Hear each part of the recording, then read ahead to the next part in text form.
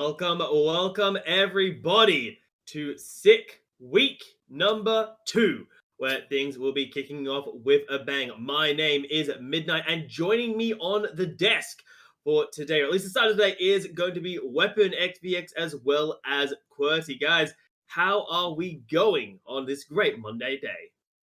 Yeah, I'm doing great, man. Really excited to see what week 2 has in store for us. Obviously, we had a bit of a spicy one. We did, of course, get our classic traditional week 1, day 1 XPEC, which has to happen every time. So, yeah, we'll see what week 2 is. We don't have any traditions for week 2 yet, do we? I think maybe we have to start some. No, not yet.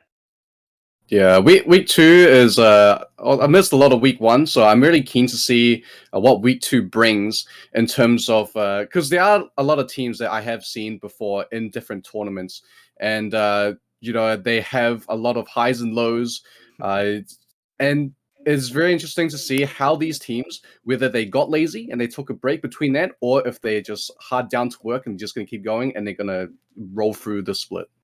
Yeah, we'll see which ones have had a G2 holiday. I don't know if that's still relevant or not, but of course... They're about to have one.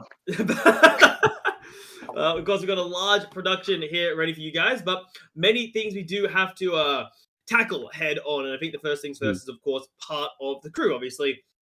We do have quite a large production, not just the three of us, but of course, we've got our casters waiting in the wings. Of course, Black Neko as host. Part of Gwen's Crochetyists. If anyone remembers the old ranked, I don't even know what they were called back then, but yeah, Oh, no. champion in there. So we've got Gwen's Crochetyists as our lovely broadcaster and host for today. Obviously, I am a proud member of the Cult of Thresh. Weapon, you are, of course, Aurelia's acolyte on desk today. And QWERTY, I can't remember what champion you said was your favorite, so I've just simply said you are an unwilling slave of Wit's End, because at this point, it's a better item. You're not getting away from that one. On everyone.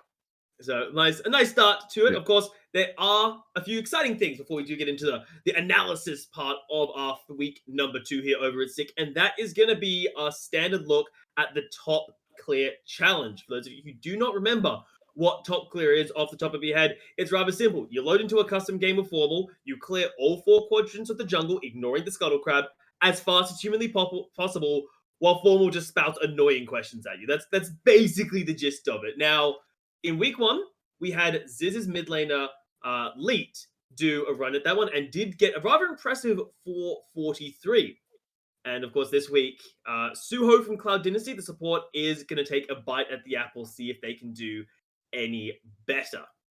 So that'll be quite exciting to see. We will be going into that in just about a minute's time. But before we do, there is one last thing that I do want to call everyone's attention to, and that is the Summoners Society store. There will be a link floating somewhere in the chat. Take a look. If you want to support the broadcast, if you want to support the teams, if you want to support the players, that is your best way to do so. Hopefully that'll be good helping out the players, because if memory serves, Weapon, the everything goes towards the prize pool nowadays, doesn't it? Yeah, all the Sick merch. So anytime you buy that, we're putting a percentage back into the prize pool. So I think we got about 200 or so out of merch sales last time. So and honestly, the merch designs just keep getting better and better. So check them out. The green hoodie, I want that on my body like right now. Yeah, it'd be quite good there. But without any further ado, guys, we will be taking a quick look at Top Clear, where, of course, Suho tries to compete with Leet, while Formal asks a series of, I've listened to it, it's quite interesting questions. So, guys, it's time for Top Clear. So let's take it away. Hello, everybody, and welcome to another special edition of Top Clear. It's episode 2. And for episode 2, we're bringing in an old favorite, the Thresh/Recon Master. So good, it's tattooed on his arms. Of course, we're talking Suho. Thank you for joining on this episode, Suho. And the first question I need to ask straight away, one that's near and dear to all of our hearts. What is wrong with League of Legends players? What is wrong with League of Legends players, you say? Just straight up, what is wrong with them? I think the question we have to first ask ourselves is, what is right with League of Legends players? And then once we've answered that, I think we'll understand. Well, I wanted to give you an easy question first. Look, as a straight answer, way too toxic, man. Too toxic and too crybaby, man. I don't know, people die level 1 and game's over. People need it hard enough, eh? Just play the game. Play to, win from behind. I don't know. Absolutely. I mean, try to win from behind. I won't go too much into that mantra based on how week one kind of did go for Cloud Dynasty, but we can go a different way because that loss looked like it was kind of painful. That's so tough one to bounce back from. How is the sort of team morale after what happened? Put it bluntly, right after that game, the team morale was, the Discord call was just a bunch of us leaving. No talks, no nothing. You could tell everyone was a bit down about that. Definitely a bit of a spanner in the works. We'd practiced real hard to get the game going smoothly, but yeah, just a very unfortunate end. Although well played by them, so.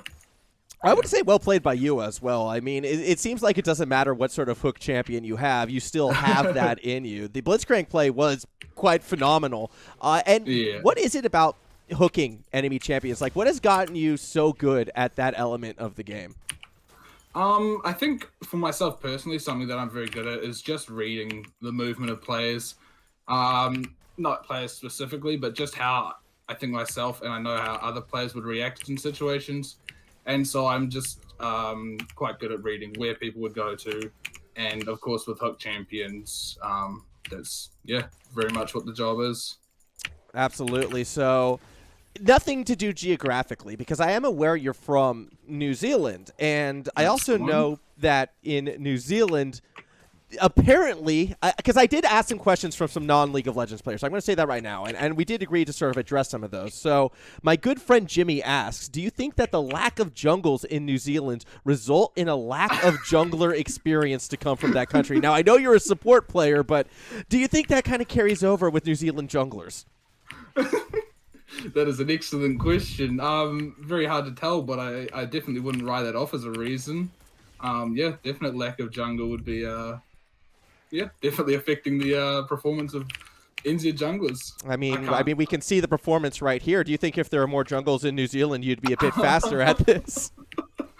Look, I'll be completely honest. I have no idea how to clear a jungle fast. I couldn't tell you anything about this role. That's fair. Okay, well, let's go somewhere different, because one thing that I've always admired about you and your attitude of the game is sort of that happy-go-lucky, positive attitude. And I kind of wonder, does that carry over outside of the game? Like, is your League of Legends pursuit something that your friends and family, necessarily outside of your team, have that invested interest in or have supported in the past? Friends that I've met through League 100% have support for obvious reasons. My family themselves, when I first announced it, it would have been a year or so ago when I was thinking about it. Then they were a little skeptical, as I had my old job, which was really well paying, really stable and all of that. But I chose to move to a different city and try streaming and stuff like that with a part-time job. And they were just a bit worried about me setting up myself for my future and that. But I just explained to them, I'm young. I have plenty of time to, find a job and settle down for a future. And if I don't try it now, when am I going to? But then the issue with that was COVID hit as I started that, which of course helped with the streaming side of it, as everyone was indoors. But job-wise and money-wise, I just wasn't financially able to stay, so I had to unfortunately move back home. That said, though, and this is actually a good transition to another one of the sort of un-League of Legends player asked questions then. Did you find that, I guess through these hardships, your friends have stuck by you throughout your League of Legends career? Like, are your friends still sticking with you despite the fact you're playing League of Legends? Definitely found out who your real friends are. As strange as it is, as soon as you kind of say, I want to play League of Legends for a living or become a professional gamer, you definitely find out the people who think that's a bit of a joke and don't really believe that it's possible. But I definitely have the few set of my friends who have stuck behind me 100% and supported me through anything I've tried to do, whether that be League or anything else life-related. Jeez, I feel like we're going to a dark place, and I'm a little bit scared to continue on with some of these user questions right now, because the next one was, do you ever wake up and regret installing League of Legends? Look, Formal, I don't think you could ask any League of Legends player that question and have them answer no. I think this game is probably most people's regrets, but at the same time, we all love it, so absolutely. Definitely love-hate relationship. Absolutely. The highs and the lows, right? Exactly. All right. Well, we have enough time for one last question, I think, as you do clear off these last Krugs. And it's a pretty straightforward one. Again, user submitted, sent in. Are the rumors about New Zealand true? Which rumors? 608, by the way. No, it's just, are the rumors Okay. true? Are the rumors true? Yes or no? I'll just hit a yes. Why not? Yeah, we We'll just knew say it. Yes. We knew it all along. Anyways, thank you, Suho. 608 was your time. Unfortunately, I don't think that was as fast as what Leet was able to pull out. But, But Leet's a freak. well, Leet is, yeah, so are you. It's just that you didn't play Thresh. So I'm sure Cloud Dynasty is probably going to be disappointed to see that. But perhaps, if you don't show it off in the jungle, less chance it gets banned. Am I right?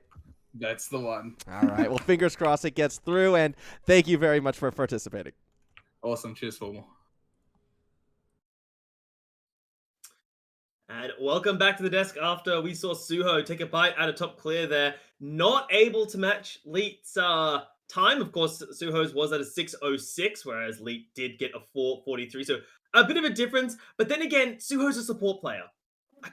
You can't really blame him for that one, considering Leet was a bit of a former jungler. So, and also the questions, let's be real there, Weapon. The questions got a little bit dark from Formal there. I feel like that was borderline bullying at points. Like, honestly, I'm glad we got to see such an insight into the life and times of one Suho Chionsa. But yeah, I mean, can't really fault him for the time. Leet's pretty damn good, and that's going to be a bit of a pace set by the man. But yeah, like if they all get that dark, we might just have to kind of kill it and maybe just run Akshan Speedway. I think it has to happen. Yeah, well, of course, guys, if you are interested in getting involved and you do respond on Twitter, you heard me. Dude, then... I can't do it like that. I had to again. Guy. I mean, yeah, the moment we get into game, he's going to kick the crap out of me. The only way I can win this battle is here. So I'm going to take what victories I can get. Jack Valiant versus Midnight Show match, please. If you are interested in getting involved with the top clear, you know where most of our Twitters are. You can message us now. We can try and find a way, because if you want to get involved, we would love to have more and more times to add to the board here. But we had a bit of silliness, folks, lads. I think it's time to get into the meat and the potatoes of what we're dealing with here at week number 2 at SICK. And that is going to be, well, first of all, let's take a look at the standings, right? Because after week number 1, the standings for some teams are about what you'd expect. And then the standings for a couple of the other teams, you're looking at that and you're saying, why is Weekend Warriors starting the week 0-1?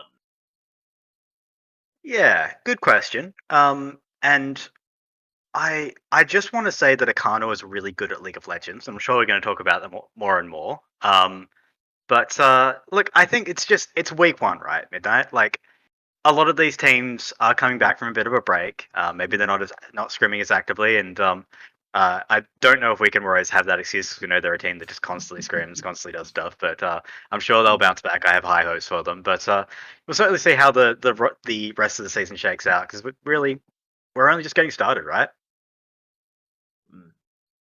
Yeah, I mean, like in the first part of the split, usually it doesn't really mean that much. I mean, it's the first week, like you said, teams are coming back from breaks, and especially in the Oceanic region, there is not as much pressure to keep scrimming. The competitiveness is not as vigorous as the bigger regions. So, these teams might take the first week as a bit of a dip their toes in the water kind of period, and they might go from there.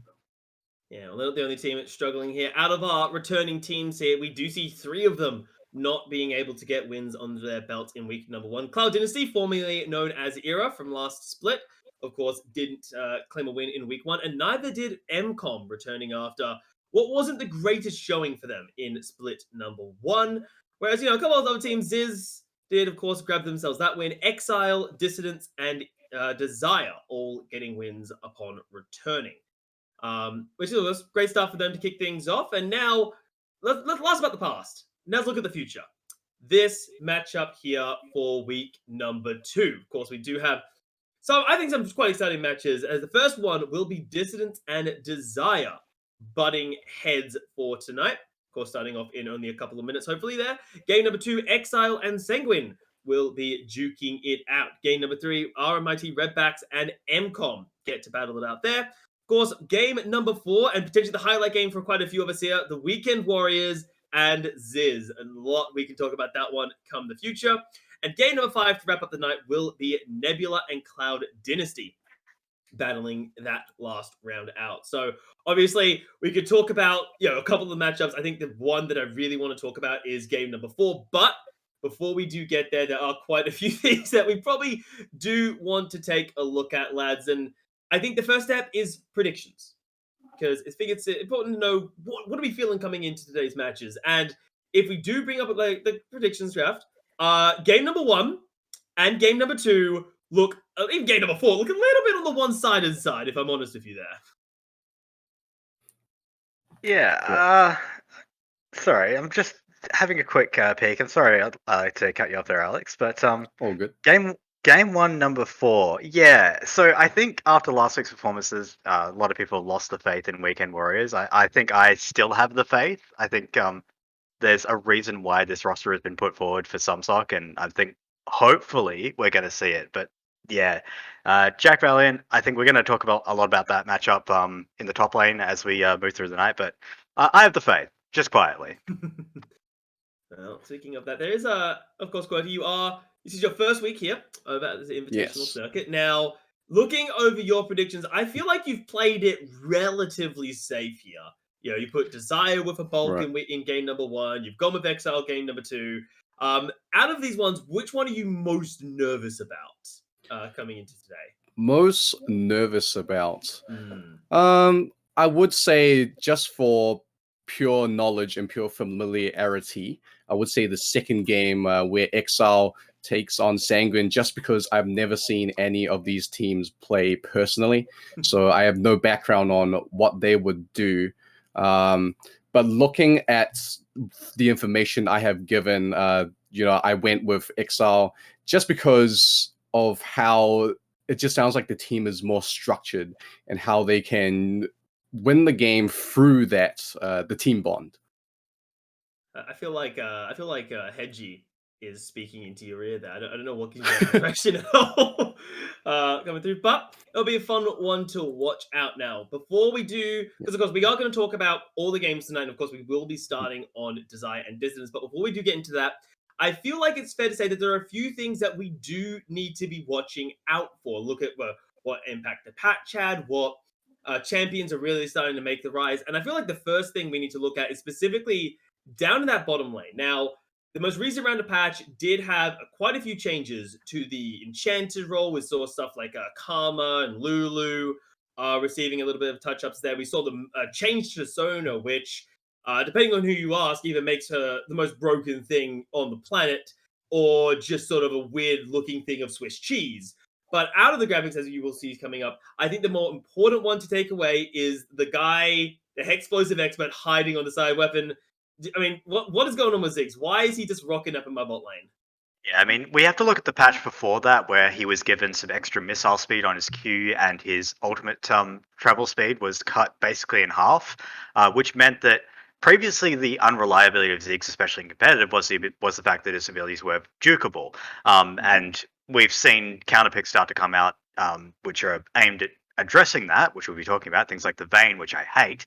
But it remains that even though he has been slightly nerfed in the most recent patch, I think he had some mana shift around and some damage takeaway from his E. The priority that this guy buys in the bot lane to set up your jungler, the amount of poke he puts out, regardless of which rune, which mythic are going, is just untenable. Like, he just throws stuff at you over and over again. And we're getting to the point where bot laners are getting really, really good at using the one part of their kit that they weren't before, which is his W. Land that stun, throw down the Hextech minefield, and then the Q comes down on top of it, and it's all 3 of your spells doing damage, and you just lose your health bar as a bot laner against a Zyzz. Yeah, just with Zyzz, I want to touch on, usually with bot lane, because bot lane, I believe, is the only lane where towers don't have that buff in the early stages of the game. So your auto attacks do their maximum damage to the tower. And of course, with their bot lane, you want to take the first tower. We're giving that substantial amount of gold. And the satchel charge from the Zyzz has that tower execute to do so, to snowball your bot lane and to free up the space. And of course, like you said, Weapon, the priority that it gives also translate to a lot of early dragon leads as well. And also the fact that Zyzz is an AP champion. If you want to pick an AP champion bot lane, that's fine. That frees up your mid lane to go for these strong AD assassins, with how strong the Felly items can be right now.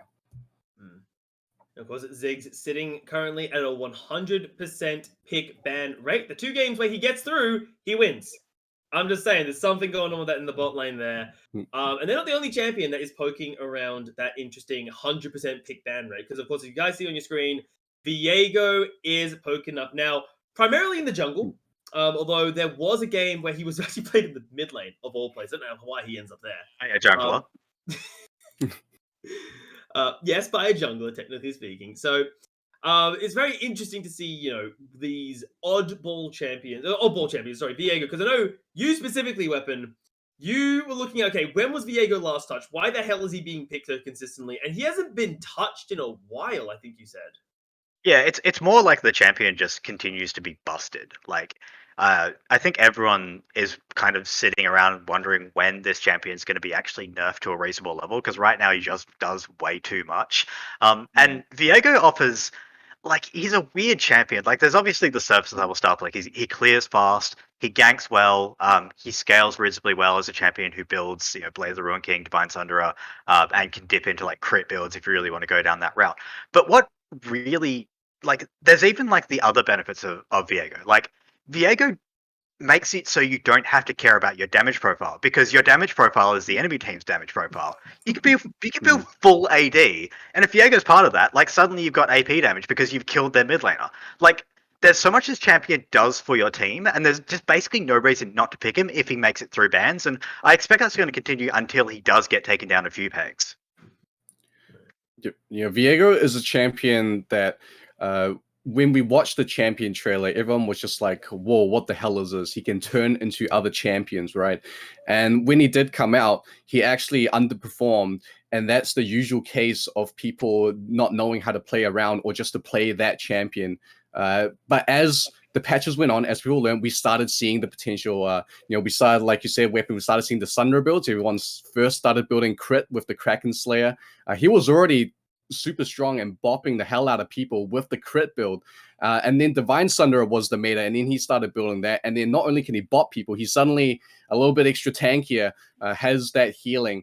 And then the untargetability, when he gets a kill off a team fight, the potential to snowball fights just off one kill is just something that is, kind of unparalleled in just a single team fight's perspective.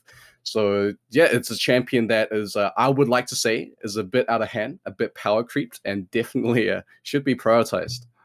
It's not the only champion that's getting that kind of love there. There are a total of 3 champions after week 1 that have a 100% big pick ban rate. The first one, as we did see, was the Zyzz. Viego did get caught up there. And the third is, unsurprisingly, Camille in the top lane there. 100% pick ban, banned 4 out of the 5 games. And the one game it gets through, Blue picks it up. So you can take a pretty good guess how that works for the champion there. And of course, you can see on the stats below as well, the other champion who is creeping up there in terms of priority is the Graves, sneaking up at an 80% pick ban rate and with a 50% win rate under their belt to boot. So Weapon, I think we'll start in the top lane. What the hell is Camille doing? Yeah, I love top lane. Good role.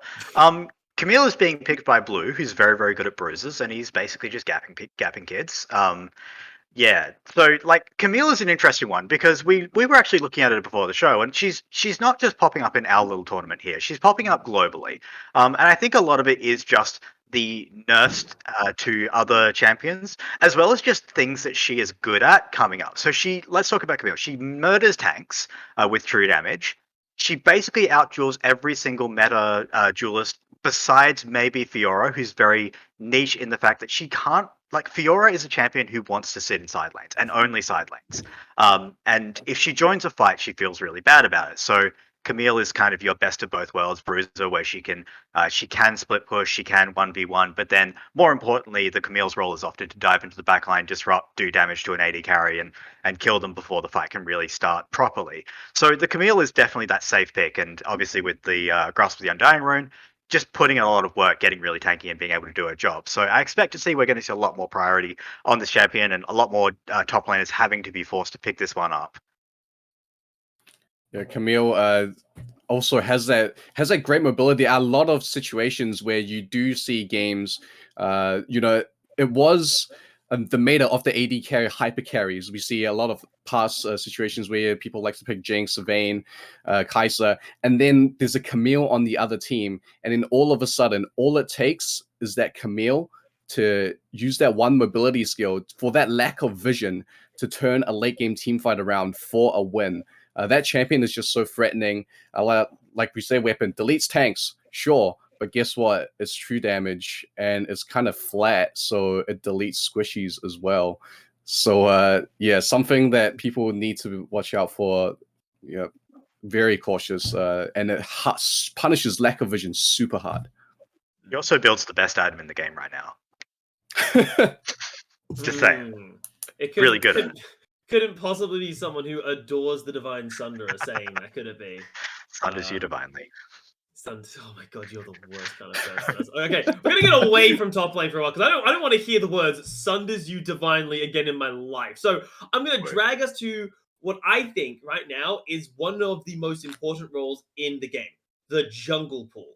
Now, in the most recent round of patches, the top, what you could consider some of the top junglers, did receive a little bit of a tap in the face. Specifically, the likes of the Diana, the Xin Zhao, and the Jarvan all were involved there. Somehow Viego escaped unclean. I don't know how. I think he pressed E and just dodged his way out of the patch notes. But I want to look at, because we will get to see the changes that have happened to these three junglers here. Now, two of them did get patched down a little bit here. The Jarvan got a little bit of love. Is that going to be enough, weapon, to sort of look at Jarvan to start coming up here and contesting the likes of the Xin Zhao, the Diana, the Viego in these top tier position of junglers? No. No. Look, Jarvan is in an interesting spot right now because yes, he's received, I think, his extra 2% max health damage on his passive. Very nice. I mean, it does let him kill camps a little bit faster, but it's not going to be enough, I think, to give him the clear speed that he really needs to keep up with the current jungle meta. Right now, it's just all about power clearing and then setting the tempo and then doing what you will with that tempo, usually looking towards a solid lane gank. And while Jarvan does do that very well, you're going to be doing it at the cost of tempo. So it's a matter of what you're giving up. And that is going to be farm priority. It's going to be something on the map. So that needs to be considered. And at the moment, I think that Diana, yes, she lost 50%. Yeah, in theory, 50% of her clear speed. She's still busted. We will still probably see her because she's a very good AP option as well. And Xin Zhao, I mean, we've got so many good Xin Zhao players in this circuit, especially in the first game. We are going to see this pick more and more. Yeah, just want to touch on Jarvan just as a kit from a player perspective. Whenever I see someone play Jarvan, or whenever I play Jarvan, it's always like, oh, I have to use 2 abilities for a single dash. Feels bad. Feels so bad. Feels so bad. If they should just make it the E, just press E and it flag drags. Give him a different queue or something. Because if you're solo queuing, if you're just queuing by yourself, you feel so bad. This sucks. Just make my auto attacks better, please. Oh, they did it. Jarvan, is still the. I think he's been the C tier jungler for so long, right? He's the jungler where you're like, crap, I haven't got any other junglers. I guess I'll play Jarvan. He's just sort of always there, but he's also why am I doing this to myself jungler? Yeah. I will say, I think Gore Drinker, that obviously that item's been changed. He's got better AD ratio. So I think AD Jarvan is the play if you're going to play it. And obviously Gore Drinker being slightly buffed from previous patches. Maybe you start to look at it if you need a tanky option, but I think at that point you just look like Volibear because he also builds the best item in the game. This is All a right. bit now. I don't know why it's a bit. Yeah, no, we're running away from that. So what we're gonna Yeah. do now, because I don't want to hear about Divine Thunder. We're running away from that problem. Okay, sure. Is I'm gonna drag us now to our first matchup of the day, because obviously it's about 10 minutes till we do go live for our first game. Of course, it will be Dissonance and Desire duking it out, lads. Now, I think we're under no illusion about where our eyes are gonna be focused for this particular matchup here. Akano for Desire and Bose for Dissonance. Two what you could easily consider superstar junglers in this league. Both very aggressive, both basically the heart and soul of their team, in effect, especially when you look at the likes of Distance, has always been both having to do a lot of the legwork on the likes of that Zinzao in Split 1. I worry that these two junglers are basically going to find each other in the jungle and try and spend the next 20 minutes beating the absolute crap out of one another there. So, I suppose, Weapon, I'll leave this to you, because obviously you and QWERTY have both put down a desire to take this win here. Are you very much leaning on the idea of Akano gets another standout performance? Yeah, I think that's the way it's looking. Like the man, he's playing in the upper leagues as well, so he's certainly putting in the work. He's put in the work to improve himself, and yeah, I think that what you've set up is pretty much right. You know that meme with the Simpsons, where it's like they're on the cruise ship and there's the two monkeys fighting. That's kind of like, except that the people who are betting on the monkey fight are also like helping the monkeys fight somehow. Like that's basically what I'm looking at for this matchup. Big Bad Bose versus the man Akano. I think Xin Zhao is going to be a really big pick here. Obviously, we know that Bose from last split was the guy who basically picked up that Xin before pretty much anyone else did. Made it look really, really cool with that crit build. But obviously now it's a bit more of a tankier look, which I expect will be what we see if they do pick it up. But then it's a matter of what you go to next, and it'll be interesting to see the how these players go on things like the VA go and the other jungle picks that come out there. But definitely jungle focused. Looking to see if Bose can basically keep up with the Kano, I think will be basically the story of this match.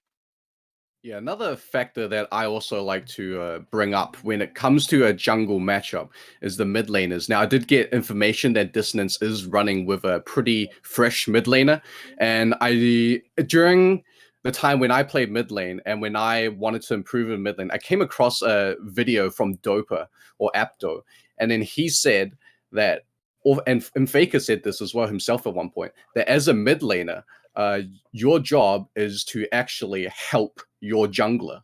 So with the new mid laner coming in, there obviously will be a bit less developed synergy between those two players.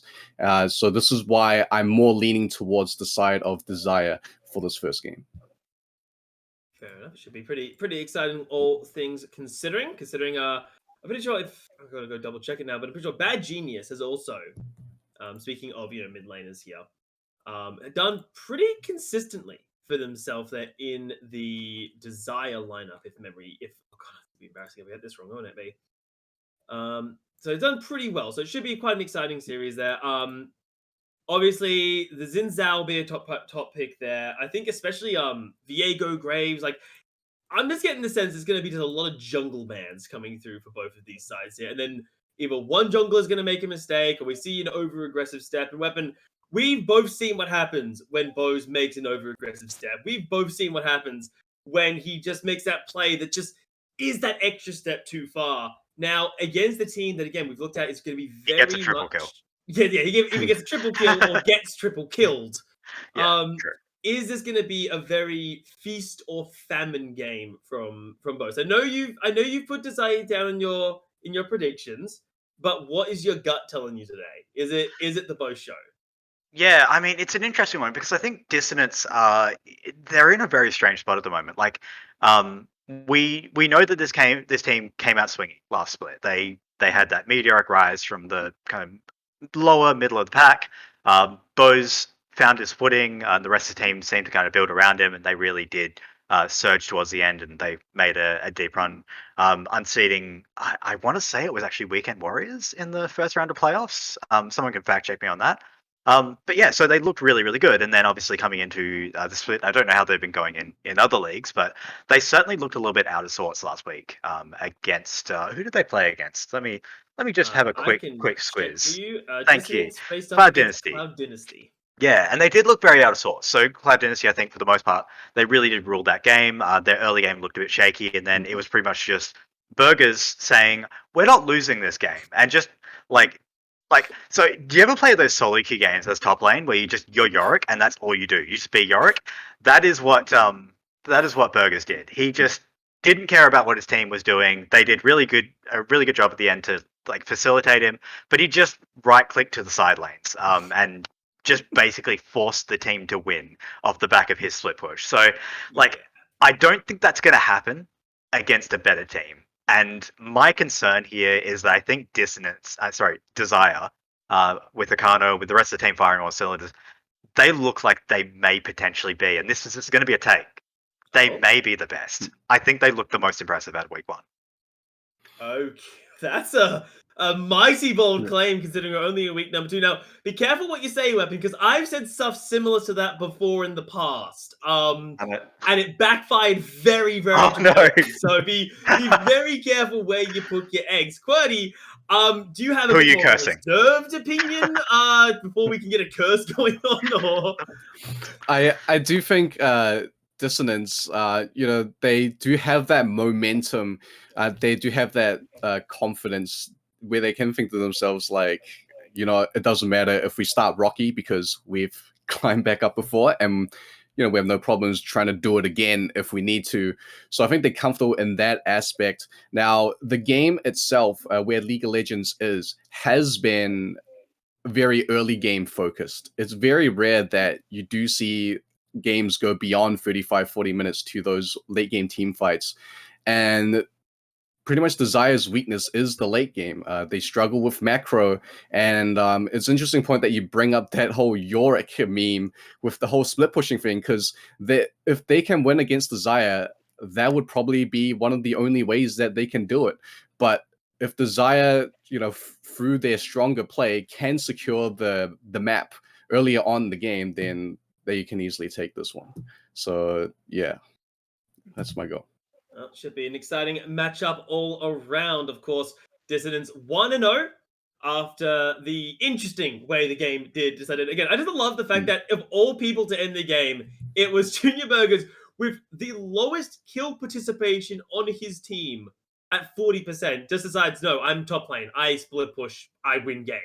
I think he did, at the end of it, it was like triple the amount of tower damage to anyone else. It was completely absurd. Yeah, so that's great. So we'll see. Again, I feel like Trundle may be a potential ban just because you don't want to even play that kind of game there against them. Of course, Desire with a pretty strong lineup. Again, I think it's all about the junglers now. Akano for Desire and Bose for Dissonance. It'll be very interesting to see how these two butt heads. But that introduction will not be for us, lads. That will be for our two casters here. Of course, it will be Fetch and Mendrix who will be taking it away there. Part of, and again, if you remember a couple years ago when your ranked division had those ridiculous titles, we have found the titles for Fetch and Mendrix. So we'll be handing it over to the adversaries of Quinn's Roamers and Udir's Beastmen. So Fetch, Mendrix, take it away. Sorry, it was just contemplating the best champion in the game. Thank you so much, Midnight. For those of you who are listening along, I was holding up a Quinn picture. It all makes sense there. But yeah, I'm really excited for this first game. Of course, the desk did a fantastic job of kind of covering that over a bit, giving us some excitement, giving us some points to talk about a little bit. Of course, I am Fetch. This is Mendrix. Mendrix, how are you feeling about this series? Oh, I am excited, Fetch. I'm ready for some high-octane, top-tier League of Legends action. And I mean, I'm having just a quick gander at the lobby here. I love it when I just see Master, Grandmaster just littering across it. It means we're going to have a fantastic treat ahead of us. Oh, yeah. No, absolutely. That alone is going to be a fantastic, fantastic thing. Is there anything that... Because I was listening to some of the comments. I will say, first of all, I love how Midnight was like, oh, I cursed a team. I got it wrong before. Like, come on. Weapon's an actual analyst. There's a difference between you two. I'm sorry, man. He puts thoughts into it. I'm sorry for flaming you hard, Midnight. But do you have any more kind of... anything you'd like to add on to sort of what they were saying or anything in particular before we talk a little bit more about this match? Because we will be getting into it quite soon. Is there anything you kind of want to... any nuance you want to add to that? Yeah, I do have a criticism for the Udir's Beastmen. We're not the Udir's Beastmen, okay? We are the Udir's Spirit Walkers, okay? That's the name of the clan, not the Beastmen. I think you cheaped out a little bit on the name there. Just quietly, okay? You have to wait for the rework for that. You know, you have to. That's what the rework goes. You know, before pre-rework, you're you know, it's the Beastman, and then it's the post-rework. You get the full title. So you know, that was actually a fairly good chat. I did like the intro. I was just asked what my favorite champion was, and then was kind of didn't really know where that was going. But I'm glad I appreciate that introduction. But yes, focusing here on the two teams. Of course, this first match is going to be Desired Dissonance. I've been trying so hard to come up with a pun for the names, but I just haven't been able to come up with anything. So, do you want to actually fill us in with a bit of insight on them? If there's anything in particular you want to kind of point out. Yeah, it just really goes back to what the desk was touching on. That idea there is probably going to be a battle between the junglers. They are definitely very experienced in their own rights. Do seem to be drivers, not just as captains, but managers in their team. And the fact of the matter of also with them being junglers, being the chess masters, being able to dictate the pace of the game. Another thing to touch on again is that idea of, in the past, these teams did have very shaky starts and really strong finishes, and that's something that's exciting to see as it comes into this new season. It's still relatively early. I'd love to see if they're able to bring back that strong start and have a nice, strong season to start off with. That means they can incrementally improve just a little bit further and obviously beat out some of the powerhouses that were there beforehand. I mean, specifically speaking, the fact that they were able to beat Weekend Warriors towards the end, it really shows that these teams do have the ability to take it to the Zyzzes in this competition.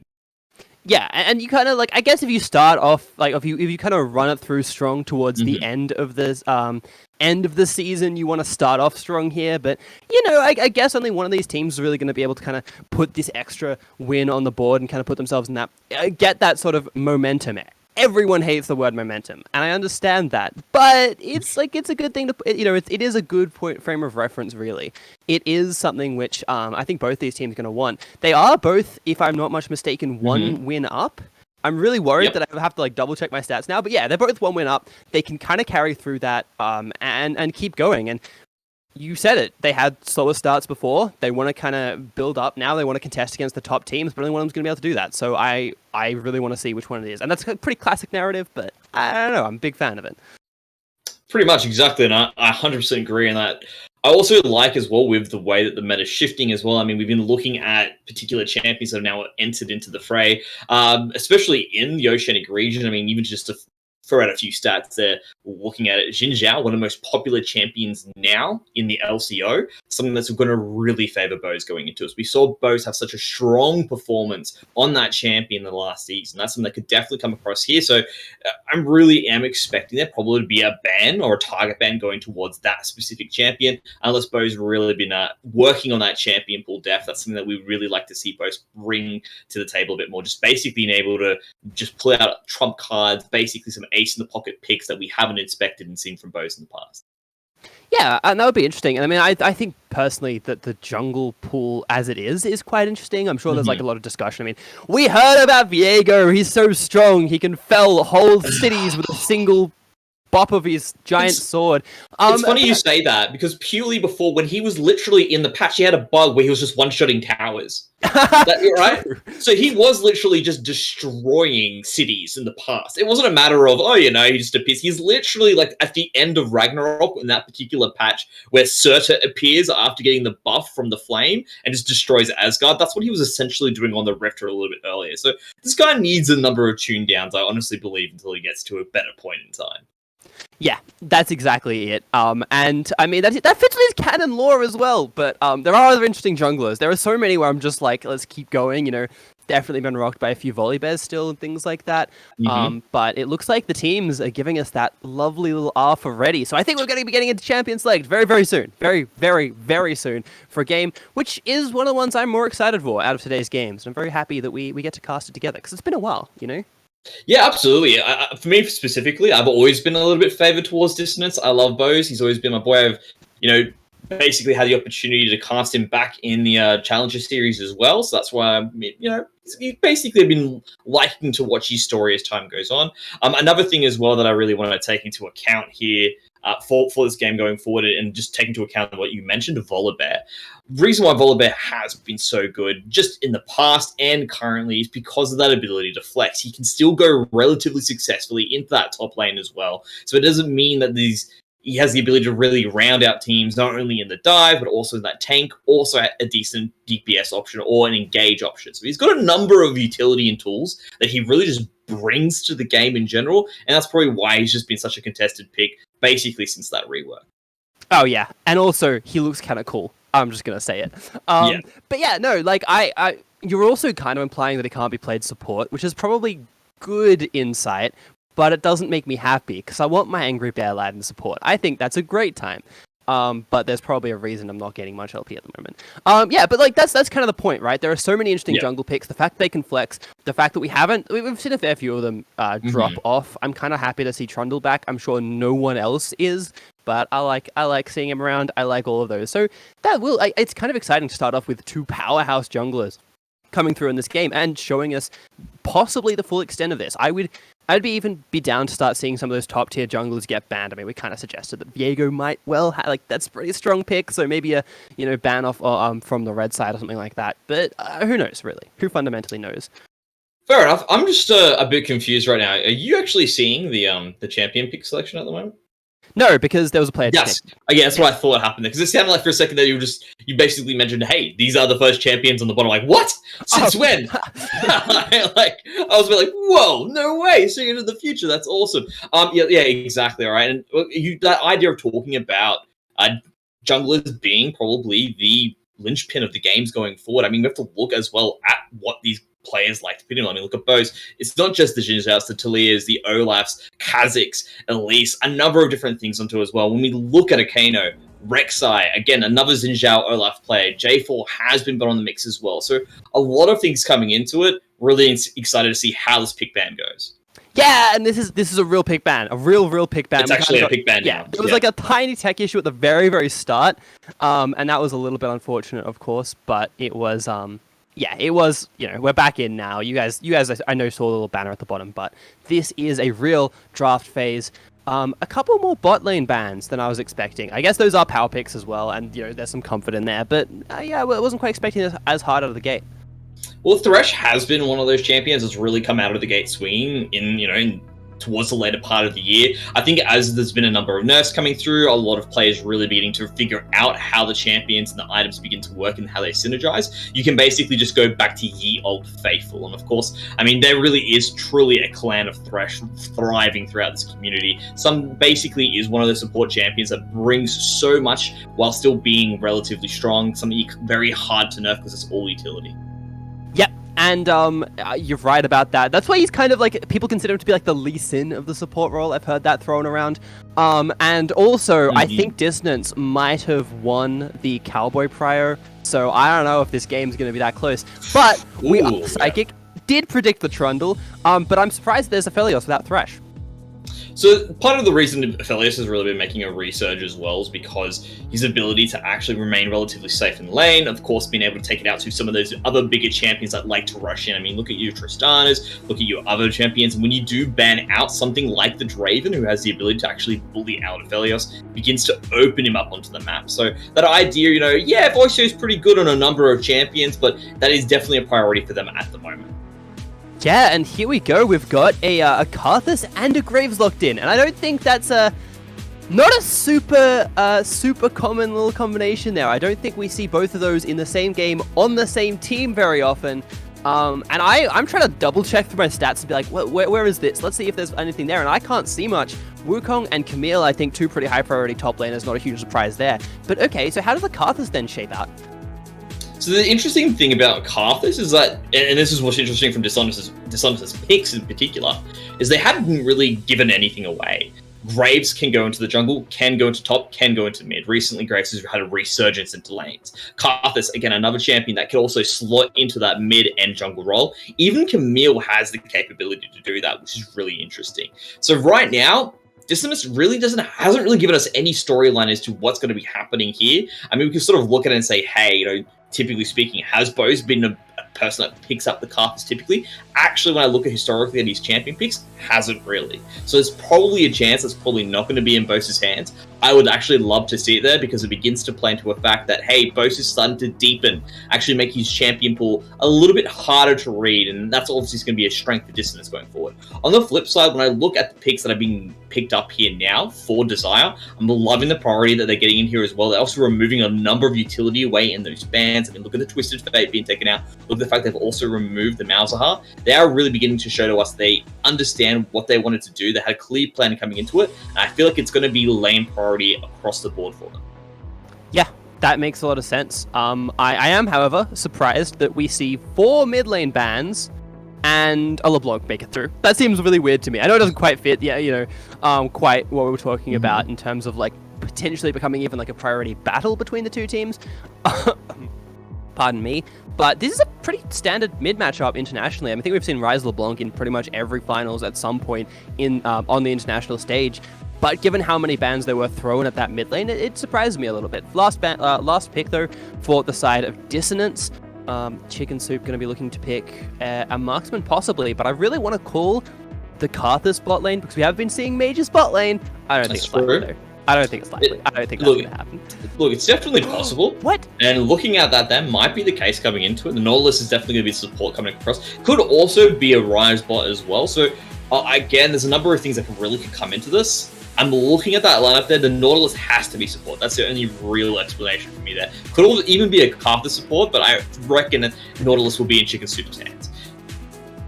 Yeah. I mean, that's like a really good answer to Aphelios, right? This is the one role I know about as marksman, all right? I've got the knowledge for this one. That's it. One trick bot lane. Nautilus is the answer to all 80s. Nautilus is the answer to all 80s. Let's be honest here. Like, it doesn't really matter like what happens to be like hard CC, lockdown, put that CC straight onto their ADC, trap him in a box, and just let the damage flow through. That's really one of the easiest solutions to any real problem damage cannon that might be floating around on the map. That being said, though, Leona's a fantastic answer. Of course, we'll be able to sit in front. Basically, if you do hook the Leona, things probably will plan out pretty badly for you because it's playing into Leona's game plan. Yeah, and then if you don't hook Leona, she just jumps on your AD carry, and it's like, well, I see what you've done there. Okay, so we've got the team comps kind of looking out. Looks like we have the order we expect for the game. And before we do throw it over to a quick break where we load up, yeah, we've got that Karthus AD carry. Okay, that worked out, huh? But fundamentally, yeah, there's yeah, okay. I just got word from Midnight. I have to apologize. He's actually much smarter than I thought. That yeah, that is actually a pick. That's a pick which Dissonance play at the bot lane. So there you are. Karthus Aphelios, 2021 meta. Who knew? Well, apparently our smart people on the desk did. So whatever. Any thoughts though about these before we do throw it over a break, load in, and then get all that fun League of Legends action straight into the rift? Look, while I don't mind Karthus as a pick in the bot lane, what specifically is a bit sad about it is that typically Karthus gets played with Chanter supports because he does have a little bit of a rough time actually surviving the lane. You do need someone to keep him propped up. That's why typically you see, either Cat basically giving him a little bit of love, or whether it's going to be Soraka there as well, just to sort of allow them to overcome any scenarios and give him a little bit more breathing room. When you've got a Nautilus who typically likes to play much more aggressively, I don't see this Karthus having the best time in lane, and this could come back to hurt Dissonance in the long run. The other thing as well that I want to take into account is I love the Wukong pick up in this top side of the map, purely because Camille is a late game monster, but Wukong does very well into that matchup, purely because in that early game we'll be able to, of course, use the clones to stop any chance of there being that E landing, which means you can juke out a number of Camille's abilities, and then also at the same time, the fact that he can shred through that armor does mean he's got very quick abilities to return as well, and return some pretty big damage. And let's face it, if you do put him into that Hextech ultimatum, he's just going to pop up the Cyclone, which, to be honest, you're pretty much locked in there with Wukong, not locked in there with Camille. So I do like the pick of the Wukong here by Hanabi. I agree. Actually, that's going to be a really fun top lane. Now that you've kind of identified it, some of the things which they drew, some of the things they bring to the game are going to be very, very exciting. But that is going to be enough to pick ban. It's going to be into the rift in a very short manner. We'll see you very soon. Don't go anywhere. I'm so keen for this first game.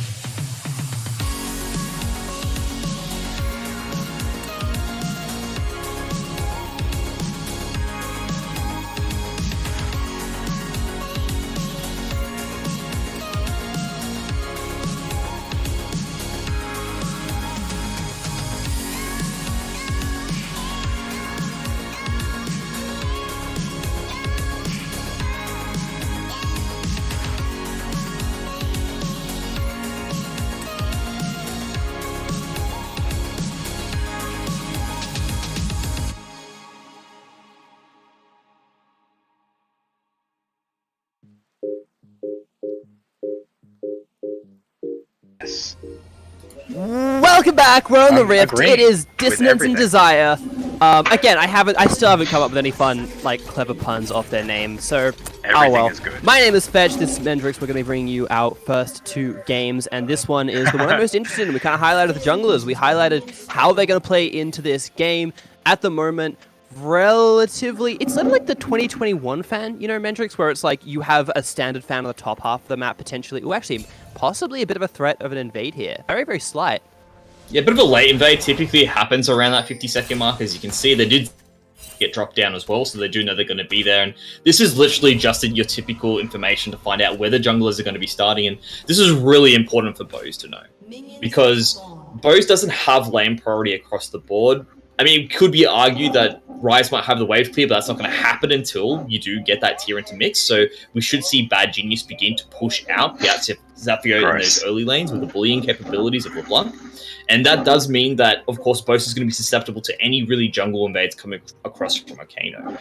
But what also makes this a bit rough for Oceanic is, of course, Bose has such a quick clear in comparison to the Trundle, which means that if Bose is able to really match out where he's going to be clearing around and actually takes into account those jungle paths, he should be able to move around the map and maybe even safely circumvent this laning phase. If he's able to do that, expect there to be a real big advantage for Dissonance. If it does end up with him being put down, a lot of things might go the way of Desire. So it all comes down to this jungle matchup and how Kano is able to use his lane pressure. But things are happening very early in the map, and they're actually putting a little bit of quick damage when they have the opportunity to. Hanabi just... Yeah, and we kind of talked about how exactly how this is a lot of damage. The Skittles ticking onto Aphelios, double flash from the Nautilus and Affy as well. Leona can back out in that one. We talked about the fact that you didn't want to go onto Leona, but hey, that doesn't apply when it's level 1. Leona can't really do any threat. She needs that second level to go through with it. Support for AD carry flash, generally seen as worth it, of also their secondary summoner spells, but it's kind of level 1 trading, right? This is how you see it in the bot lane. Well, I mean, I started this particular analysis with the fact that I said, hey, you know, you want to typically have Chanter supports. Ooh, Hanabi's in trouble. G-Burger's jumping in. One more auto attack. It was that second charge part of the precision protocol. Doesn't kick through. Remember, that is the big burst of true damage, which can be so powerful. That lane, we talked a little bit as well about how like that lane can be kind of volatile. It does go in favor, essentially, of the Wukong if he presses the buttons just right. But yeah, that again, all of this analysis kind of applies after they've all got their main abilities. Here's a hook going into bot lane as well. It's one once again onto Leona. Hasn't counterattacked yet. Xenoblade goes into Nautilus, but Leona's just so low. It's just going to burn down to that E from Karthus, and Aphelios now forced to walk away.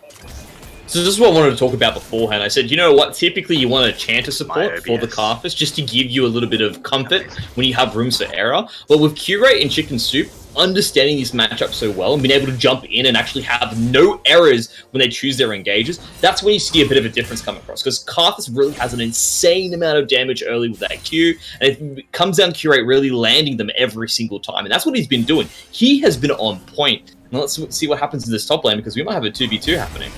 Potentially here, you got to think Wukong's going to back off or possibly get a little bit overconfident with a Trundle. It's kind of a who's counter-ganking who here, because I really don't think the design maybe want this. Wukong kind of walking up. There's the Graves jumping in. A teleport as well coming through. That's going to be a bad genius. Got to think Graves just getting bit down by the Trundle, but Wukong is so low. There's the kill from Camille. The Tron traded back from the duo here. Doesn't go over to the LeBlanc, which might have been ideal for Bad Genius there, but Akano picks one up. Trundle getting ahead a little bit early, but at the end of the day, it was a 1-for-1 numbers disparity going to Dissonance. So I really liked the decision-making coming through from Desire. They thought, hey, we'll use Hanabi to actually get the bait into play. We'll follow through with the teleport, making it a 3v2 instead of a 2v2 as they thought it was going to be, because they were committed at that point. The moment Bose actually decided to show up and actually put his head down in from that top side of the map, from that top rush, he was committed to the play, and the same with Junior Burgers there. The fact that it did play out to be a 1-for-1 in that scenario is really bad for Distance, because of course now they're down that teleport as well, but we've got more action here in the Rift. Yeah, Nautilus is going in, procs the Aftershock, ends up hooking the Scuttle after all. That was kind of almost the main target of that fight. Gotta get that Scuttle. Means that the Scuttles go 1-to-1 for anyone who's keeping track at home. But yeah, like, that wasn't as much of a fight as maybe fans were expecting, but I don't know if there's... It sort of feels like a high variance game. Three laners all down in the bot. Well, 2 laners and jungler down in the bottom lane. 1 Scuttle. I don't think anyone wants to take a prolonged fight there. No, absolutely not the case there. And part of it also does come down to the fact as well. It's just, hey, you know what? We're here for the objective. We're not here for the kills. If you're able to get away with without anyone dying with the objective, that's what you're going to be aiming for at the same time. And both the teams more than happy to fold their cards rather than to all in so early in the game. Yeah, it's not quite a handshake because one team did come out with one team came out with Scuttle and the other team came out with I mean, they got Scuttle on the top side, so that's okay. But yeah, it wasn't quite that. Trundle is going into the Nautilus, though, hits the pillar. Of course, Nautilus going to have the dredge line, so you got to think that he's going to escape, especially without any other pressure. LeBlanc not there. There it goes, but Trundle already put about 50% of the damage in. Rise not going to rotate just yet. Knows there's not much threat, and Nautilus just going to be able to walk away. Chicken Soup feeling pretty comfortable there. Yeah, I really like the way Akano actually played that as well. You could see that you actually noticed that he was walking through from that bottom side of the map thanks to the vision they had from the Scuttle. Arnaby, though, in a bit of trouble here. There's a 3-man dive. Yeah, 3-man dive. Graves going to be taking the initial aggro. He's going to be able to dash away. Wukong quite low. Already used the clone. Camille going to pick that one up. Very comfortable dive coming through from Dissonance. Nothing traded elsewhere except for the dragon, really. So, got to think that's going to go over pretty well. And yeah, nothing really trained back. That seemed pretty clean, if you ask me. A very easy jungle coming across there, and this goes back to that initial teleport that was used up by Bad Genius. This does mean that Piazza was able to use the roam up beforehand, and now as you can see, he's using that teleport to come back into lane. So a greedy play after a selfless one directly afterwards, purely because it worked out in favor of them to get that 1-for-1 initially in the past, and then also still hold them to that teleport advantage. So now things starting to spice up here for Dissonance. Yeah, they've kind of turned on, and you mentioned the fact that there's things going on for the side of Desire. It's just a matter of kind of Distance getting to the lane phase, and hey, they seem to be doing more than that. Let's just put it that way. They seem to be doing pretty comfortable in this game so far. I mean, it's not like there aren't avenues, it's not like there aren't win conditions. Look at Felios, down about 12 CS only already. Things like that. Top lane, obviously going quite well. Camille, in spite of being kind of even on CS, does have that 2-kill lead, which is absolutely huge. Love this. Gets snared up. Camille going to jump in as well. Doesn't have the ability to go back out because of that Hex Tech ultimatum. Bringing that lead, taking it down to the mid lane. Now Rise is getting kills too.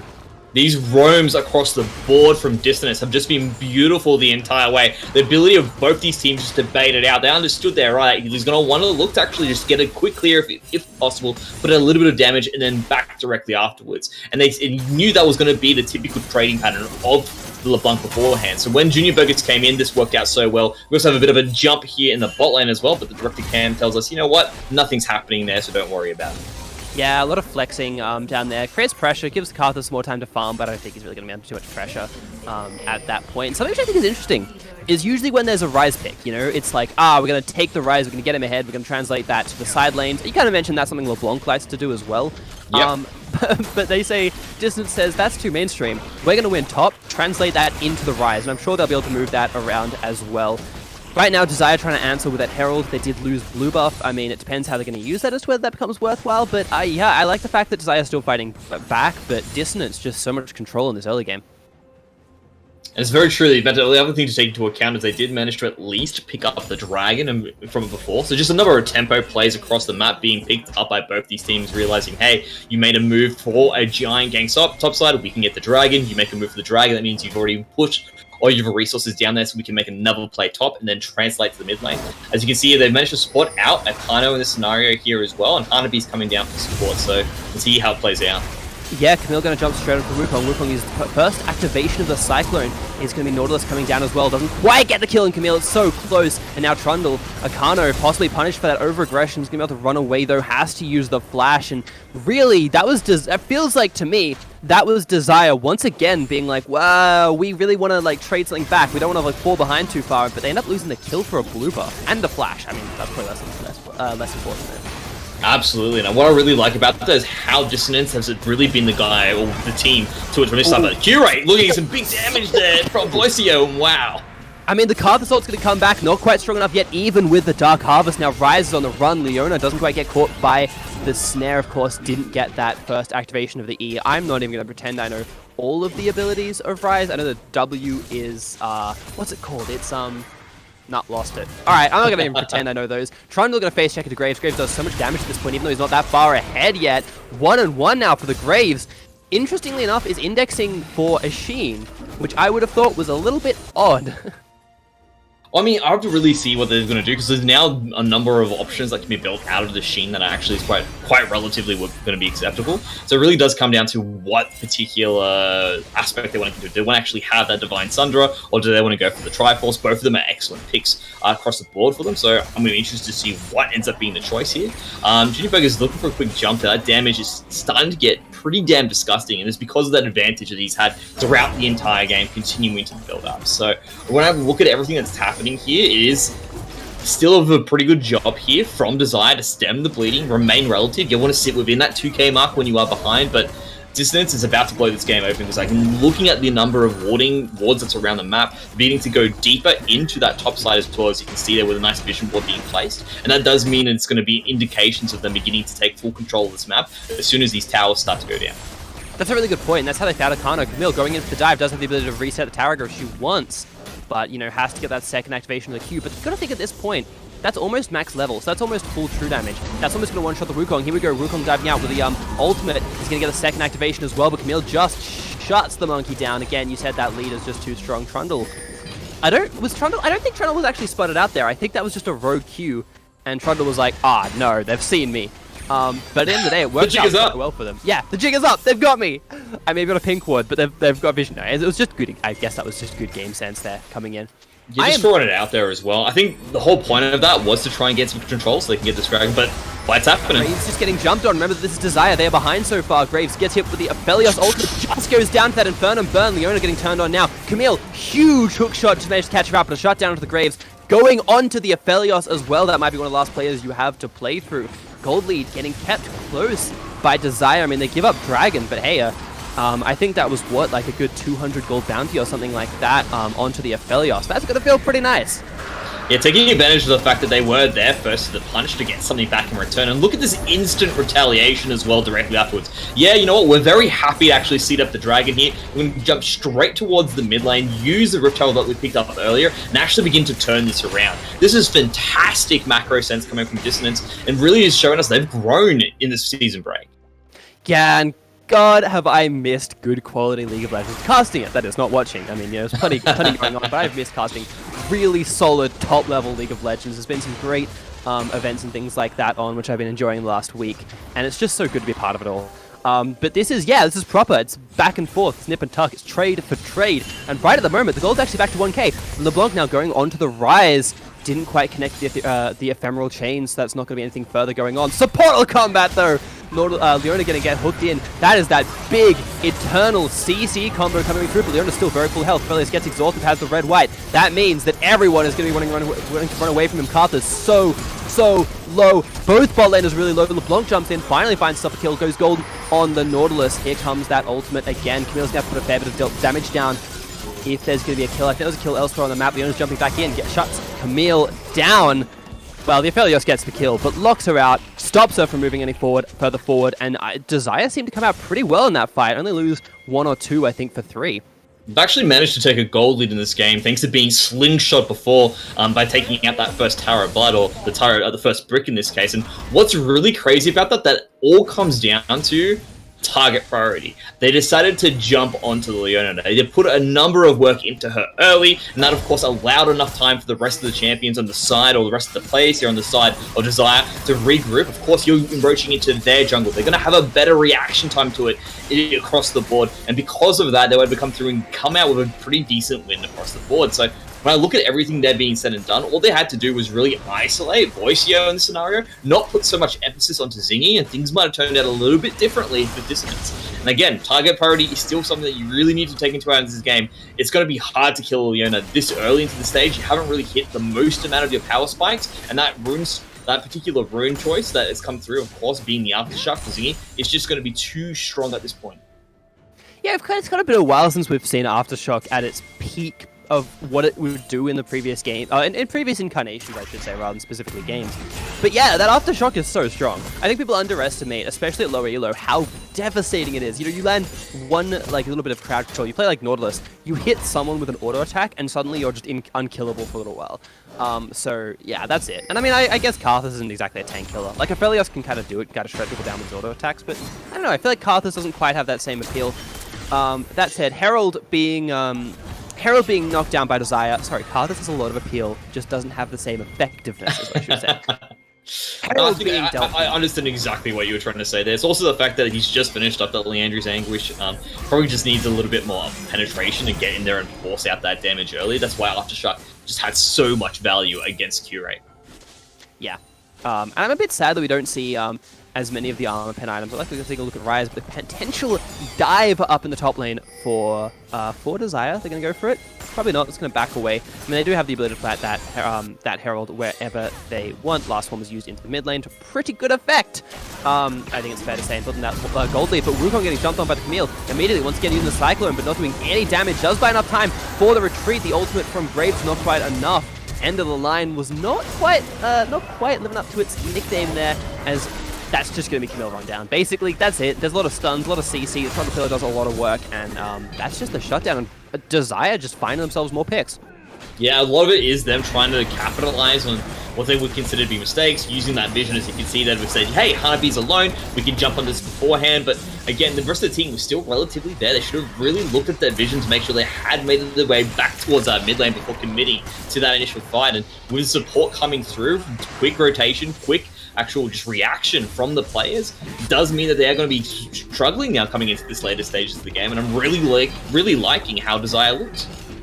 Yeah, I'm still worried about the scaling of Dissonance. Obviously, you can't not be. I mean, I guess Aphelios is still there, but like fundamentally, the amount of just mess up this one particular person, see them, they're dead now, is quite good. I'm sure they do have a fair bit of AoE as well, but yeah, I Dissonance's comp scares me, and they are only a little bit behind 1.2k. They definitely have to pull that through. Also, Dissonance though, they're still kind of holding on, I would have thought, to the vision lead, and you know, that is something so fundamental to creating picks. So yeah, I'm interested in the fact that Desire are finding so many. They are getting priority on this dragon. They should be able to clean that one up pretty quickly, and it doesn't look like it's going to be any kind of response except for maybe that top lane tower for Dissonance.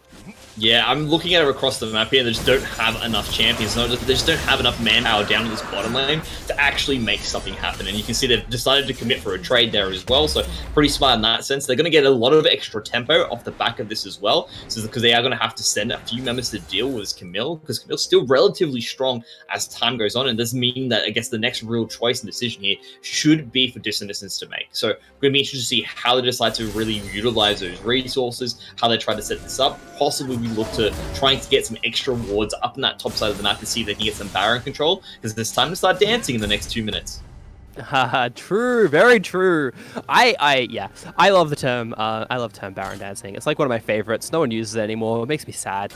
Us too old to be casting. Boomers. We're League of Legends boomers. Yeah.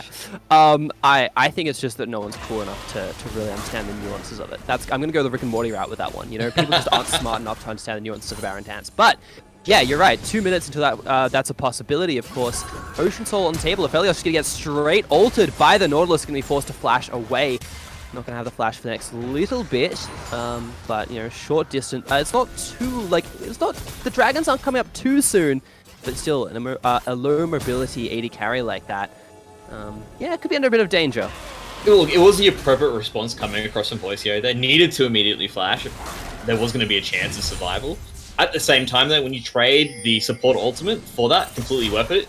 Pistachio, though, wants to force this out and seems to have baited out that teleport as well. Yeah, double distort from the LeBlanc, doesn't quite get the chains. Great dodge, a huge dodge coming through. And yeah, it just kind of shuts that fight down a little bit. We've seen a bit of aggression from both sides, but right now it's going to be Desire trying to collapse down here. It's going to have to be the tower force because there's no more players. And again, nothing quite to trade. I mean, yeah, sure, Baron's up in 50 seconds, but you're not going to take that in exchange for it. So Desire just pulling the trigger on the tower take and doing it quite decisively. Yeah, they had to. They already committed the teleport to it as well, so they really do have to start to put something down. As you can see, Junior Burgers is already beginning to push up towards that top side, which means they should be able to return that tower in response as well. But I really like how they've committed to the full lane here as well. That does mean they should be able to force out that lane a little bit further, maybe get some buckled bad decisions out of Dissonance in the process of it, and it does set them up for possibly looking to get control of Baron in the next minute or 30 seconds. Yeah, Graves, Trundle, we've seen it a little bit before. This time Nautilus is in the back pocket, so, I mean, Trundle didn't win it out last time. Akano up against it a little bit, doing a fair bit of damage, has a fair bit of bulk. did commit the ultimate onto the Nautilus as well, but now it's just Carthus getting the kill, and that one's a great one to donate over if you're on the side of Dissonance. Now LeBlanc caught out a little bit, but it's fine, it's LeBlanc. You never just don't really caught out, right? That's like a hypothetical state for LeBlanc. Yeah, LeBlanc really just wanted to put some extra damage to dissuade the possible chance of them looking for the Baron, because that's what they seem to have their eyes set on here. And I love the way that was set up. They're going for Voicio. No flash on Aphelios. Remember, it's just going to be Camille trying to run that down. There's the ultimate as well coming down for the Carthus. Doesn't quite find anything else. Graves picks up that kill. And Dissonance just tearing through this team right at the moment. They aren't able to find too many more kills there as the Graves LeBlanc jumps back on in. It is going to be very hard to lock up on the back of it. But yeah, I mean, kills just picked up pretty cleanly. A 1, 2, 3 if we count the Trundle kill from earlier onto Akano. And it feels like Dissonance just pushed on that pressure and might be looking for a Baron potentially. Nope, they're just walking to the river. I got baited. What can I say? Yeah, they were a bit low after those initial ones. They've been bruised up pretty nicely. Even though they managed to win that team fight, it would be very greedy for them to move on to the Baron directly afterwards, and that possibly could have thrown them in the game. So wisely just backing off. But I love how they actually chose to look for the team fight, especially because they realized, hey, Akano's still dead. We could just push up there. And the way they set it up beforehand was just brilliant macro play. They realized the majority of the team had chosen to take the red pill and just back out. Or was it the red pill? No, they chose the blue pill and just get right on out. But perhaps if they just move in, clear a few camps, get control and just wait, they might actually pick up a member who's beginning to push their way through that top side. And that's exactly what Oceanic did. They realized, hey, you know what? Sometimes players like to come here, clean up a few camps if they're getting a bit greedy. And that was literally them just waiting for that trap to be sprung. Then they made a quick rotation in towards that top side of the jungle. They realized, hey, if anyone pokes their head out, we've got the members here already. It should be a 4-on-5. Jump, pull that trigger, continue to pull on that lead. And now they're beginning to actually get rid of that deficit that they had before. They were starting to fall a little bit behind. And this is so crucial because, as you mentioned beforehand, that scaling is still going to be a factor. Ticking time bombs are on the map, looking at that rise, looking at that Carthus. Even Camille, to a sense as well, is going to be able to beat out Hanabi in the later stages of the game. So really, it is going on them just to keep up, maintain this pressure that's in place here. As you can see, they're continuing to do it as well. And this is fantastic because they're saying, hey, you want that dragon control? Take it. We're just going to take the rest of this lane. Yeah, that's it. And they're catching up a bit in terms of that tower score. Threat coming in immediately from Desire. I mean, they've got the inside track on the Dragon. Wukong going to start it up as well. Again, that Ocean Soul, quite valuable. This is going to be the third of 4 to collect. Camille doesn't quite land the hook shot. To be fair, again, it's LeBlanc. It's not that easy a job. Yeah, Desire just walking down into the Dragon. Wukong sure put a fair bit of damage. And once again, you mentioned it, Dissonance is going to threaten the mid lane as soon as that happens. Maybe not. They're going to run straight in, potentially looking for a fight. Surely it's the only thing they can get from here. Graves on the flank. Going to go into Leona. She's a tanky champion, though. He's not going to have much of an option. There comes the ultimate. But LeBlanc also on the flank. Goes golden. 3-person Infernal from Aphelios. Needs to open up. 1-for-1 kills right at the moment. Leona finds an ideal target. LeBlanc quite low. Not able to re-engage with that. Well, Leona low as well. This ultimate is going to do so much. Just 2. The healing from Aphelios is quite good. They might not be able to keep any further. Realm Warp goes in behind. But actually, the flanks were great. Trundle picks up another one. But at the end of the day, Desire just get run over by Dissonance. A great team fight. A great just back and forth entirely. I honestly didn't know who was going to take that until about halfway through. The time bomb has gone off. Everything there, when I looked at the initial initiation, seemed to be going the way of Desire. Look at the way that Chicken Soul used that ultimate. It went onto Leona. We've seen in the past what happens when they make that a priority pick coming into it. And you can tell all they wanted to do was force the fight. Let's get rid of some of our resources, make them think that they'll be able to take the win. And that's exactly what happened for Desire. They took the bait. They said, hey, you know what? Voicio is going to be protected. We're going to have a fantastic re-engage here from Bad Genius, as well as a follow-up from Hanabi. And it did look good. But when you did jump in there, the first person to go down was going to be Curate. And of course, what happens to Curate? He comes back to life. He's untargetable. He's free to just throw out as much damage as he wants. And that's exactly what he did. Then on the retreat, was able to finish off, of course, with that with the ultimate as well. And that just was the icing on the cake there for Dissonance. Yes, they walk away with the Dragon, but when you look at everything being said and done, they've really sent a strong message, and that does mean that everything needs to be perfect in execution now for Desire if they want to walk away with it. Yep. I mean, I agree with you. They already did some pretty good things in that fight. You kind of mentioned it. You mentioned that the fact that things went all right for them in a fair few of those spots. It was just the fact that they weren't quite everything. And I do love that Carthus is a champion where, as someone who I used to I can't remember who said it. I feel like it might have been someone in some socks. I'm sorry if I'm not giving you credit, but if Karthus isn't dead at the beginning of a team fight, he's probably not doing his job right, which is such a weird thing for a champion.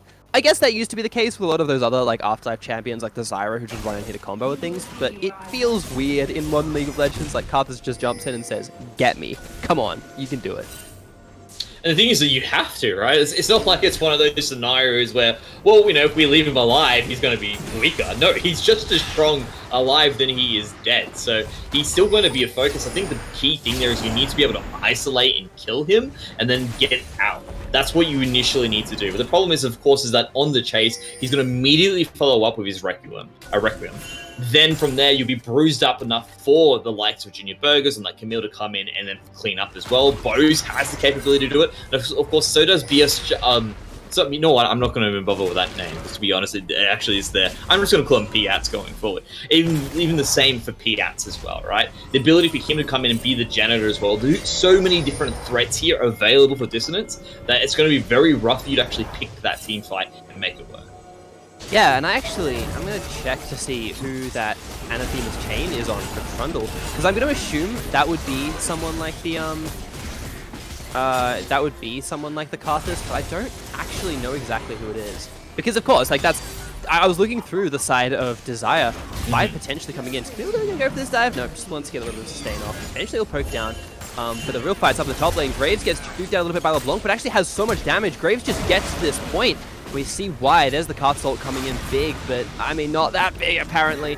And that's the point I was going to make, is that I was looking through the items to see which champions had tools to deal with the Karthus. You've got the Zhonya's, of course, from Bad Genius. You have the Immortal Shield Bow, does help a lot. We saw that in that last fight for Aphelios, as well as like the Locket for of course, Zingy. But yeah, like that, I'm not entirely sure what else, like they've all kind of got answers, but I'm not sure how effective they're going to be. That's the age-old question here, that idea of kit versus item. Item is definitely very important, and you can see that the players have been choosing it correctly. I can't fault any of their choices in terms of what they decided to pick up here, so they've been adapting well to the gameplay, but of course the kits coming from Distance seem to be strong, but here, this is a good chance to actually isolate, curate, and it's going to force out the flash at least. Yeah, there's going to be a big stun coming in. The Solar Flare from Leona's solid. Graves, very good when he can dance around a fight, but not so great when he gets locked down. There's the block going in for the dive. Manages to pick off one. Almost managed to get the double kill. Ooh. And now Piat quite low. And actually, that might be an ideal situation for the Karthus, as right at the moment, it's going to be Desire. They're going to turn onto... Soon TM, they're going to turn onto the Soul Point Ocean Drake. Possibly an answer for Dissonance going up to the Baron, but LeBlanc's still around. They only need 3 people to kind of clear this one out. I guess if you include the Wukong, it's gonna go straight over. And it's Ocean Soul. It's not like a small thing. It's probably one of the best souls in the game.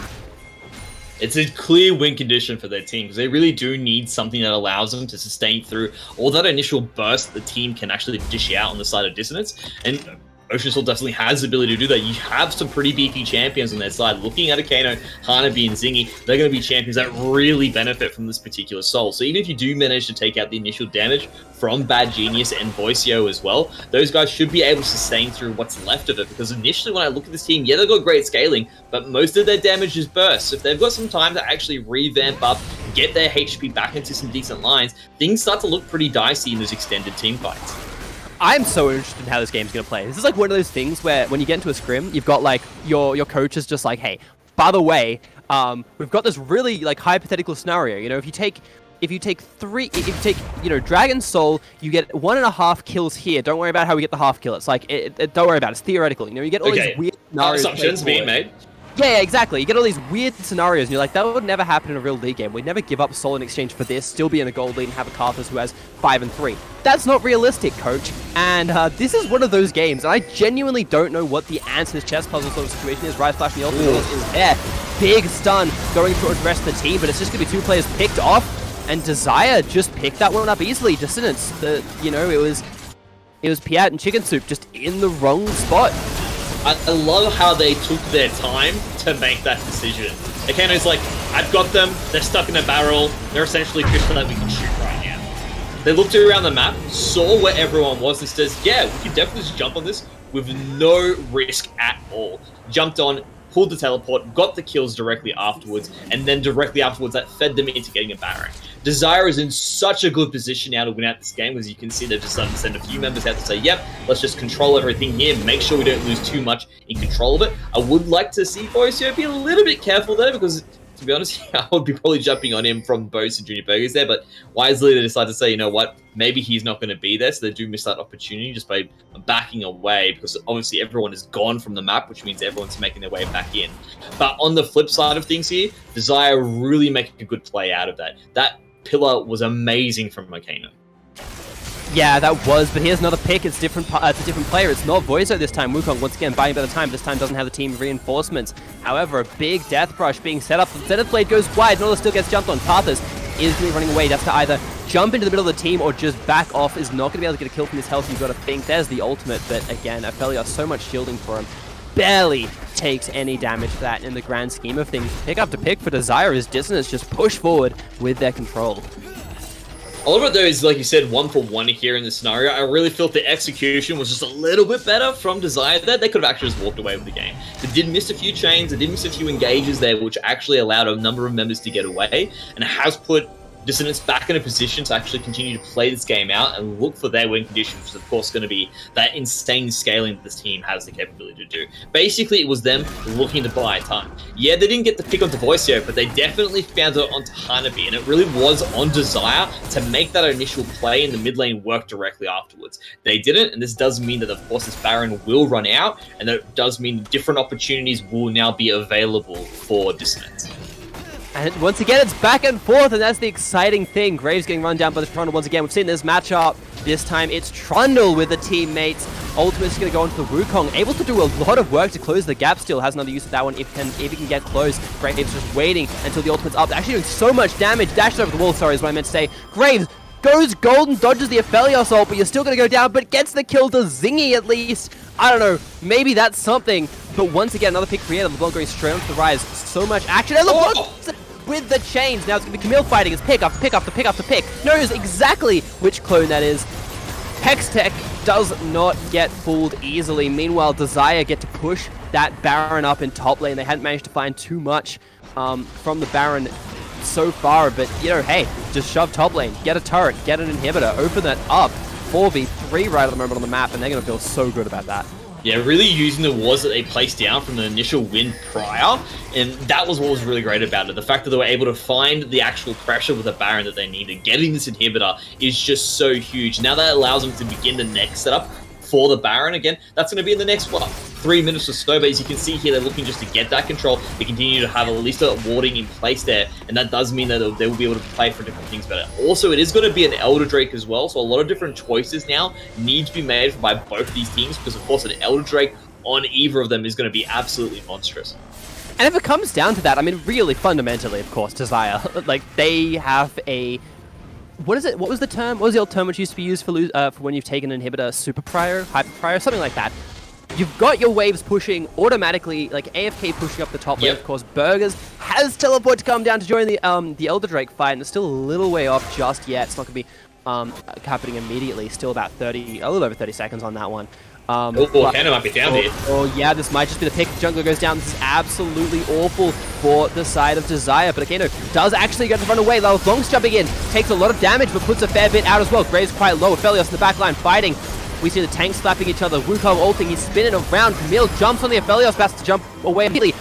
No one's died yet in this fight! Finally, it's Karthus who goes down, but once again, we've seen how much of an impact that can have. How many kills does this Karthus ultimate pick up? Not that many, because again, the tools have come online.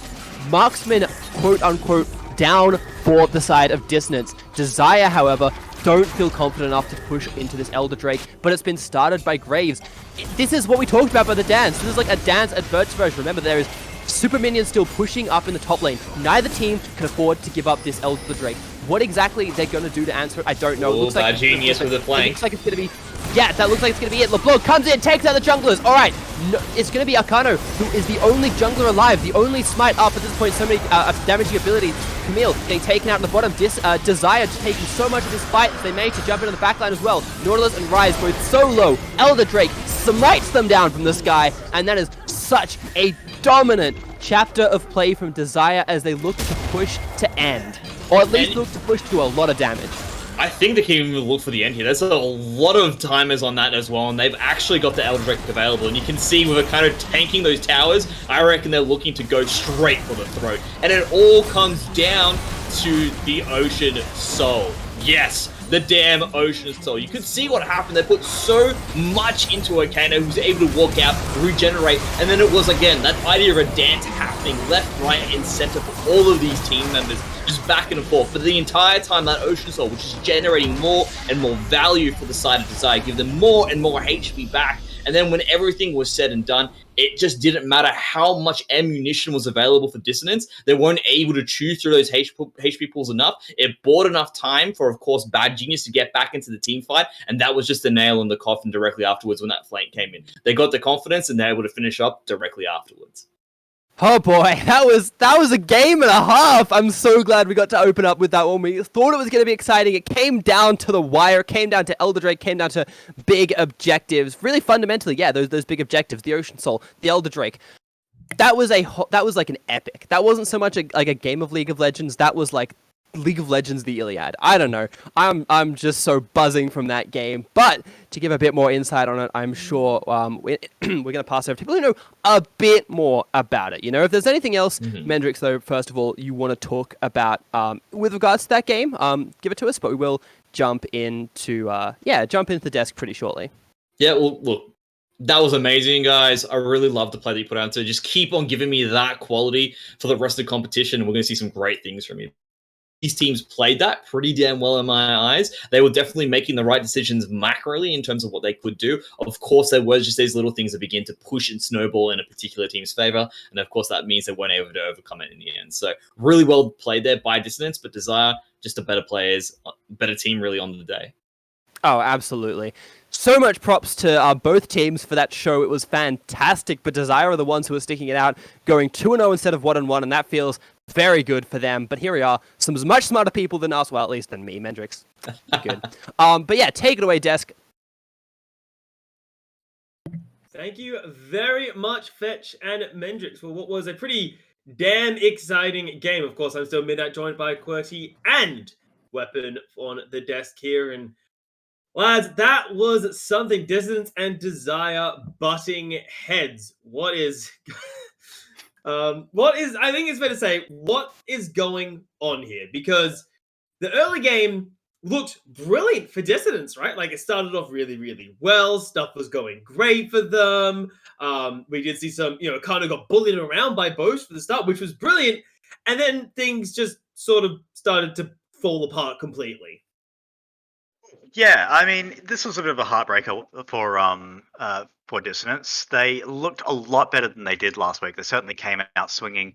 I think the top lane in particular, I think Burgers is a player that I think we have to start looking at as someone who can potentially be a hard carry for this team. He looked really, really good in the Camille early on. Certainly made what I actually think to be a counterpick in this Wukong look pretty silly. But then what we really saw going as the game went on is just Desire's ability to really find and make their fights work. So they picked their moments. They managed to stay relevant in a macro sense, which I'm sure Alex is going to want to talk about.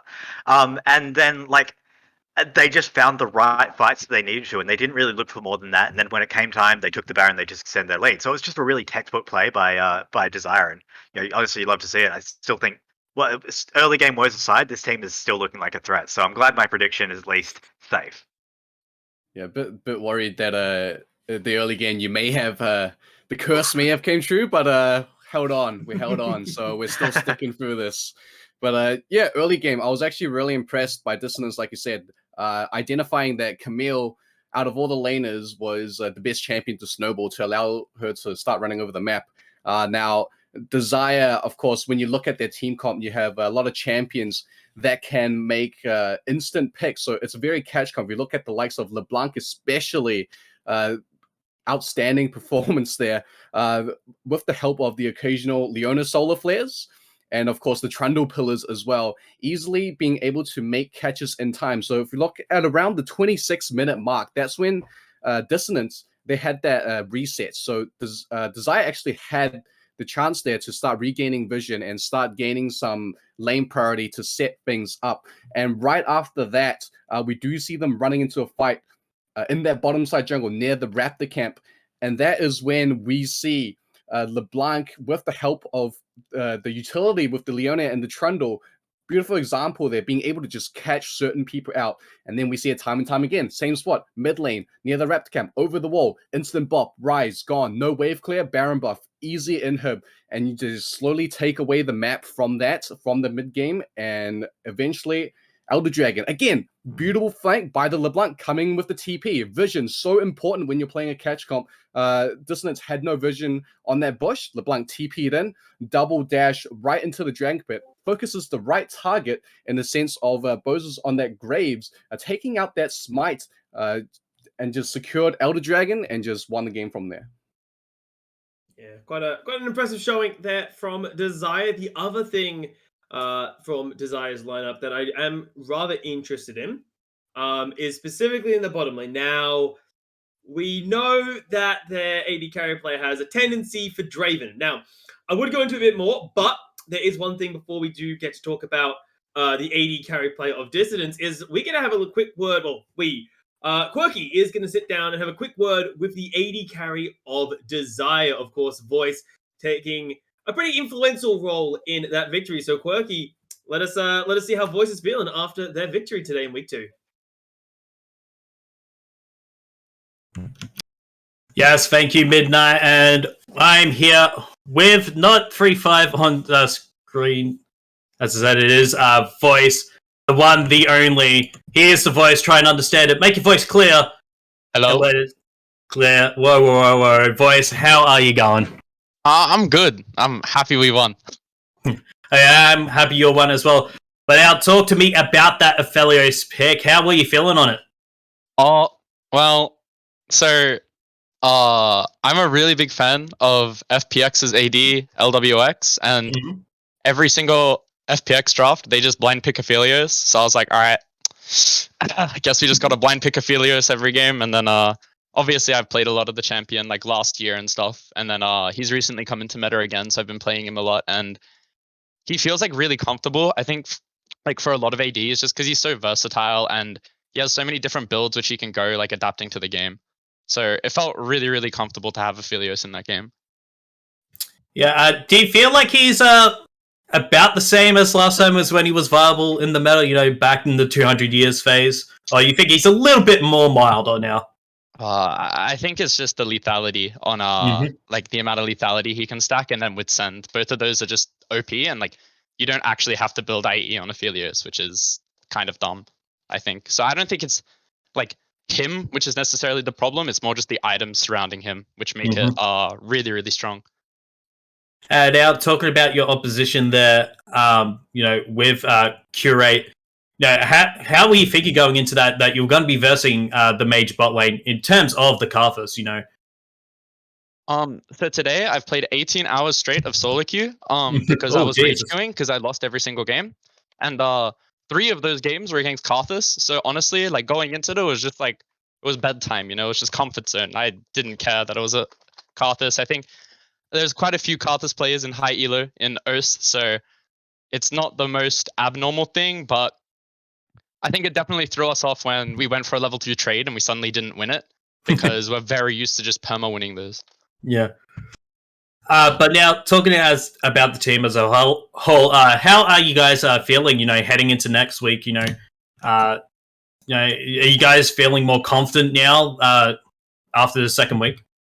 Honestly, from our scrims and from what we know, we think Dissonance is one of the best teams in this competition, and we were pretty worried going into today. But now that we're done with them, I'm not really sure if like there's a team that can beat us while we're playing well. Like if we're trolling, obviously we'll lose. Yeah. But when we're on form, I don't think there's any team that even comes close to our level of skill. Like I think every single lane is the best in their role, and we have the 2 best supports in this whole competition on one team. So yeah. I mean, you kind of were trolling. You did pick Trundle, but other than that, you're talking about your scrims. how they're going. And just were you looking more most looking forward? Sorry, I should say, which team are you most looking forward to versing in the future? Oh, of course it's got to be Zyzz because they knocked us out last time, and we're not happy about that. We played in another amateur tournament next week, and we beat them, and so we were quite triggered that we weren't able to beat them here. So hopefully in the rematch we're able to do what we did last time we played against them and show how good we are.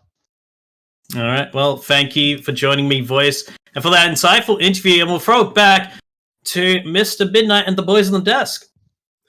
Thank you very much, Quirky. And very interesting to hear how confident Voice is coming through here, saying that they have got one of the best rosters available right now. That is confidence. And so far, you can't fault them for it. They are sitting 2-0 currently in there. Now, we could go on about that, but we do have our next game waiting in the wings. So we'll have to talk. We get to talk about that a little bit before we do dive over to the customers. That one, Exile and Sanguine. One team has recently just joined in to the circuit, Sanguine, and had a rough start, starting in week number 2 as 0-1. Of course, Exile coming in there did get a victory under their belt for the first game. I do want to ask you guys, because we don't have a lot of time, how are we feeling coming into this particular matchup? Weapon, we'll start with you.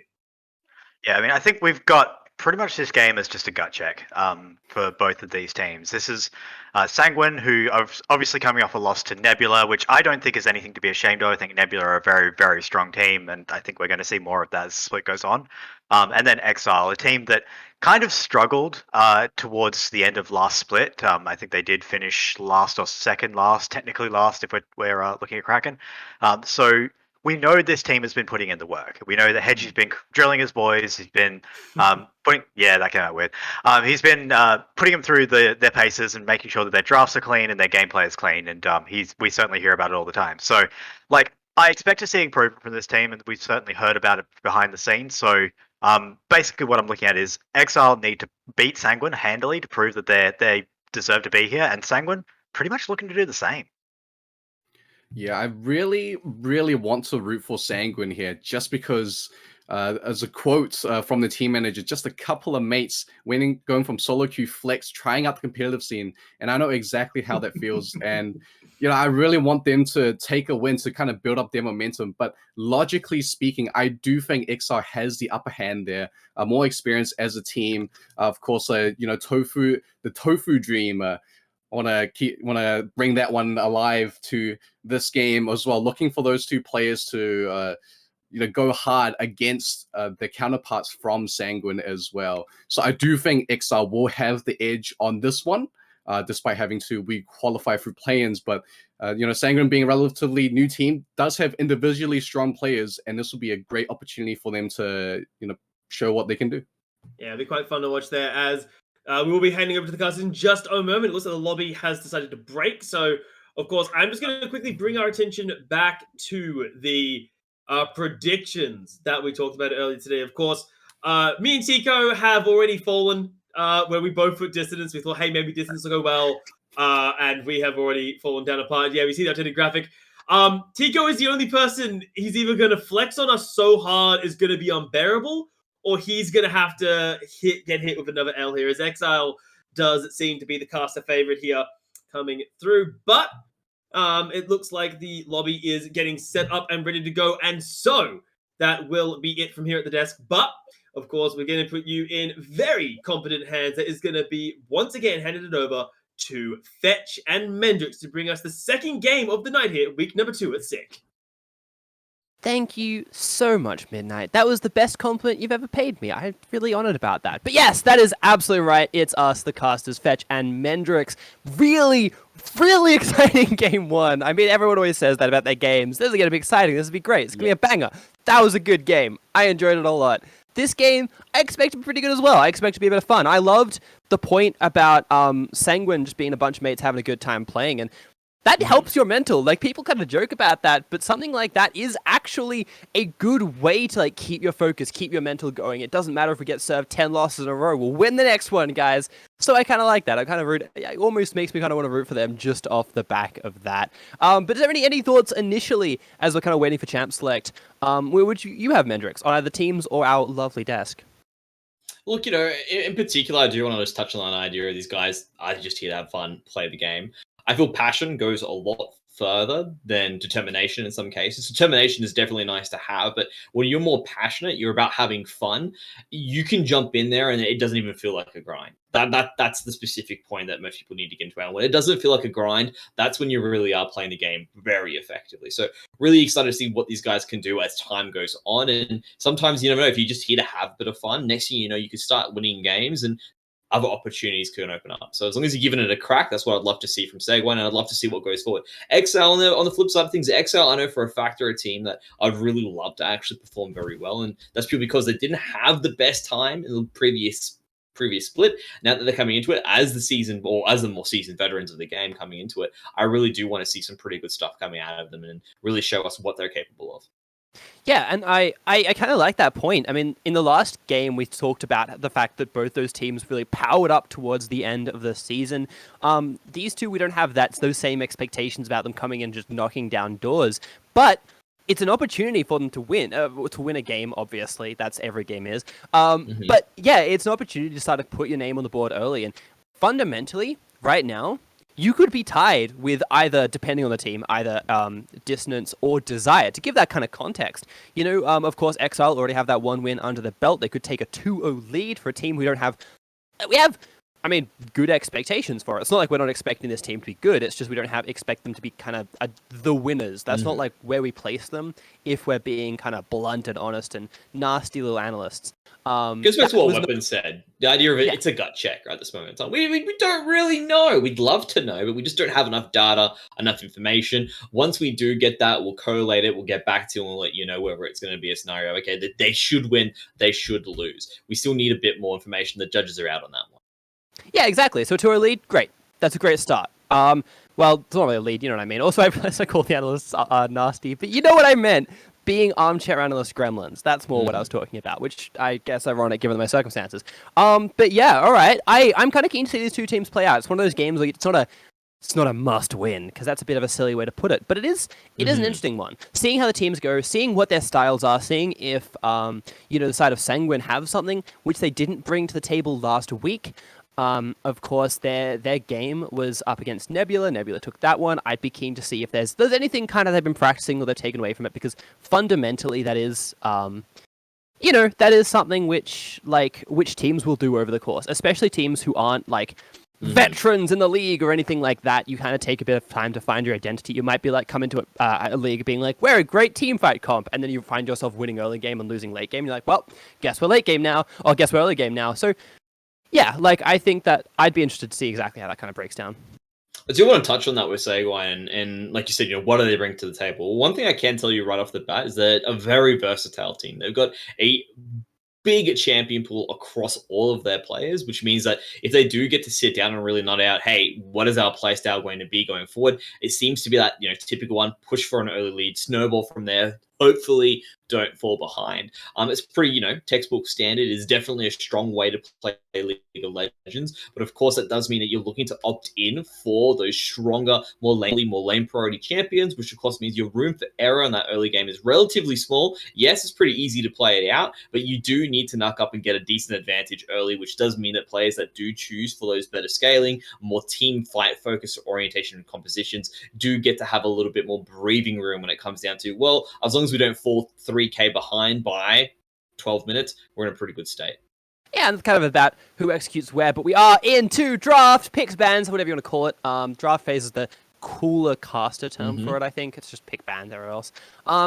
Immediately, though, that kind of support role being taken out. I'm actually a little bit surprised. Bot lane in general just being hit. These are two pretty solid priority picks, I feel. Yeah, the big thing here, of course, as you can see, you're taking more off now. They're getting rid of that Thresh as well. They do seem to be putting a lot of focus onto Not Nice in this scenario, and I think that's because basically at this point they're saying, you know what, if we actually can hit that support lane there, means that we can use Tofu. Tofu has a huge champion pool in terms of what he's capable of do so, and has been said to be the soul of the team. There's a little bit of a thought there as well. So if Tofu's able to actually take the advantage of how much they're weakening this bot lane, I reckon they could go into it. I'm expecting that they're probably going to opt in for a single for a champion that does excel, starting from that blue side for their jungling pick, just based off the fact that they're putting so much focus on really chopping out that. And Yone is actually a really good pick here, because what I like about it is they're actually putting priority onto their top laner, who uncharacteristically has a very small champion pool, because typically he's a bot laner. Yeah, which surprised me that you got the mechanics to play a character like Yone. It's fine, I'm a bot laner, I can say that. I'm actually surprised that we didn't see that Xin Zhao, because we talked about it. We talked about it. The desk talked about it. You know, the alternative was banned. I mean, it's picked up there by Sanguine, so they get themselves possibly the strongest jungler in the game at the moment. I'm sure that's debatable. Like, strongest jungler on the field, I should say. So I'm interested by that, but of course that's going to depend on how the rest of the draft plays out. But there is still another pick, of course, from Sanguine. They're playing this one pretty patiently, making sure to really think it through. I feel like last game we had a bit of a quick fire 1, 2, 3, 4. There's the Rise again with a pretty priority pick. So the thing is, I mentioned before that LeBlanc typically should have priority on Rise, but what's really good about Rise is that you can just drop him into a lane. It may be a soft counter, but it's never really a hard counter. He has the ability to really just basically play out, will be effective throughout the entire, especially towards those later stages, with the fact that his ultimate is, of course, is the ability to teleport around. It is very useful to have that mobility across the board. I think the fact that they're able to pick up some of these priority picks here on that side is purely, or on Sanguine here, is purely because you had to put that priority pick onto either a Yone, a Shen, or a Sion for Hunger. And part of this is because, again, he's typically a bot lane pick, doesn't have the greatest champion pull up on that top side of the map, and that does mean that you do lose out on getting yourself a priority pick, because you have to grab something that's going to be effective for your specific lane. Oh, so it's Yone, one of the 3 Exile champions, like the 3 exiled champions. It's like Riven, Yasuo. I mean, it works out thematically too. It's so perfect. It's literally, they've just big brained this. You know, it was the Pirate Prior last game. It's the Exile synergy this game. And yeah, like I was actually wondering about the Trundle, because people say Trundle's a Xin Zhao counter, but I don't know if I believe that. It has been used to good effect against the Rise, but I don't know. Oh, that's a little unusual for the meta. That's got to be a comfort pick, right?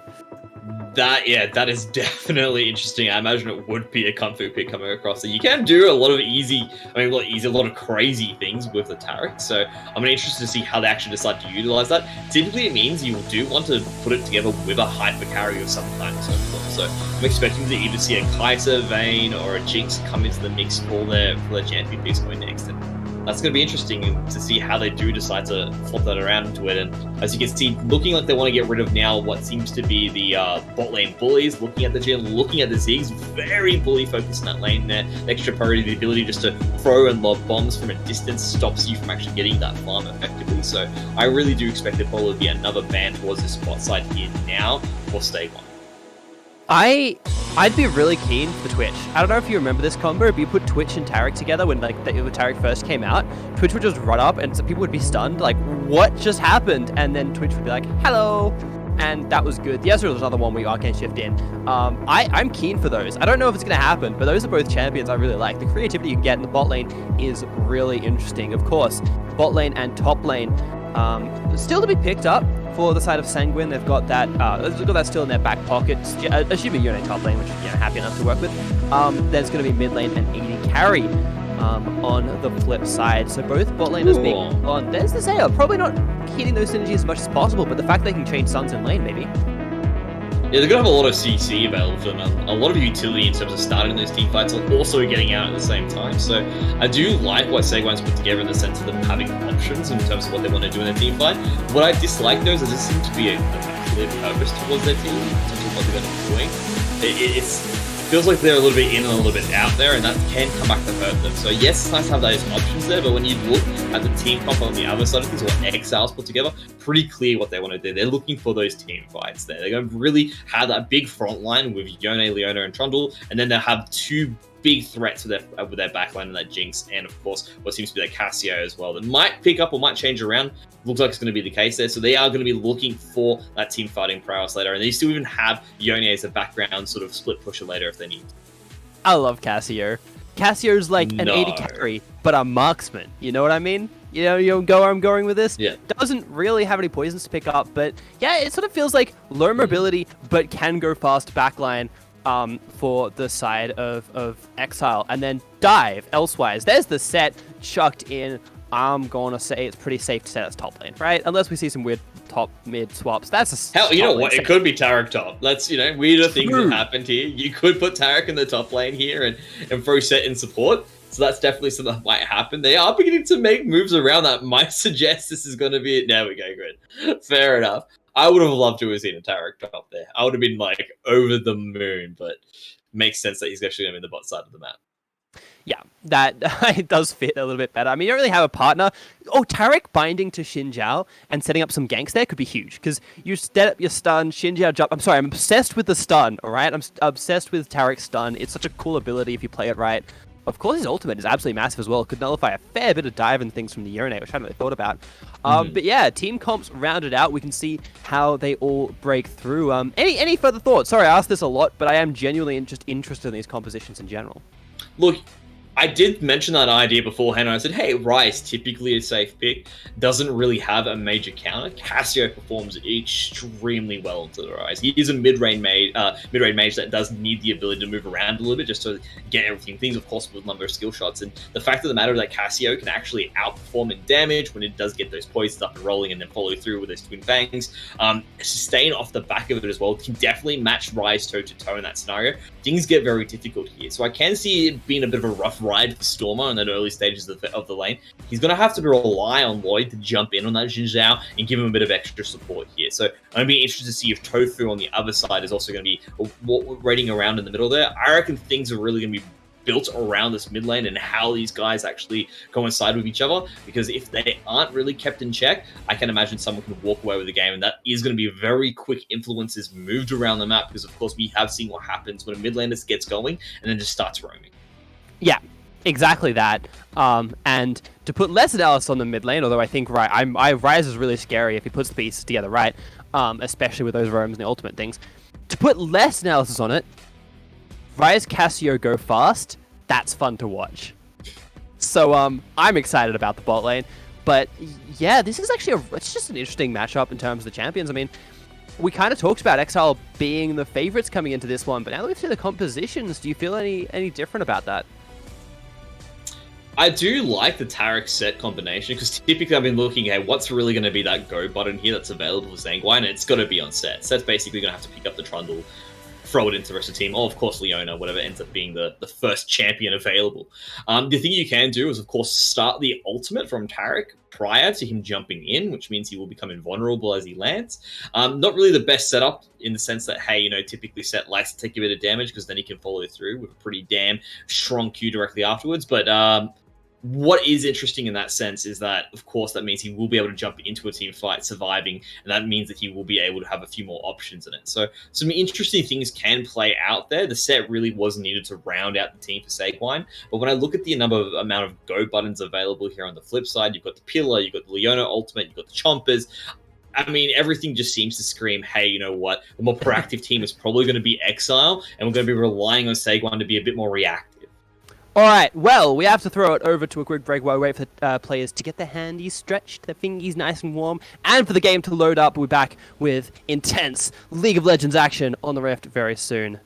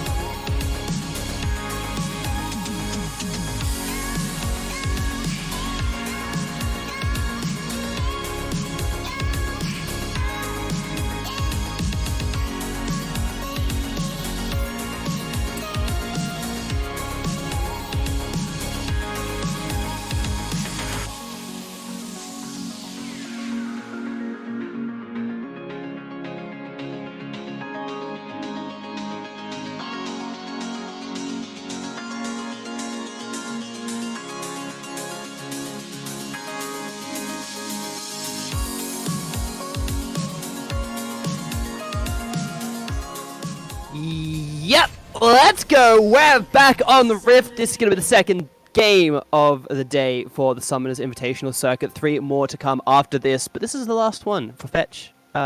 Myself, and Mendrix. There. I was trying to do something really cool linguistically. Did not work. Just play out the way you expected. Yeah, I was going to be like, fetching myself. Yeah, whatever. Fetch, Mendrix, cast of the day. It's going to be an interesting one given the compositions. And again, a chance for these two teams who are, not currently expected to be the top of the ladder, but teams we could see a lot out of to kind of really stamp their names on this series in particular. So I'm kind of keen. I'm kind of feeling interested about this. I always like game with the Zaya in it, personally. But there are a lot of interesting champions here. And I do like the way this is also going to play out as well, because as I was taking before, Tofu will probably pick a champion that can excel in that initial early game clear towards the top side and begin to make a move towards the bottom lane. And Trundle's perfect for it. Trundle is also one of the champions that once he does get at least 3 levels underneath his belt, he is fantastic for his ganks. So basically come in from behind, drop the pillar to stop the retreat, keep a force splashes against kills directly afterwards. And considering that we do need the Zyzz to be level 6 before it really does become a bit slippery and unable to touch as well, I reckon there's going to be a good chance for a strong gank, probably around that 5-minute mark here for Exile. So I'm keen to see if that plays out. On the flip side of things, Lloyd is also starting towards that top side, so we should be able to be there for the protection. So it's all going to come down to who's more efficient with their clears and who can follow through afterwards. Yeah, that makes some sense to me. I mean, when you have champions who fundamentally the only dash is Lloyd's, and that's a go in kind of dash, Trundle's really happy. You know, that pillar gets value, capital letter value. So I am excited about that. Early push seems to actually be going inside of Exile set. Might be going for a fight as the level 2 is hit, but it's fine. Zoily and Hunger both get their same kind of timing on their level 2, so no huge advantage. Meanwhile, on the bot lane, same sort of thing, but the other way around. Jinx pushed pretty well.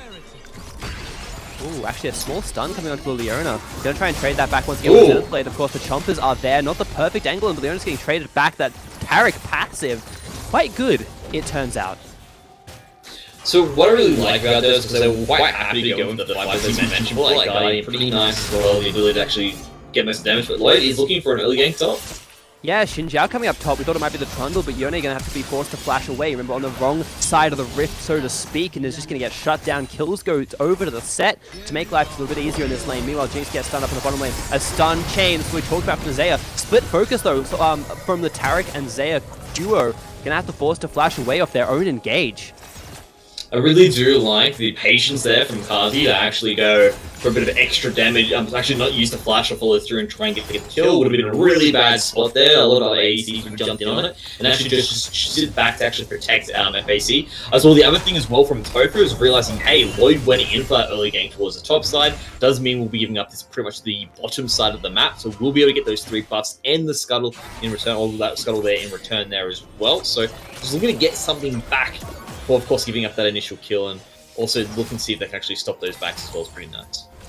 Yeah, exactly that. And I mean, if you build a bit of a lead, if you're sitting here, you are on the side of Exile, you build a bit of a lead onto the Jinx. That feels really good. Top lane, meanwhile, of course, it is going to be Sanguine getting us... Whoa, how have I forgotten the name of a freeze? Come on, it's like a fundamental part of League of Legends, and I'm actually seeing Set struggle in this laning phase. I mean, has a level up and is sort of struggling against the Yone. I figure that considering Set was the last pick, that might be the counter answer, but this is just such a comfort pick here. Yeah, I mean, well, I was looking at everything that's happening, and Zoila's actually been doing a fantastic job CS-wise, as you can see there. Has a bit of an advantage, had the lane pushing in as well, but Hunger with the ability to actually force it out and be super aggressive here does mean he can get something back, but Lloyd's now relatively waiting to make something happen here again. You can see how we go.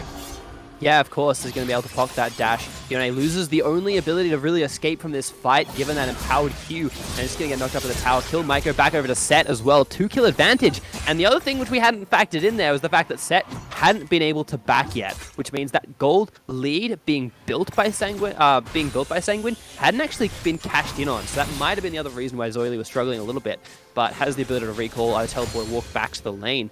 And yeah, it seems like this top lane focus is solid at the moment from Sanguine. It seems to be a really good strategy in that sense. You know what, let's put Hunger on something that he's comfortable, and then from there he'll be playing very aggressively, almost gets the kill onto Zoila, but of course that's enough bait for Lloyd to come right back in again and continue to get a few extra snowball leads at the back of it. And looking at what's been picked up here, I mean, has managed to get those steel cap boots, will have that extra damage. It's now going to be very happily finding Hunger at any point in time. So I reckon this lane is now going to be all in the favor of Zoili and Set in this case. Yeah, that is definitely the case, especially like just given everything in the circumstances, kind of matched on the flip side on the bottom lane, of course, with we talked about it a fair bit. Exile being able to run a bit of a lead here when they push in the lane, they're not going to be able to get anything other than a dragon. I can't believe I forgot about the fact that that's going to be taken early. Trundle pretty good with the dragons from memory, and especially there's a bot lane to kind of help out. So almost two different halves of the map, two very different stories. A Set going to get another trade back onto Yone, and doesn't pop the W, doesn't pop that extra shielding for that fight. But you feel like if that was the case, that trade might have been very different. But I guess this is the hard lane to kind of figure those little nuances out in. Yeah, part of it there was, of course, Zoili trying to reset up for another freeze, and Hunger's hanging around. He was looking to back and come back into it, but it does mean that he now needs to actually get himself back into a riskier spot there. Of course, we can see Lloyd's now under attack. Yeah, the invade coming in once again, that Trundle Pillar, we talked about how good it is, just going to try and run down to the tower, no bot lane to help just yet, but because that information isn't completely there for the side of Exile, it's going to back away back down the river, and Lloyd managed to get out without having to use anything, because to be fair, they didn't actually have the flash, so bit of a fight going back. I was worried about this one. Again, not quite as high variance as some of the other, like as in top lane last matchup, or possibly even the bot lane here, but I am a little bit worried when I see two laners go below half health. It makes you wonder what's going to be happening there. I really like the way Lloyd actually played it up. Didn't panic, didn't flash, didn't do anything. Just used the Q to get back towards the jungle creep, or the Gromp in this case, and then directly afterwards used the smites to remain relatively healthy, buy time, and of course that was when they was realized on the side of Exile, hey, we're invading into their jungle at this moment in time. We actually can't continue an extended trade here because we don't know where the bot lane is. That actually happened to be just around the corner as well, so they had to wisely back away from the fight there, and Lloyd manages to get out. We're still getting that jungle clear underneath the belt, and at the same time not using any main resources. So very calmly, very well played there by Lloyd. Yep. And, you know, is a little bit behind in terms of that jungle tempo sort of clear. 41 CS, 260, but got the set up and an advantage and keeps the Yone behind. You could spend an hour trying to theorize which of those is better or worth more or whatnot. But as Lloyd peeking up in the top lane potentially, the Rift Herald spot will be spawning soon, and then you know potentially translate the pressure from the top gank even if it doesn't potentially work out into the Herald. Looks like Lloyd might do just that. Yep, jumping on it. Yeah, exactly. So that could be a good factor, especially as nothing trade back on the other side of the map. Set with the level advantage is going to shove in Yone, and perfect use of the Prio, it feels like, in the top lane. Zoili's doing well. Exactly. And part of the reason was because he does want to go help out up against that Rift Herald as well. So it's not a matter of one of those scenarios, hey, come gank him and then we'll get the Rift Herald. No. We're putting more focus on the objective here. Let's make sure we grab that one first, then play afterwards. Tofu is continuing to farm up a storm. Is about to hit that point where we should be able to actually outmatch the levels here of Lloyd. But of course, a little bit of a different focus. And this is actually going to work out really well. Teleports coming down. This is everything being thrown at the wall right here for Exile. They don't quite get the Taric just yet. Has flash over the wall. Kill does go to Jinx. That's a very good spot for them to be in. But nothing too much else happening. Lloyd trying to shove in the mid lane. Maybe going to drop Herald, but at the end of the day, that's kind of a 1-for-0. Yone's still trying to trade onto the Set, but again, not much damage now that Set's starting to build up those defenses. Trade back. Set, one punch is able to get a solid chunk of that damage back. And something else I want to point out is the fact that Stormer has ultimate now. So what is a weak side Yone? Oh, never. Zaya's in trouble. Doesn't have the ultimate, doesn't have the flash, is just going to go straight down. I was going to talk about weak side top lane for Sanguine, but it's weak side bot lane. You know what I mean? You know what I mean? You can. I know what you mean. I know what you mean. You got this. I know what you're saying there. I know what you're saying. I understand what you're trying to do. And it is literally that idea is, hey, you've been putting so much focus up on this top side of the map there. Basically was neglecting, of course, what was the bot lane here. As you can see those. Oh, the flash in from the Wind Become Lightning is tagging Cassiopeia. Trade back! Cassiopeia is such a cool champion. I was wondering when the pivot point of that mid lane was going to be, and it looks like they go 1-for-1, so it's still going to be a while. Set trades back into Yone, Zoili, and Hunger, of course. No one takes too much damage from that trade, but oh my god, that gank in the mid lane.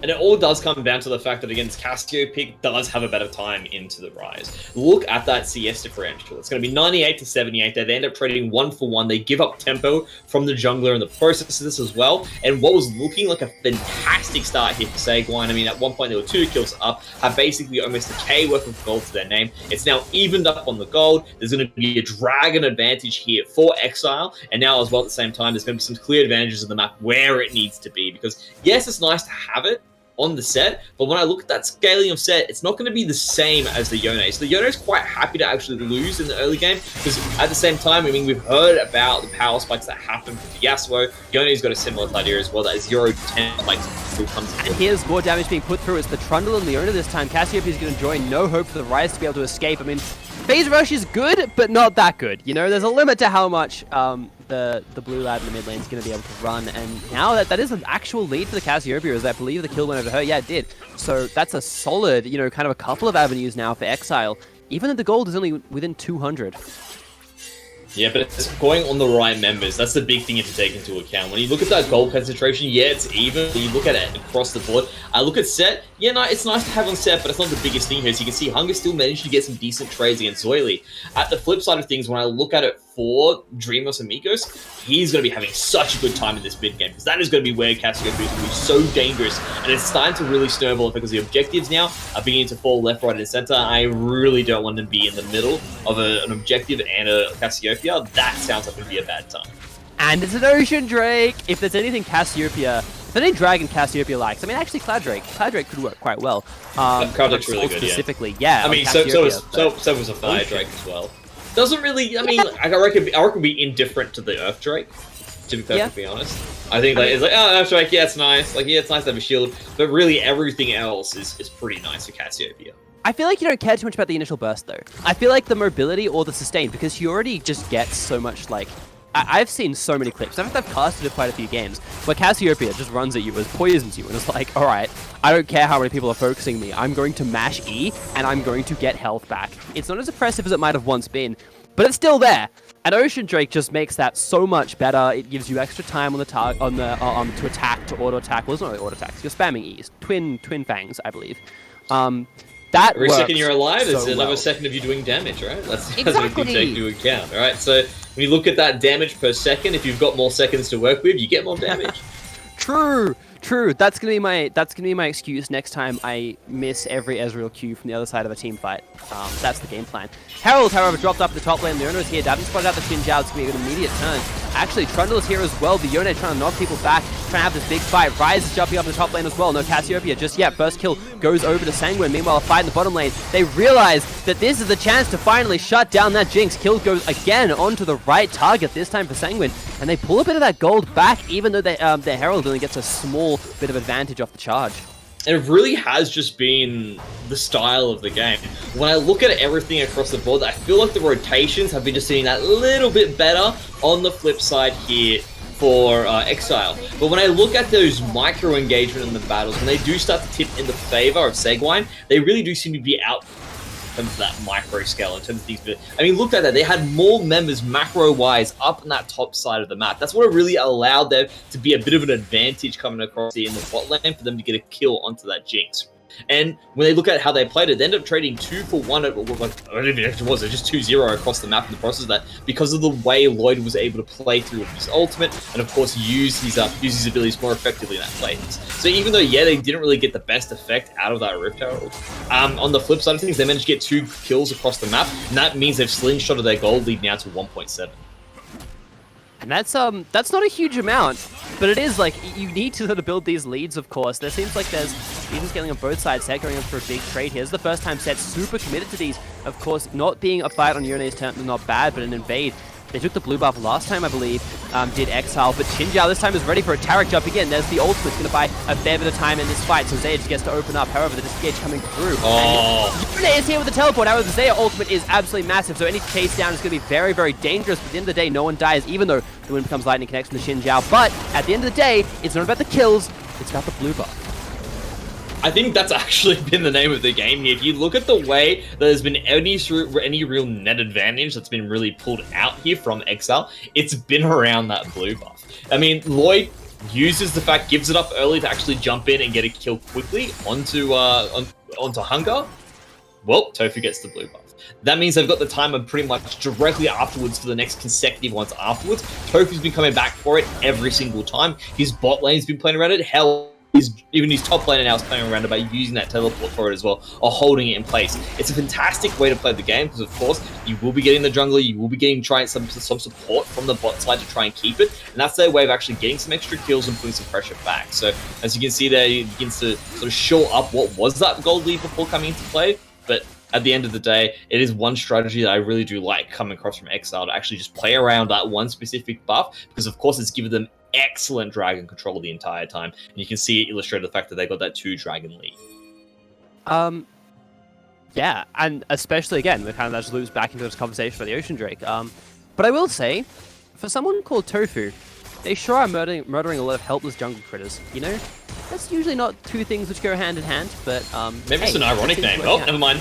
Oh, true, potentially. Jinx gets caught out. The Chompers aren't going to quite catch the rise. Oh, potentially does eventually, but Xin Zhao's going to be at the potential for another charge. Zaya just jumps in with the mythic item. That's not normally how that's used, but hey, if it works out, a kill's a kill. 2-1 on the Zaya pulling a bit of that gold disadvantage in the bot lane back. And now it's going to be priority on the dragon, which again isn't spawning just yet.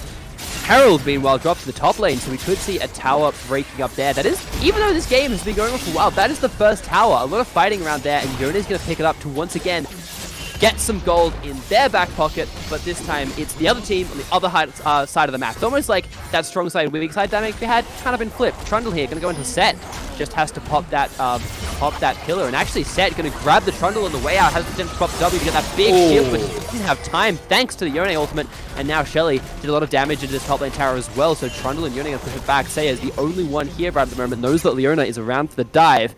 Lloyd rotating up. Lloyd! Oh, there's a few too many enemies for you there. Zenith Blade jumps on Xin Zhao, but Xin Zhao's so strong that you know Lloyd considered turning that. You know it. You could see it from the movement. They were thinking about it as well. Lloyd wanted to turn and actually had to do it. But part of the reason why Tofu or the Trundle does so well into it is because he does sap away a large amount of that 80 when he uses the bite. That's why he didn't really do too much for that initial thrush. But of course, he can then follow directly afterwards as it wears off. Has the rest of the team then, of course, the ultimate to keep him alive to buy that time. I mean, when it was all said and done, though, I really liked that play from Exile.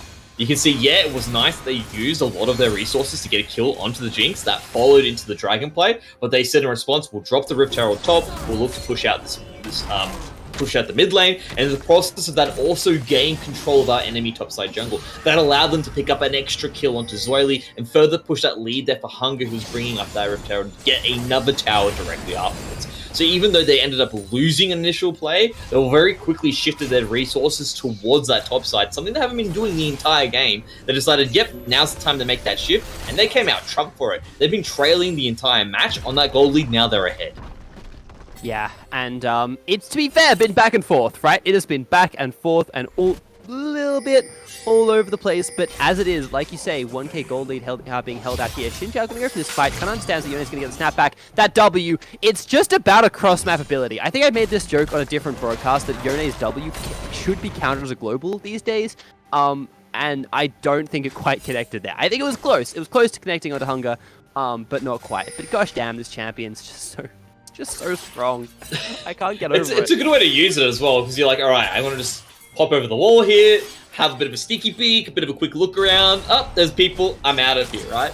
So yeah, a really good use of utility. Also, the fact that you can use it to play around under the brushes as well. So I do like a Yone that understands how to use that particular ability well. So I'm very excited to see how Hunger does it as the game progresses, especially in those extended team fights. Another thing to take into account, Hunger's been fantastic in using his abilities, and wherever he needs to retreat, to get away from a cost wall, would be the return damage from Zoili. Even though he's up with a number of CS there, every time I look at the trades there, I feel like Hunger's been coming out on top, just really understanding this match effectively.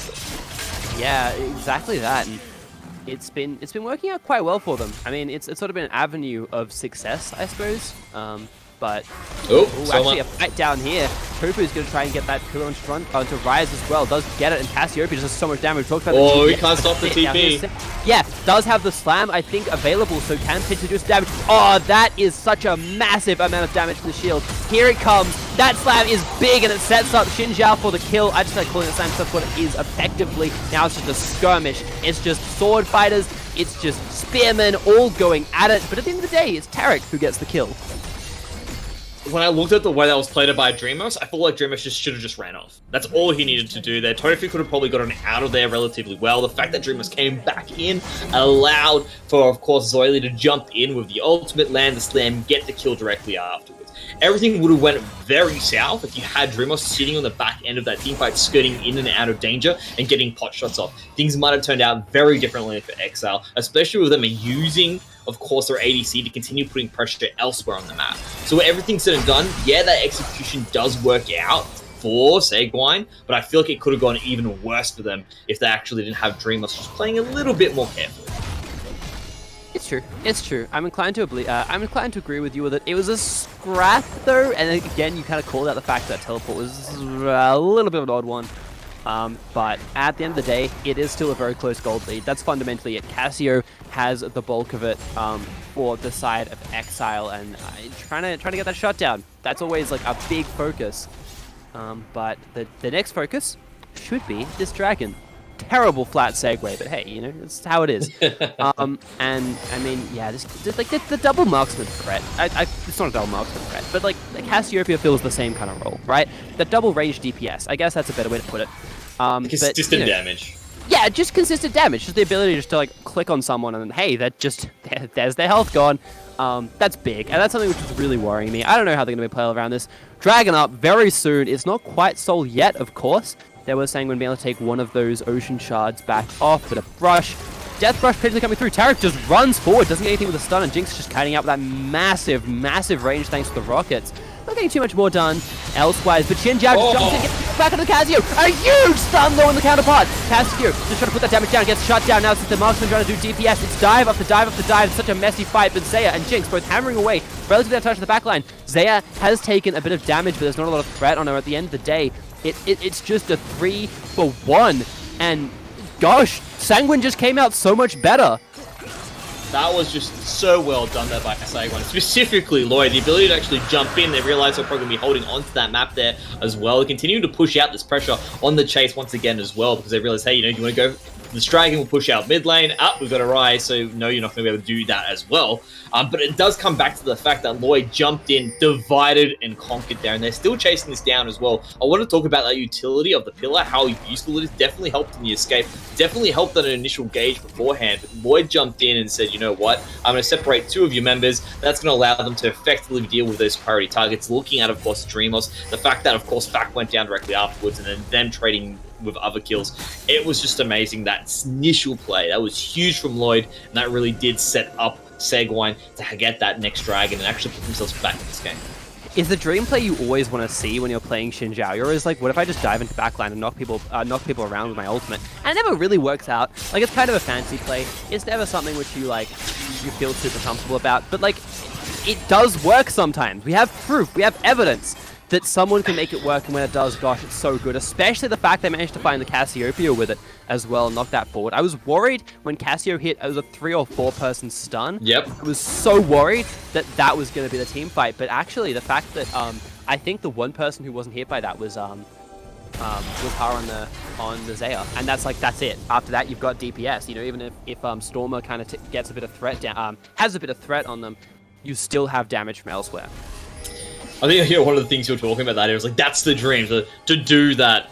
And part of me just immediately went to, like, Lloyd, you know, just backflashes of all the times he failed trying to do that, to finally get good enough to be able to pull it off there, because that's what it is. At the end of the day, you fail a lot to get good. Hunger, showing us what you can do with extra damage, but of course, like, Stormer's more than happy to sit around that. Look at this Baron play off the back here. It's definitely ballsy, I guess you could say.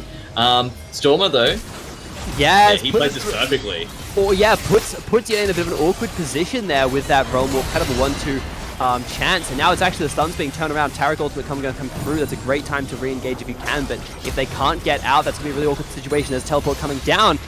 And now the fight might be turned around. Sanguine might want some of this. Set is going to jump forward. It's a 4v4 right at the moment. Remember, the rise back. Does teleport. A great stun. Catches two. But once again, they don't catch the Zyzz. She's still the important target. Jinx doing so much damage, though. The aggressive positioning from Mad is going to be so good. Just gets run down, though, and a double stun from the Taric to clean this one out. And Sanguine win the fight. Go take Baron and are looking very good to potentially close this game out from here. Yeah, everything comes down to the fact that they had that teleport advantage and then were able to actually play around the fact that, hey, we're just going to stop the Baron here. Very smart play from Zyzz. They're just going to come in, stop it from happening. Because I do say, yeah, a bit of a ballsy move to actually go for that Baron. But the other thing to take into account, they've got a Cassiopeia, they have a Jinx, they've got the champions with the firepower to be able to take that very quickly. So very well done there by Sanguine to have the presence of mind to realize, hey, this is an option they might choose to do relatively early into the game. 23 minutes is a pretty early Baron. They were able to zone them off, bite them in to commit for a team fight they weren't ready to take, and then of course were able to catch out initially what was going to be Dreamers Amigos in that initial play with the teleport follow through. And now they've completely broken this game wide open. They've got the Baron, they've got a relatively powerful gold lead. All they need to do is just keep on finding these picks, keep on finding these proactive gameplay measures. And if they keep on doing that, they should be in a really good position. And it really does come down to how much they got on this Baron now. They need to actually skyrocket this lead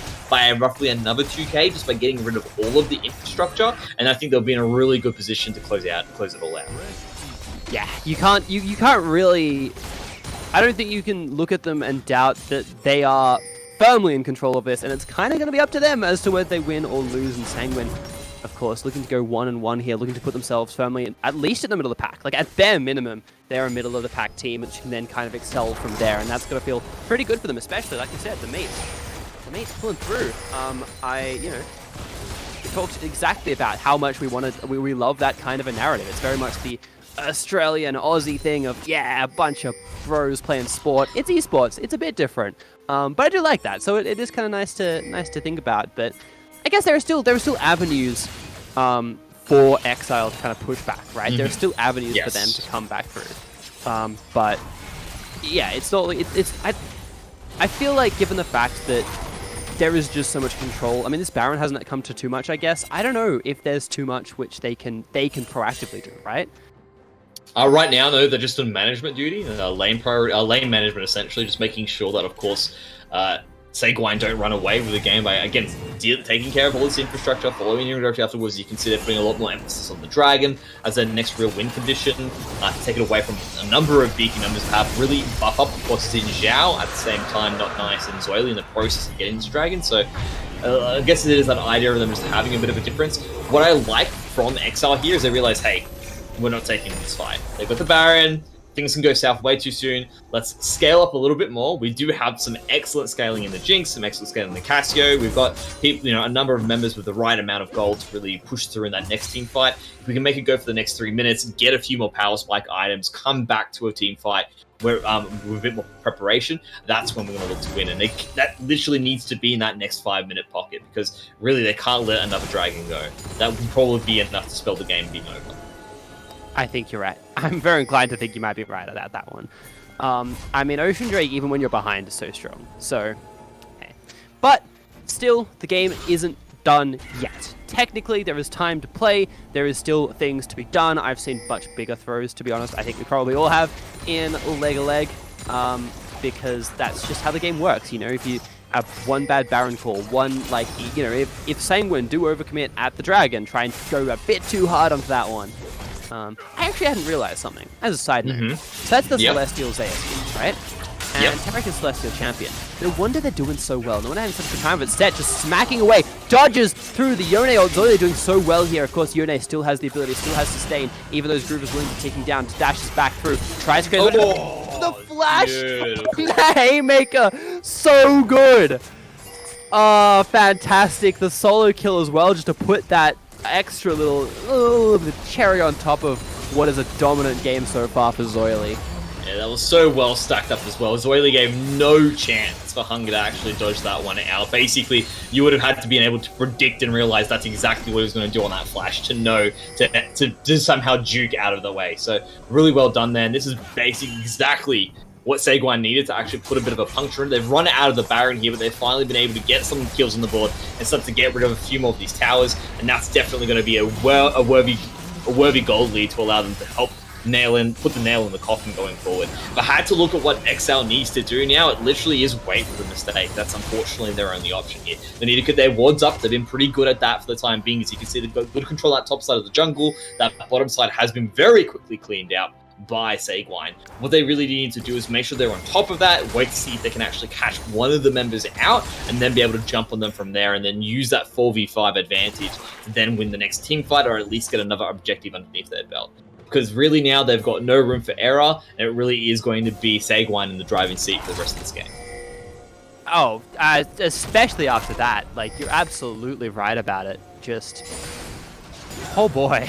That was big. You can really feel Zoily. Like, Zoily there just had the entire game pent up in that punch, right? This entire time, he's been jumping in, being all dancy around my moves, understands that I'm, very immobile champion when I don't have the abilities that I need to get onto you, has been winning the trades pretty much the entire game, and then finally he's like, nah, not this time. I'm just going to pop a punch straight through your entire being, and that Yone felt it in the afterlife, I'm telling you. Oh, yeah. Like 100%. And I mean, yeah, like you always worry about that something that like in a play like that, Hunger's gonna be able to get away with it. But Luna just pops a very quick shield of Daybreak, just bop. Hey, I'm gonna hit you, Zoily. That's it. Not much more gonna come from that. Looks like a potential. I don't think anyone wants to force a fight with Set right now. He's definitely a big boy at this point. 6, 2, and 7. Basically has all the items that a Set could ever want to need. I mean, looking at that Sterox, of course, also that Gold Drinker as well.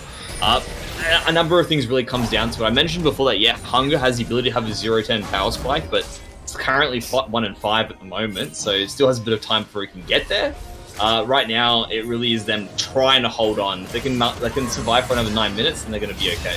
Yeah, Leona drops the Solar Flare as almost as if she wanted to go for the engage. Cassiopeia puts a bit of damage out, but not too much more is going to come of it.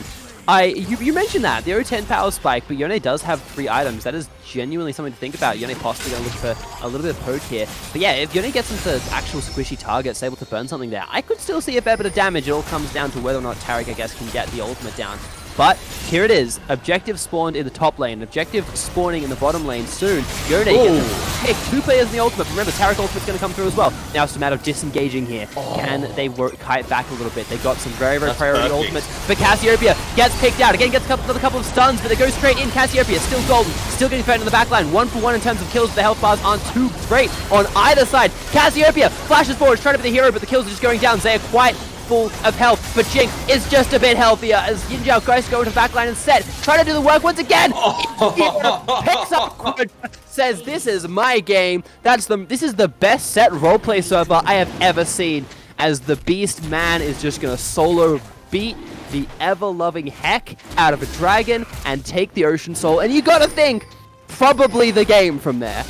That was beautiful gameplay coming out of Exile there. I really liked everything that they went to play there. They were able to force out, of course, the invulnerability from the Taric, then look for the re-engage directly afterwards. They got pretty much everything they wanted in that execution. But unfortunately, at the end of the day, all the work that had been put in by Sanguine beforehand has come out trumps. They had enough, just a little bit to get through. Zoily, with that extra damage, that advantage that was given to him by Lloyd, was able to finish off the rest of the members there, get that quadra kill, and of course, be able to lock in what was going to be the Ocean Soul. Not just an Ocean Soul, but a full Drake Ocean Soul. So these guys are just not going to die in team fights now. It's going to be so rough here. Exile have to somehow perform even better in the next team fight for them to bring out a win against Sanguine now. And to be honest, that was pretty much the best play that I've seen from Exile there.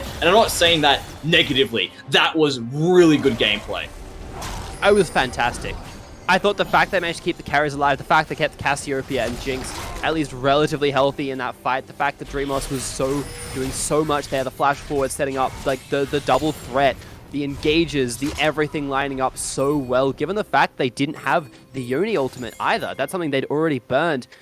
It was just, yeah, I thought it was a perfect fight. I thought they had it, but never mind. Zoily is big. Zoily runs the pits and just runs the rift as well. Here's Trundle moving in. Remember that Baron is getting low, so they're going to have to try and pull Sanguine off this, don't any chance. Tarek getting bound up, and it's actually going to take it quite low. That's going to be a bit of a redemption to try and heal back up, but Set, again, just punches a god in the face, and it works out well. Jinx pressure by the Xin Zhao is going to get knocked up, and this might be the end of the fight. Cassiopeia gets a big stun, but again, no more DPS to follow up. Xin Zhao is just too bulky. I think had the Crescent Guard active at that point, and again, you talked about the sustain. Sure, they managed to put a bit of damage onto one of the targets, but it doesn't stick, and if it doesn't stick, they just heal back up and take themselves a Baron.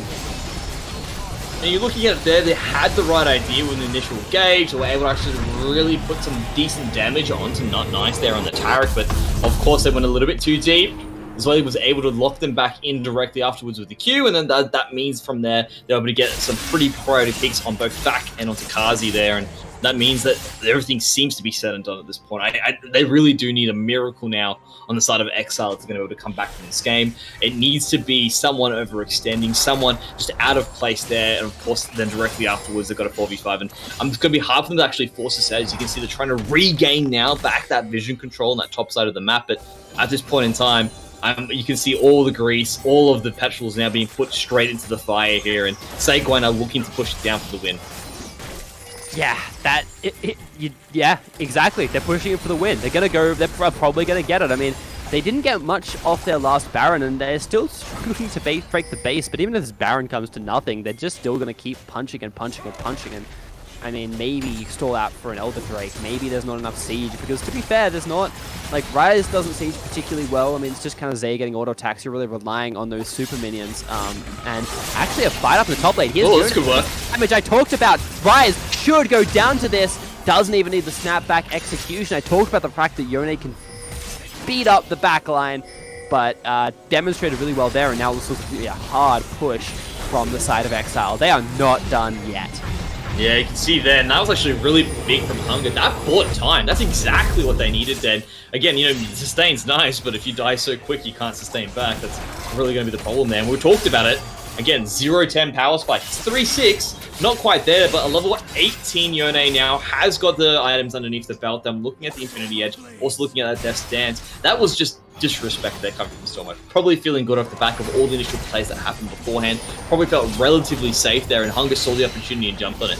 Lloyd is the one that seems to be in trouble now, and they actually might be able to lock him down.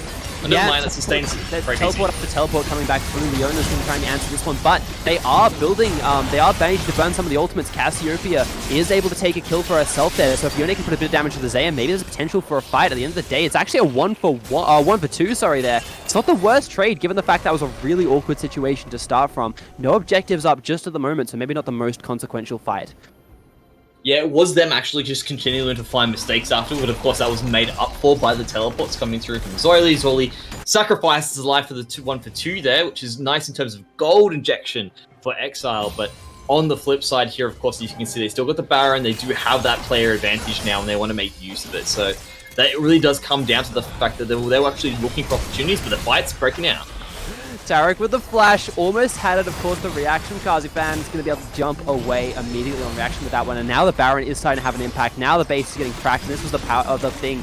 This was kind of the question I was asking a little of Sanguine. Can you manage to break that base with the last tiniest little bit of the Baron buff? They're able to do so. Now they've got priority on Elder Drake, and I mean, this game should be sold, right? This game should be absolutely done and dusted right now for the side of Sanguine. Well, Elder Drake's the question mark here. Because, look, at the end of the day, if they do manage to steal the Strike, and they haven't put enough bruise damage onto Exile, they can easily turn the fight around. They've got the firepower to make use of this Elder Drake. So, it really does come down to it now, because they've bought enough time, they didn't take too much damage, they're jumping up back. Been picked out here, Xin Zhao's going to jump straight on top, but still a tanky champion. Zay's going to just dash away with the Feather Storm. He isn't going to be able to get too much more off the pullback, but does take out Leona in that grander exchange, and all the waves in a not ideal situation, I think, for the side of Exile. I guess they have that top wave to play through, but it's not going to be in too much. As Elder Drake spawns, and you kind of talked a little bit about it. The Elder Drake could potentially be something Exile use to beat down on Sanguine, but even then, Sanguine, they still have the Dragon Soul. A bit of damage coming out, but not enough from the Yone. He's going to have to do a fair bit more than that. Tarek ultimate back online, so I can't see any way outside of a steal that Exile are able to get away from it. Jinx just putting out so much damage. So is the Casio, but here is the ultimate. You have to try and kite this out. The invulnerability from the entire team. Jinx goes down. That's going to be pretty much all of your damage. It's got to be the steal. Can you get in there? It's not going to happen. double massive objectives. It's the double dragon buff, I guess you call it. The Elder, the Ocean, team fights all around. They're going to use the Realm Warp as well just to run straight to the mid lane. There is nothing you can do to stop Sanguine now. They're just going to have the sort of victory march down into the mid lane to hammer these two Nexus turrets down. Yeah, both teams understood how crucial that Drake was going to be. That's why Sanguine took their time actually to make it happen. Hunger's just trying to buy time again for him to wear at this point, but it's just not going to be enough here. As you can see, still getting kills left, right, and center off the back. Yeah, exactly, and it's just pretty much a playground for them right at the moment. The fight is done, and now it's just time to clean it up. But what a great performance from Zoily, what a great performance from the whole squad, some of the engages from Lloyd. Just everything which was coming out of that bot lane was just so fantastic, and I mean, Sanguine, there we are, 1-1. They've kind of shown that the power of friendship can get you through, as well as maybe a couple of big scary dragons. But that was a pretty solid, fantastic game there. Yeah, I mean, when I look at everything that came across it was just these incremental wins that they were built up from Sanguine throughout the entire map. Because of their ability to do that, they were able to get a winning team fight directly afterwards, and then from that Baron, they just seemed unstoppable. They just went from basically strength to strength directly afterwards, basically making sure they could put that game into a vice grip and just slowly choke out their opponent when they actually had that advantage. So really well played there by Sanguine. Exile definitely had the muster to get in there and get it and win if they just stuck to it, maybe made a few less mistakes across the board. But when it was all said and done, once again, the better players, or the better team in this case, is going to be Sanguine. Yeah, and they put in a great amount of work, did Exile. They had some great moments. That team fighting was phenomenal. I certainly say great too many times in a row, but it really fundamentally is the word I want to say is exactly describing their playstyle. But yeah, the team fights were clean. Maybe that's something they can look through to play through in the future. But yeah, fantastic effort. At the end of the day, Sanguine looked too good.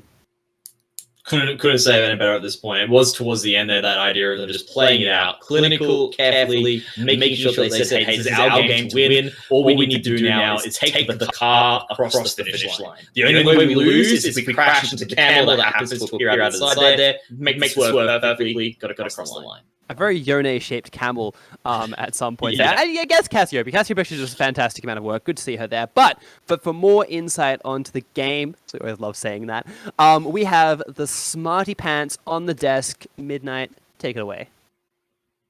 Thank you very much, guys, for what was a very exciting game here. Of course, I'm Midnight, joined still by QWERTY and Weapon. Now, I think let's just dive straight into it, guys. That game, Sanguine, they came out swinging, right? A lot of us coming into this were not feeling that confident. New team, new tournament. How we, sort of testing the waters, see how they're going to go, and they blew it out of the water today's match. It was a little bit slow, but made it look good. But, yeah, I think Sanguine. Sorry to cut you off there, Weapon, but I think Sanguine, being a new team, they do have the slight advantage of the element of surprise. So that is one of the advantage of every single new team that comes to every circuit. So Exile obviously would not have enough information at this point to comprehensively analyze this team and to play around it. And they did get caught off guard by that. Now, in terms of the actual team fights themselves, if we look at the team comps, like Exile, I want to say they do have a pretty solid draft, aside from a little bit of hiccup, which I won't go too much into. But overall, their team comps were pretty good. They had a clear win condition. They had the Jinx, they had the Cassio, excellent scaling late game champions, and with those two plus the Yone as well, you can see that they kind of want to have. Not only are they taking the Yone away from the other team, but it also makes sense that the Yone can hold the mid game while the Jinx and the Cassio scales later on. And with those two champions, naturally, you do want to fight front to back. That's when they're strongest. They're buttloads of damage. Cassio with the Rylai's and the Miasma, superior kiting there. But when it came down to when the fights actually happened, we saw multiple beautiful flanks by Sanguine. So we have the Zinzao coming in from the side there in that mid lane bush near the Dragon Pit. We have Rise, Realm Warping, and also just running up for the flank around the the bush between the red buff and the blue buff and the mid lane, just coming in with that Everfrost and room prisoning that Jinx instantly out of the picture, easy Baron buff. So Sanguine, of course, they had the element of surprise. Exile, more established team, but still did not have the information. Sanguine played around Exile's win condition very well. And I want to talk about on the other side, Weapon, now that you've actually unmuted yourself, I do want to sort of look at you here, because we had a little chat to Hedgie during the match itself. And specifically, the big one you looked at was the Yone. Now, unfortunately, we'll have to come back to that in a little bit, but I will put a pin in that because obviously it is a good point of conversation. But before we do have a look at a bit closer of the draft itself, there is an interview ready to go there. So we're handing the reins right over to Quirky to take a look at what comes as a result of game number 2. Thank you, Midnight. And guys, I'm joined here by the manager of Sanguine. It is, of course, Ash. Sandre, I should say. Ash, how are you going? Hey, Quirky. Yeah, no, not too bad, thanks.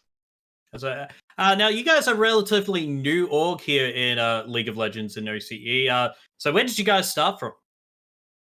Well, we were supposed to start back in 2019, but there was a couple of setbacks along the way. So this is technically the first proper League of Legends tournament for Sanguine. That's cool. So how do you feel like the guys went overall? Well, I mean, compared to last week, we had a bit of a setback, but we shook it off. Just one loss. We'll get them in the finals when we face them again. But didn't tilt, played it out. We knew what we wanted to do in draft. So we got to do what we wanted to play. Ban phase went pretty well. I don't know what more to say. Now of course, you were talking about the loss that week. You guys bouncing back from that. Do you have any more? Is there any teams that you're really looking forward to versing in the future? In terms of that, other than versing Nebula again and proving that we can get the win out on them, not too many teams. Weekend Warriors just for the memes. We've bumped into them a bunch in Flex and solo queue, so just having the ability to dumpster them on pro games. Okay, so I see a bit of a rivalry going on there. Depends which team Midnight decides to curse there. So other than that, so as a team, you're talking about that flex queue, and we were talking a little bit before in the green room. So we're talking about the Tarek, talking about how you actually found that through flex queue. Yeah, well, it's we like playing the bot lanes where we can just send Not Nice just to Ooga Booga send it into the enemy team, and he's like, why not do it on Tarek? Because that way he can send it in and also heal people, so it's the best of both worlds. That's great. But other than, I don't think I have any more questions for you at the moment. But thank you for joining me, Ash, and I really hope we get to see more Sanguine wins in the future. I mean, that's the plan. All right, thank you for joining me, Ash, and we'll throw it back to the desk for with Midnight and the boys to take us through to Game 3.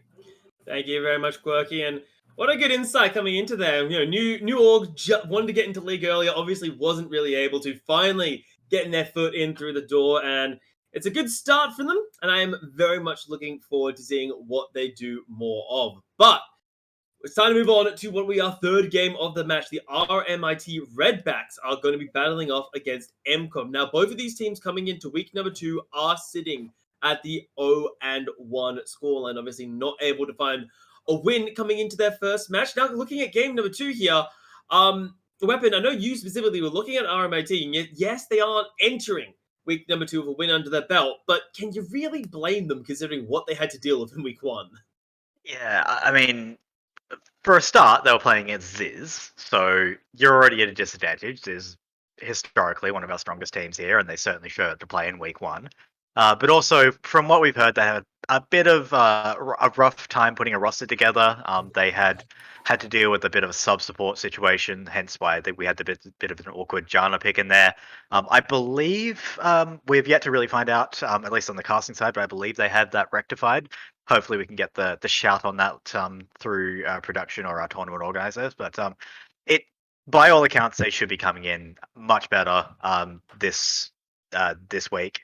Should be looking a lot cleaner. So looking to see, I think, the true form of this team, because I think last week just wasn't it. They didn't quite deliver on what we were expecting. So hopefully looking to kind of polish it up and show us what they're really made of this week. Yeah, Redbacks, of course, finishing top 4, and also back in the Interversity League, and also new to this SIC as well. But at the same time, speaking of new, I have gotten information that MCOM, they do have a bit of a new roster going on, and that's always like a delay that you have to put an extra step into your team coming up into these, having to dedicate the time to gel these players together. Now the question is, how hard at work have they been at this? That's the real question, and that's what I'm curious about. But I do think the Redbacks have this game. New rosters is just a bloody mess to deal with. I hope MCOM has what it takes to build this roster up and become strong throughout the series. But for this first game, this early on in the series, I do think the Redbacks do have an edge tonight. Well, there is also, I have done a little bit of poking around. It does look like the RMIT Redbacks are running the exact same roster that they ran in the previous week, obviously, where we did get to see the, I think it's fair to say, the bit more unconventional drafting. If memory serves me right, they were the only team to run basically an enchanter support out of the Janna here. Now, we do know that is on the basis that their support player is actually just a marksman player who's off-rolling into the support role, and the enchanters are just the easy go-to thing for them, right? But especially in the current meta where these engaged supports are more prevalent here, will this defensive style work out for them? Well, we'll have to find out, as hopefully we will be getting into game number 3 very shortly, as we just need to wait for our casters to hop in and be ready to go. So before we do that, of course, take a look at the predictions coming in there. A lot of us aren't feeling too happy after how game number 2 went, with Exile falling, which the graphic doesn't look great for a lot of us there. But game number 3 is, it's probably the most varied, unless you want to look at game 5 there from RMIT and MCOM. A good divide. Now, Weapon, you've poked it at MCOM to take this particular match, and I've got a little bit of time. I do ask, what's the gut feeling for this team today? I mean, I think this is a roster with some firepower. Like, they've got Belly in the mid lane, incredibly high ranked player, I think in the top 20 on the server in OCE. So, like, we know they're a good player. We know they know what they're doing in that mid lane. You've got the rest of the team. Like, there's a reason why this roster was put forward by MCOM, an organization that we've talked about before, has a lot of players, so they know what they're doing. And I think, like QWERTY kind of said, like, we're really just looking for this team to pull it together. Strong players who just need to find their cohesion. And I expect that at some point, maybe this is the week, we are going to see it, and this team's going to start looking like a threat. Yeah, well, normally, QWERTY, I would have come to you to ask this, but it does look like we are ready to go and dive into our third game of the night. And we've got a new set of casters coming in for this one as well. It will be Hedgie and Formal diving forward. So, guys, take this one away and kick off game number 3 of week 2 here at SIC. Yeah, thank you very much, Midnight. And welcome all to the Temple of 2 of the 7 dwarfs, I suppose. I'm assuming you're short like I am, Hedgie. We're each short in stature, people. I can be sleepy, you can be grumpy, and our temple of loyal followers will take us into what I am dubbing the uni game, because it is RMIT taking on MCOM. All of these young, bright-eyed, bushy-tailed students about to go at it on Summoner's Rift. It's going to be a pleasant experience. Okay, before we get started, I am 6'3", alright? That is unacceptable. I will not take that, alright? Wait, are you actually? Yes. Oh, so, okay, so the notes I had said you were 3'6". I think someone must have gotten that the wrong way around. Yeah, apologies then, apologies then. Okay. Right, well, looks like we're in pick and ban though. Zyzz and Rek'Sai taken away. Okay, Rek'Sai is an interesting one. That is probably a pick target at the solo queue variety. But Hecarim is an expected ban, as we actually did here on Exile against MCOM last week, because he is a Hecarim one trick essentially as well. But Zyzz not a surprising ban as well. Just a very, very strong champion in the meta right now, and yeah, not surprised to see that off the board. No, not surprised at all to see. So a lot of sort of these more conventional picks being taken away, and some of the newer ones as well. Rek'Sai being banned out already from that MCOM sign, looking to take it away from RMIT. Curious to see where we go from here. Camille going to be focused. Now, Landon is predicted to kind of be that big carry player for the RMIT side. He's been playing in intervarsity events as well as been high up in that solo queue ladder for a good long while. So the expectation has always been RMIT being more of that top focused team, which is why when we see that Camille ban, I kind of had the feeling that Landon could be looking perhaps at something of more of a split push variety right now, yet it's been a bit of that tank top lane focus coming from the side of MCOM. I'm very curious which direction now RMIT is going to go. Yeah, well, Viego's up. They're probably going to trade that for Zin potentially, with that being up as well. But they're happy to give that over yet again as well. And MCOM have given the Viego pick over twice in a row, so we'll see how that goes this week. Obviously, didn't go amazing last week, but obviously happy to handshake that. They're going into this draft knowing they're giving that one up. Are actually hovering the Olaf in response to that. But yeah, I mean, taking away Camille as well, it is quite strong, and it just allows you maybe to get a potential better lane matchup, but you have to have 2 tanks banned against it as well. So hovering the Callista, so with Olaf and Callista, definitely looking to get that early priority, try to get their opponent behind in the early game, try to get those early objectives and dragons, if that does go through. But now the Karma being hovered, which completely changes everything I'm talking about, and that will be locked in. So Karma is very strong alongside the Olaf with the shields. Olaf has a lot of inbuilt healing already, so when you put the Karma with it, it is quite strong, as well as that Karma is a potential 3-way flex in the top bot, and you can even go ADC, so technically a 4-way flex. So it is early to pick. It is good if you're going to pick it early in the draft, because you can actually flex it around and show different varieties. But it has been nerfed a bit into the ground in some aspects. So interesting to see where that actually goes in Ezreal now in response to good long range champion. Yeah, it is a good lock-in for sure, that Ezra. I want to go back to the Karma, though, because I'm not done with this champ. This could be my interpretation of the way how the meta has been going, but I almost feel as if the Karma has been the sort of B-tier Enchantress support that people have been sort of hovering around, with Lulu being the main one, as each of these champions do different things. And I'm kind of going to ask you just straight up, why would you look to take the Karma in this situation instead of something like the Lulu? I mean, it could be something comfort-wise. I think with Lulu, I guess she is kind of flexible top, mid, and support, but she's not really flexible ADC, so Karma does add just a bit more flexibility. Karma also is a bit different to Lulu and what he actually wants to do. If you're looking at Lulu, she kind of wants to be more of that single target in the bot lane, like you can put it along a Cogmore or something. With Karma, it's you can shield the entire team, so you want to group together, and that's really good with Olaf. Now, Zoe kind of changed that a bit.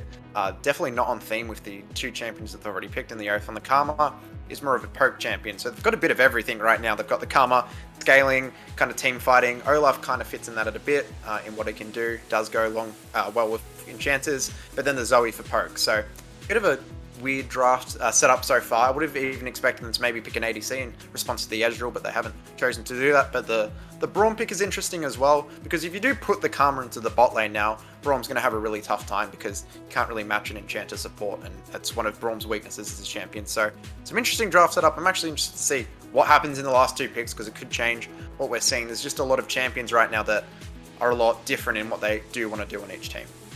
Yeah, I don't want to say and be all generic like, oh, this is looking solo queue-esque, but it is really hard to sort of predict where this draft is going to go when everyone has their own sort of mindset coming into this game. And I'm a little bit surprised we're this scattered at this stage, especially coming from some of the university teams. I want to take a step back and sort of highlight perhaps some of the differences we expect to see out of university versus org versus, come together friendship teams right now. The university teams, from my experience, from what I've seen, frequently they can have a infrastructure behind them in terms of coaching. They have practice sessions, and I'm basing this a lot of my time spent with UQ and QUT, but sometimes there's a bit happening behind the scenes. So when you see sort of scattered picks like this to start things off, I can't help but think there is a grand plan hidden behind the madness, and that's what I'm looking for to see. Now, I was hoping with my sleep-deprived Vayne, I could go big 5-head, 6-head, 7-head, go transcendent, jump into that 4th dimension and put it all together, but instead I see Vayne do big damage, hit hard, and that's what's going to be locked in next. I really don't mind that here. I think that's actually a pretty good pick. The Vayne does change the game a lot as well. And yeah, I mean, you're looking at the university team here in RMIT. I think the Ezreal, Braum, Viego kind of does make sense because they are going to play to the weak side bot lane, and then as you're talking about, landed a very strong player for the team. They're probably going to give him a carry or some sort of strong champion in the top side. Have the Talia now to roam to that lane and try to get him in the head. They have a lot of poke, yeah, and they're going to lock in the Jace potentially here. So that is a very strong side pick. Very good 1-2 punch with the Viego, and then you've got the Ezreal Braum, which you can really never attack. But then they've countered that with the Vayne Karma, which is very, very strong into that. And you can talk about that a bit later. Just want to mention the set ban. Learning from Team Exile just the game before, as Hedgie may have possibly entered the draft with that, so they have taken that one away. Good job there. And the Trundle locked in last. Now that could be going up to the top lane, potentially with that Olaf, or there might be the Olaf in the top lane. We have to see what they actually select, but pretty much either Trundle or Olaf I think is quite bad into Jace, to be honest. Jace, obviously, a ranged champion, and is one of the best champions at just beating down melee top laners in the early game. Now, Trundle is an interesting one because he is very, very strong at split pushing. He's very, very good at bursting opponents as well. So if Olaf does come in for a gank, if they do get the Trundle an early lead, it's just going to be over top lane. But the opposite is also true. If Viego and Jace are able to collapse on the Trundle early, it's going to be really over. So that top lane is an important place of power to look, where both bot lanes on the opposite side kind of just looking to scale, looking to sit, looking to wait to get to that mid-game spike, because obviously Vayne and Ezreal aren't excellent champions in the early game. So very interesting setup where both teams have actually looked to get the plays towards the top side with the champions they have selected. It'll be interesting to see, too, if they can keep that momentum going through that top side and then carry it elsewhere as well. I mean, I know you're saying this matchup might be bad for the Trundle, and it could be a bit difficult, especially if Landed, being kind of one of more of these premier top laners, is able to play that lane out as we would expect. I'm still getting flashbacks, Hedgie. I still remember last week and what a top lane Trundle can do if left alone for too long. It was interesting. I'm sure Cloud Dynasty kind of remembers that as well. And that's why I'm always going to be a little bit hesitant of this pick. Granted, where I'm looking at these team compositions, there's one champion that is sticking out to me a bit more than even the Trundle or the Olaf or realistically anyone on that MCOM side. That's right, we're going back over to RMIT and in the jungle specifically because I'm seeing Viego, and I'm wondering how this one got through, especially if you're trading it with an Olaf right now, if that seems to be what the idea was, because I don't think we've seen a game yet on the circuit where Viego has gone through and had a major impact in every single sort of exchange trade or team fight. Yeah, and it just makes me question the Olaf, and again, as MCOM have been a team who's really just gone for comfort with their jungler. Their jungler is arguably their best player, is Challenger, is a very strong player. They picked Kha'Zix against Exile last week, so a very kind of comforty pick to pick in a comp setting. So they're going to these kind of weird picks, in my opinion, definitely, as I was saying, in a comp setting as well. So, I mean, Olaf can be played, in that competitive environment in pro play, but is a bit awkward here, just with the draft they have and that sort of stuff. So, and giving up their Viego and trade for that, as you're saying, isn't really a good spot for me. So maybe that's something to look for.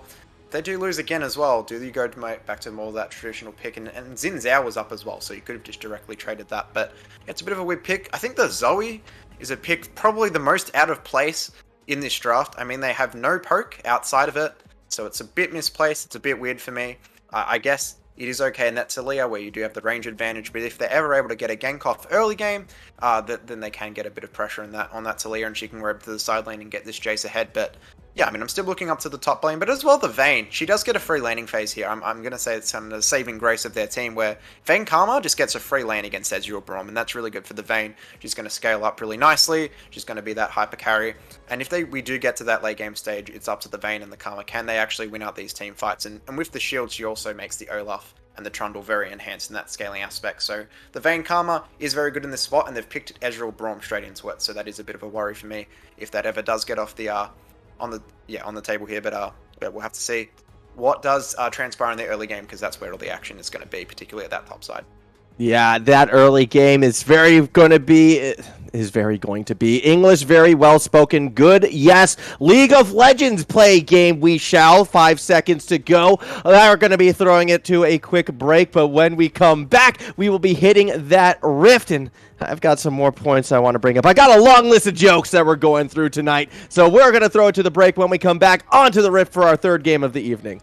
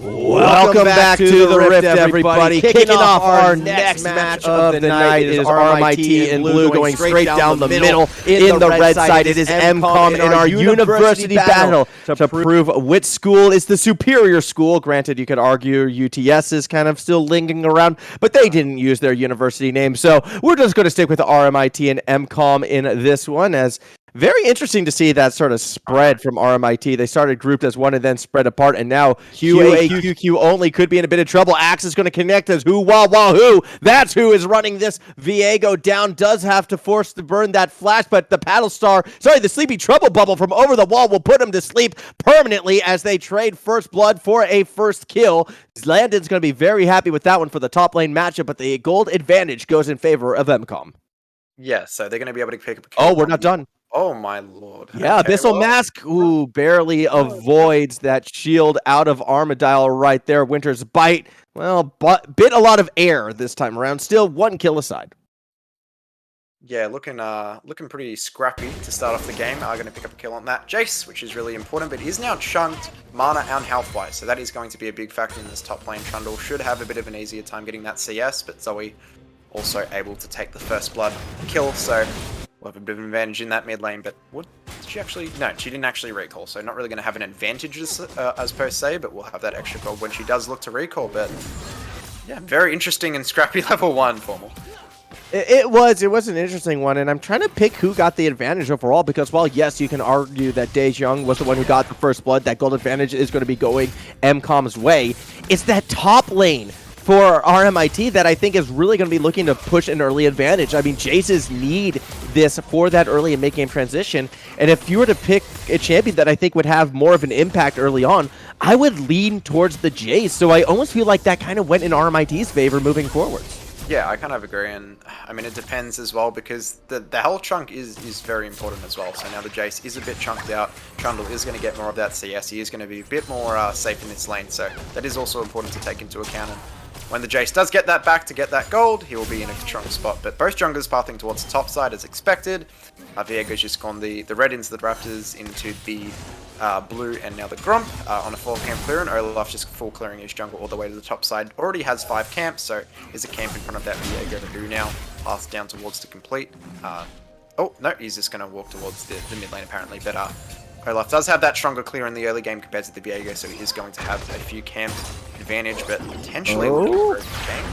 Yeah, it's going to be able to get behind. That said, Skax may have already been chunked out of this one. Might not matter as QAQQ already gets the flash. No flash available as it was used previously, so won't be able to follow it up. Meanwhile, Landed getting jumped upon by Hua, who won't be able to do too much there. Landed safely gets behind the tower as a lot of jungle pressure, but not a lot of kills. In fact, not even many summoners burned. Only the flash from Hua and Da Zheng, and that adds further advantages to RMIT. Speaking of which, RMIT still on the hunt as they get the flash from Abyssal Mask as well. Silver Cross, the one remaining member with flash available outside of Wahoo. Either way, that exhaust might force it out of this vein. Stun from the Winter's Bite, and the auto from Vixar will secure another kill.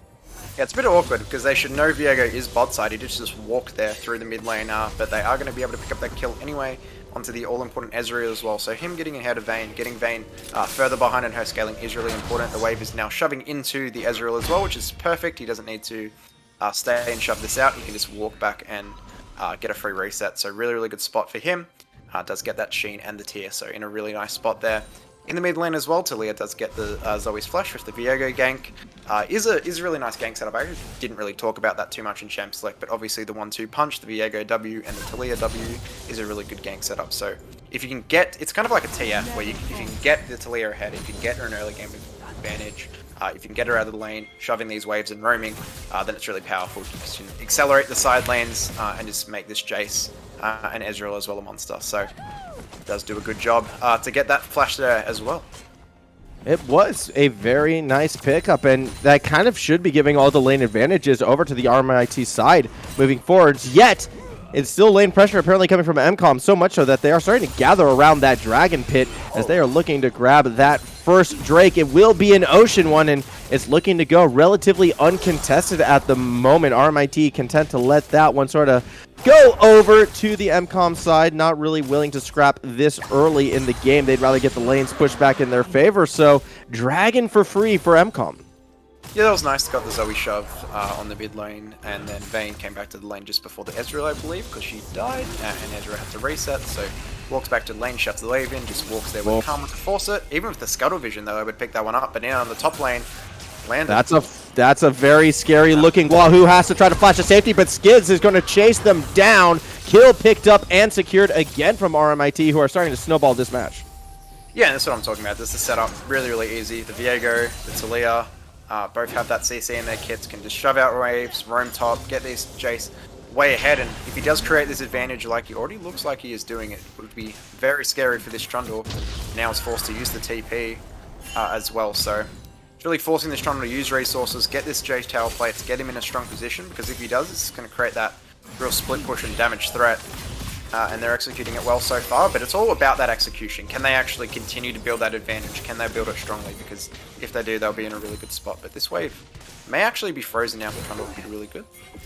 Yeah, it looks also to be frozen down bot as well for MCOM, who do have some lanes going their way to an extent right now. If we took a look at sort of the gold differentials, a small lead for Da Zhuang, which is probably why they're getting jumped on right now. That said, none of the engage able to connect, so this Zoe will just walk kind of safely back into lane. Swing and a miss from RMIT. That's A-okay, as I kind of want to take a closer look at Zoe right now, and this is going to be a little bit off topic, so we're going to go on a journey right here. And this is a little bit of a homework assignment as well for everyone, because this brilliant idea came to my mind as Winter's Bite. Okay, it's not going to be followed up.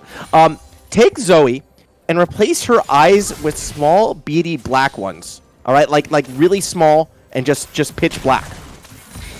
And all of a sudden, Zoe becomes a Ditto. Oh yeah. Look at that smile. It's the exact same as a Ditto smile. Zoe is a Pokemon. All right, I don't want to hear any of this goddess stuff anymore. I am convinced. I'm not really a Pokemon fan. I'm more of a Yu-Gi-Oh guy, dude. You should have banned Set. Anyways, we see Vixar now looking to press forward. It's not going to be able to get that poke through. And yeah, just a lot of sort of feeling out right now. The zoning in this bot lane has really grabbed the attention of our auto cam, despite not much happening until Wu Hua makes their way down. Going to throw that axe, and that's going to get not one but two flashes, but it does not matter because here comes the pain train. Choo choo. Wu Hua going straight to the station underneath the tower. Helps there to the Silver Cross get the double kill. Survived the tower shot. That had to be on a sliver of health. Apparently, when I jumped back, he was still over 100, so actually was a bit safer than we thought. Either way, a great dive from the MCOM side. That was really risky to dive, but they do manage to pull it off. And on the Ezreal Braum as well, which is a really safe lane, so find the timing on the gank. They're just walking a bit too far up with the wave position. They're able to find that and a solo kill in the mid lane for this Zoe, who's now 2-0. I mean, I didn't think the pick was amazing itself, but they are going to be able to pick up an advantage in that mid lane. 20 CS up as well, and I mean, they did pick it last week as well. Clearly a comfort pick coming in with it, and yeah, really showing up on it again with 20 CS, 25 CS. Going to be able to shove in this whole mid lane, get a plate, 2 kills up. In a very strong position in this mid lane. Yeah, this is looking better and better for the Zoe pickup right now as Landon again looking to be jumped upon. I mean, the name of the game is Shelly right now. That Rift Herald is going to be the focus, has been started up, and again, it doesn't look like RMIT is in any position to contest for this, and this is what's having me be a bit worried for this blue side right now, because they were getting early lane pressure, they were getting these early lane kills, but they haven't been translating it into anything. If anything, they've been slowly bleeding out these gold advantages against the MCOM side, both in lane and in the objective game. So early kills were great and all, they didn't do anything with it, and now it feels like MCOM is the team with the earnest in this match. However, a dive down bot could change that. It has been set up, but it doesn't look like Scats wants to pull the trigger. Yeah, and I'm going to be honest, like, it's really hard to die as the Ezreal Braum lane, so for them to both die is really bad. 2 kills on the Vayne. I was talking about Ezreal getting accelerated, well now Vayne's accelerated.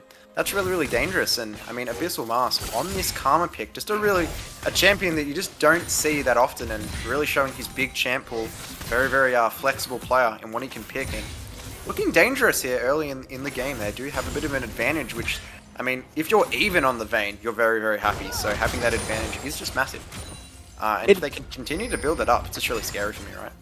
That is true, and being even on the Vayne is nice, but there will be moments when going even will still be an advantage over to this Ezreal, as soon as that Sheen item gets completed, that's realistically when we're going to be looking at that power spike from RMIT, and when they're going to be more likely to contest some of these Dragon plays. The player who I think I was looking to see more of an impact from is actually that Viego, who's sort of sitting behind the wall right now, trying to find a way in. We've seen Zax be able to get some roams on the Talia, but they weren't always synergized with the Viego, and that jungle mid synergy I still think is one of the most important aspects of early and mid game in League of Legends. And on that regards, RMIT has felt a step behind. Granted, against an Olaf, that could always be the case. This time they are together, but they're under siege together as well, as Shelly was dropped. Tower plating, continue to throw into the Zoe as that gold lead gets higher and higher. And even up top, the trades not necessarily going RMIT's way.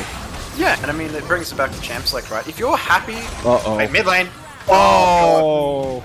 The Sleepy Trouble bubble puts that... Oh, I wanted to say puts Zax to sleep permanently, but only for 20 seconds. Still, a nice pick right there from Da Zhuang, who is pulling further and further ahead on this Zoe pick, as they're not done. They're looking at that mid tower, and we're not even 12 minutes into this game yet. If that tower does fall in the next wave or two, it's going to open the map up for Zoe roams, and that's when this champion really starts to excel. Yeah, and I mean, obviously didn't have a great performance last week on this Zoe, but he's showing why he's getting this pick, and they're just putting so much prior on it. It is just dominating right now, and Diego running away a bit. I mean... Oh, there's no way. Flash out. Sleepy Trouble Bubble still made contact. I wonder if that Pal Star is going to come through. It doesn't look like it made contact looking at the health. Meanwhile, down below, that is a very premature ultimate out of Armadile. I think used preemptively and defensively just to prevent the dive. That said, it still could be coming as under tower we go. The poke from Abyssal Mask continuing to whittle away at Vixar's health. And even though we might see a play right here, there's no mana on that Ezreal. They've got to make the Viego stick only go straight on to Silver Cross and does pick up a kill. The shutdown does go to Vixar. So though, not the end of the world for this RMIT side. They get one back, but at what cost? Because now Landon is under siege, decides to go in, flashes to escape, and will be able to walk safely away. The Weaver's Wall will help keep Jace alive for now. Yeah, and you're in trouble when the Jace is being pushed off his turret and the Talia is using her wall defensively to stop the Jace from dying. That's a really, really worrying sign for them in this early game. And I mean, this Jace pick's supposed to dominate, supposed to create that split push threat, but it's down in CS, not really achieving much. And suddenly they just look in this really, really horrible position. And it all starts with the mid lane with this 3-0 Zoe doing very well, and then as well, Hua doing really well in the solo to control the early game. And I mean, it comes back to draft. If you're happy to give up that Viego, if you're happy to let it through, if you know you can beat it on your Olaf, you can know you beat it on your comfort pick, then by all means do it. And they're showing that they can deal with it right now. It's just too much of a strong early game from them. They're shutting the Viego down. The Viego's not really having any impact on the game, and just roaming around this map already, as you said, got the mid-tier 1 as well. A huge advantage for them. They're letting the Vayne scale through the game. This Zoe's going to be so deadly against a team that doesn't really have a tank outside the Braum. And yeah, real danger signs early for RMIT, who could look for an early 2 losses in their schedule. Yeah, I mean, a second loss here would be quite painful for the RMIT side. They're going to be looking to find ways to fight back into this one right now, though game not technically over yet. We still need to play it out, but the advantages are all falling MCOM's way. That said, Armadile walking straight into Abyssal Mask. This is going to prompt another fight as Armadile and Vixar are on the run, but look at that Battlestar damage into the tank! And with the Sleepy Trouble Bubble, there is no way Armadile escapes. Give another one over to Dea Shuang, who continues to pull further and further away. A 4th kill of the game for the mid laner. And I said Braum was a tank. I was being nice. I mean, he's a pseudo-tank. He's a support. He's not going to be that big, beefy frontline. So you've got an Ezreal, a Talia, Viego, and a Jace. There's not a tank between those champions. And this Zoe is having a field day. 4-0. Got a Ludens, got a Magic Pen Boots, got on her way to her next item as well. Just absolutely popping heads on this champion. And he's got the Olaf slows, has the Karma to shield and speed her up. And the Vayne's just sitting there scaling, so they're in a really, really good spot here and just muscling down towers and objectives.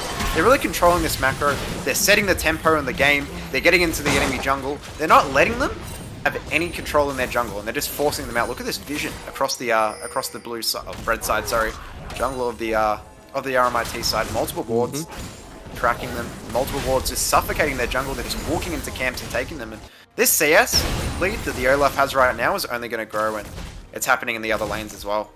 And we've been waiting to see a team have the answer to the Viego, and I think we've finally seen it. It's just sort of conquest through vision and denial, and only has just been unable to realistically have that same impact we've seen in the past. Granted, Viego still just needs one team fight to go his way, and all of a sudden could be very much back in the game. But with how elusive this MCOM team composition can be between the Karma, between the Vayne, between the Zoe, it's going to be hard to really keep everyone pinned down for an extended team fight, especially when you are playing from behind. So at this stage of the game, the earnest is on MCOM, and I have to give them further credit as well for how they've been able to accelerate the tempo of this match. They are not afraid to go in, take advantages of their lead, look for picks, look to accelerate this game, because they know the advantage is on their side. I mean, we still haven't seen Ezreal finish that Manamune yet, and until we do, they're going to have a major DPS advantage. That's realistically the last power spike they need to be cautious of. So until we hit that moment,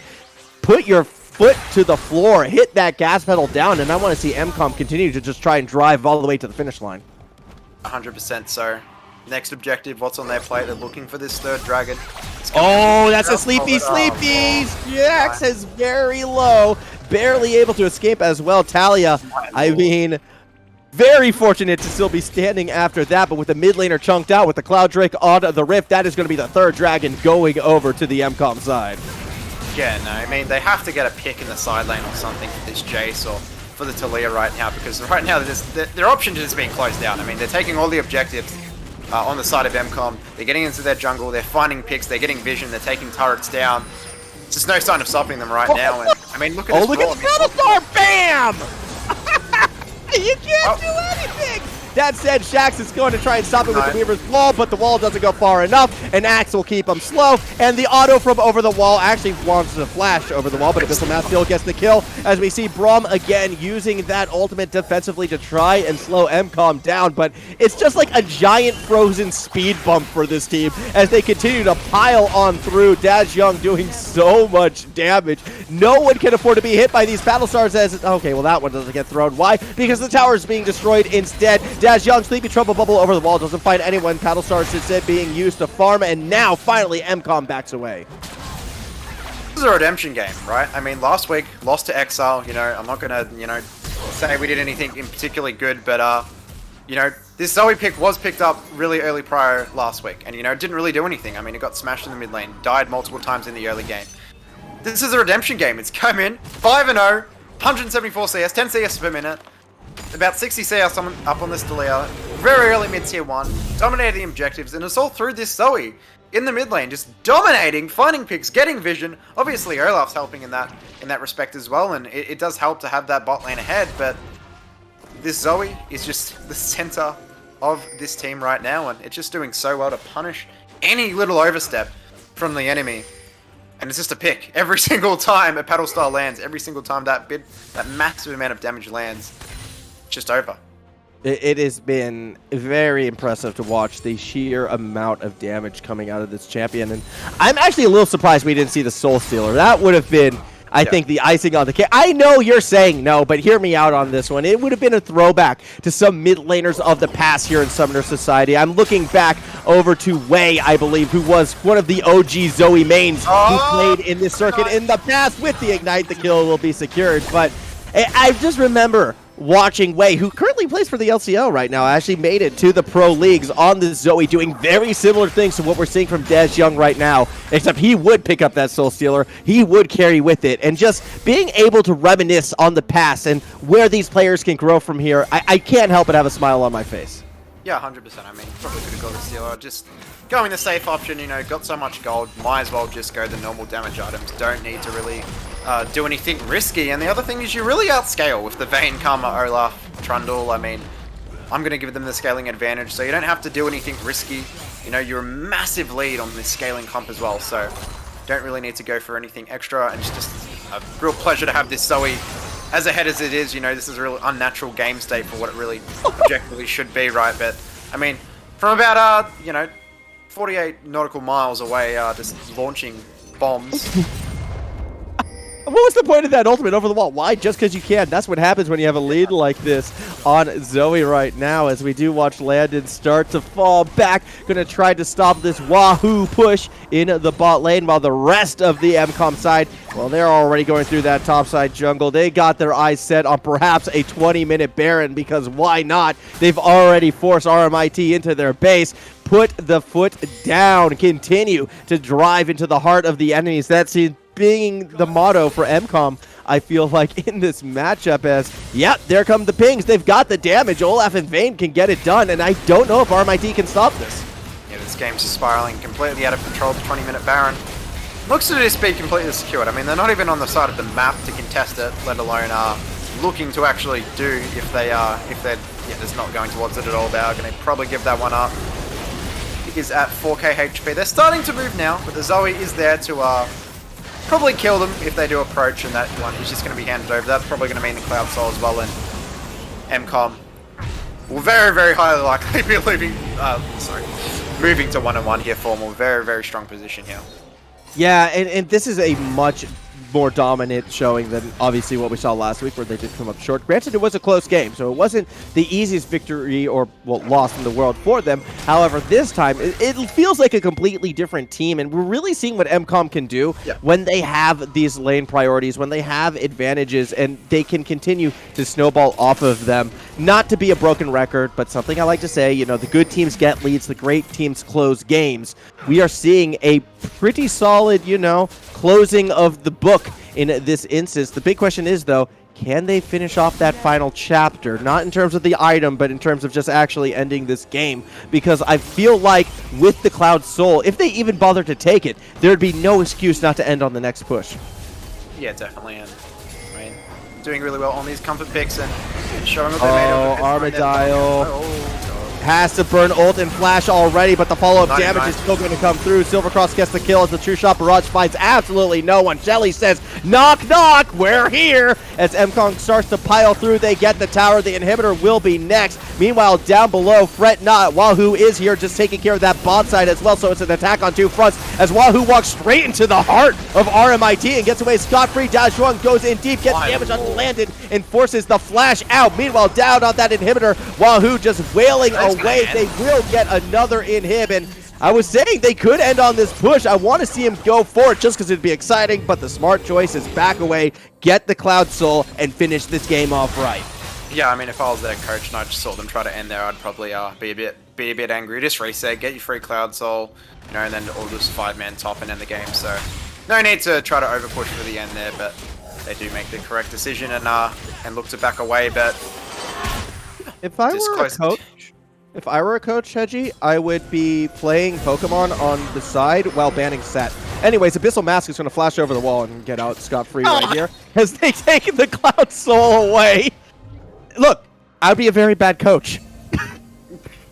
I'm just saying, I'm playing Pokemon. I'm not even trying to win. I mean, but you yeah. can set, right? So you don't I'm sorry.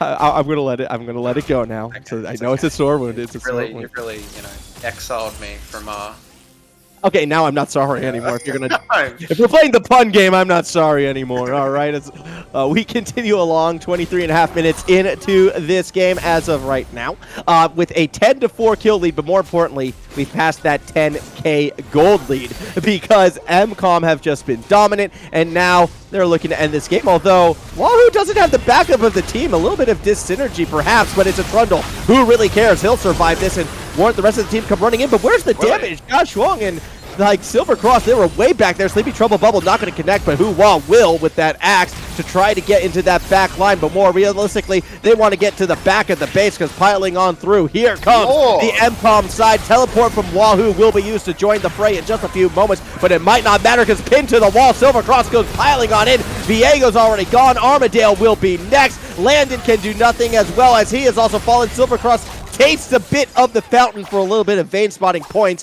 You got to get some of those in before the game does end. 4 deaths, only Vixar remains and can just stand by and watch as the Trundle goes golden and the team starts to farm these Nexus towers. The Nexus will fall and MCOM will get themselves their first win of the Sumsock season. You know what? Versing them last week, I'm honestly very impressed. They played a lot better in this game. They really closed out the early game in a really good fashion, and I thought they played really well around the Zoe. I just thought they played well around the early game. They just put the tempo onto RMIT. I mean, they got in their jungle, they got picks, they got the vision down, and it was just so easy for them to secure objectives like the dragons, like the Rift Herald, like the towers. Obviously able to knock down through very quick succession, about 18 minutes. The first three turrets, were all knocked down. So just a really good overall performance, and just getting that tempo, getting the Olaf and the Zoe ahead, and once they are ahead, it's just so easy to run over them, and really shutting this Viego pick, which we obviously kind of criticized them for, obviously being a very strong pick that we've seen multiple times. But yeah, able to just let them have it and shut them down anyway because of it. Yeah, and I'm very happy to see finally some pressure being thrown on this Viego pick. It is not infallible. It, in fact, can be beaten. As we do move on, though, we're going to talk about how exactly that Viego and the rest of the RMIT team got beaten, as we're going to be throwing it back over to our analyst desk. It is Midnight today, who is going to lead our intelligent and highbrow discussion. Thank you very much, Ronald. Don't think anyone's ever really properly referred to me as intelligent. Find that a little bit weird, but hey, we take those over here. As of course, I'm still joined by QWERTY and Weapon, who I think is a bit more on the intelligent side of things, as we take another look at MCOM and RMIT. Now, I think the first thing to talk about, and Formal did mention it briefly, Viego and MCOM. They didn't ban him in week 1. They didn't ban him in week 2. Is MCOM just not worried about Viego being one of the strongest tier junglers right now, Weapon?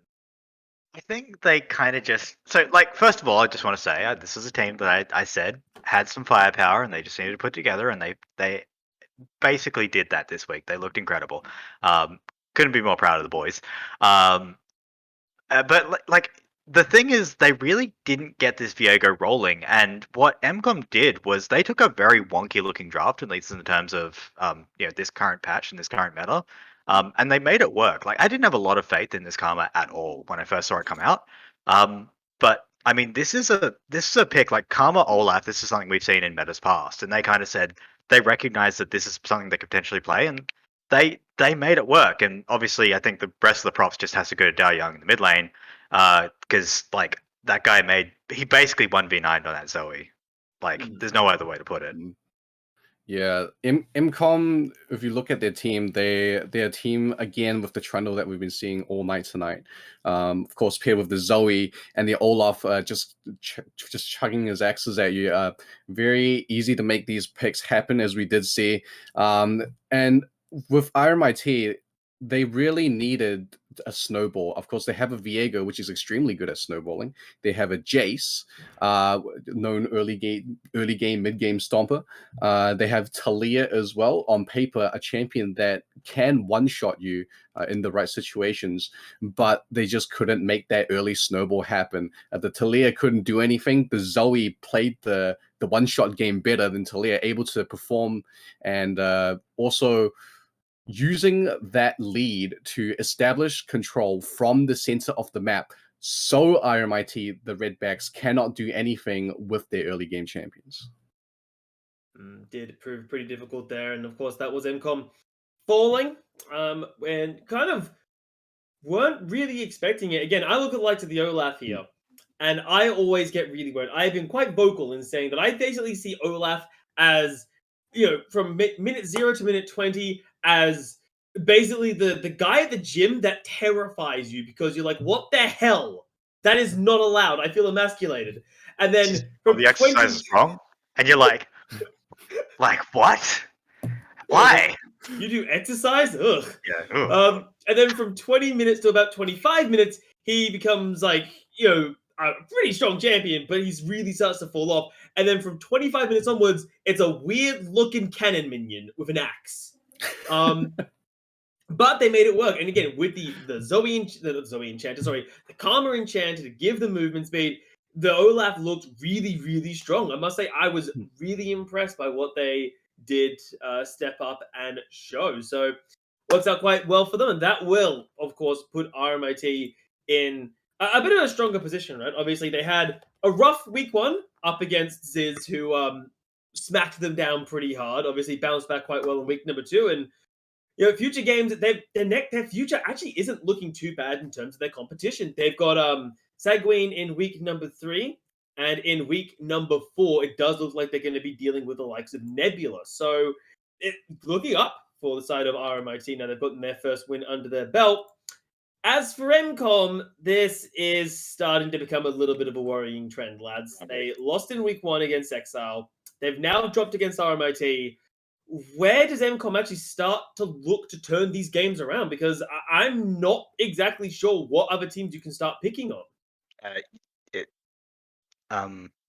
was MCOM that won this one, buddy. Yeah, you're good. I'm having a Sorry, day. I tried to bail you out early, but look, it's okay. Honestly, the points still stand.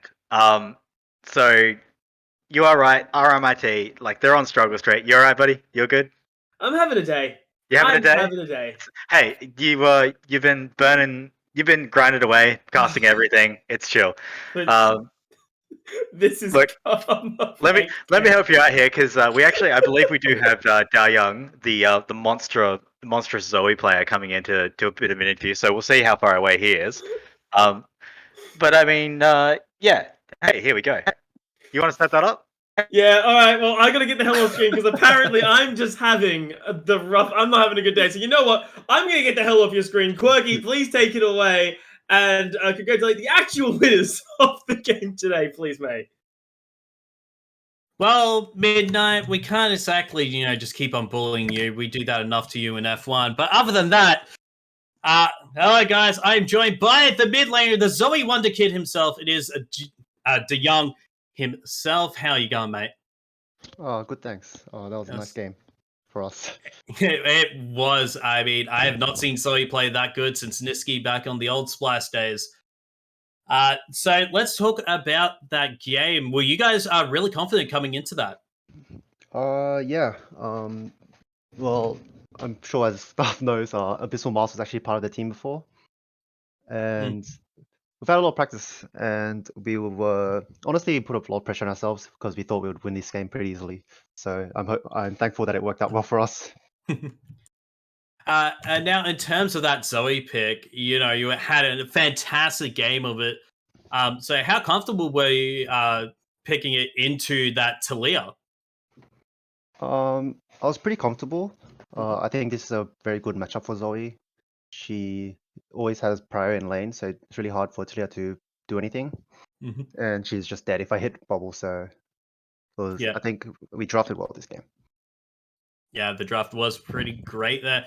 Now, I know Formal would want to ask this question, as he did ask you in the green room. So why did you buy Soul Drinker? Get some stacks on that. So my early bases, I actually never ended up buying a Dark Seal because I always had like perfect back into Lost Chapter, into Ludens, into Boots. So I never had the chance to buy the Dark Seal. And then by the time I got it, the game slowed down quite a bit, so I never got the stacks. That's all right. But after that, are there any teams that you guys are looking forward to playing in the future? I think we're looking forward to versing Desire. Oh. And I forgot the team name, but the team that Blue's on. Zyzz. Yeah, Zyzz. Yeah, I think we're looking forward to versing them. Yeah.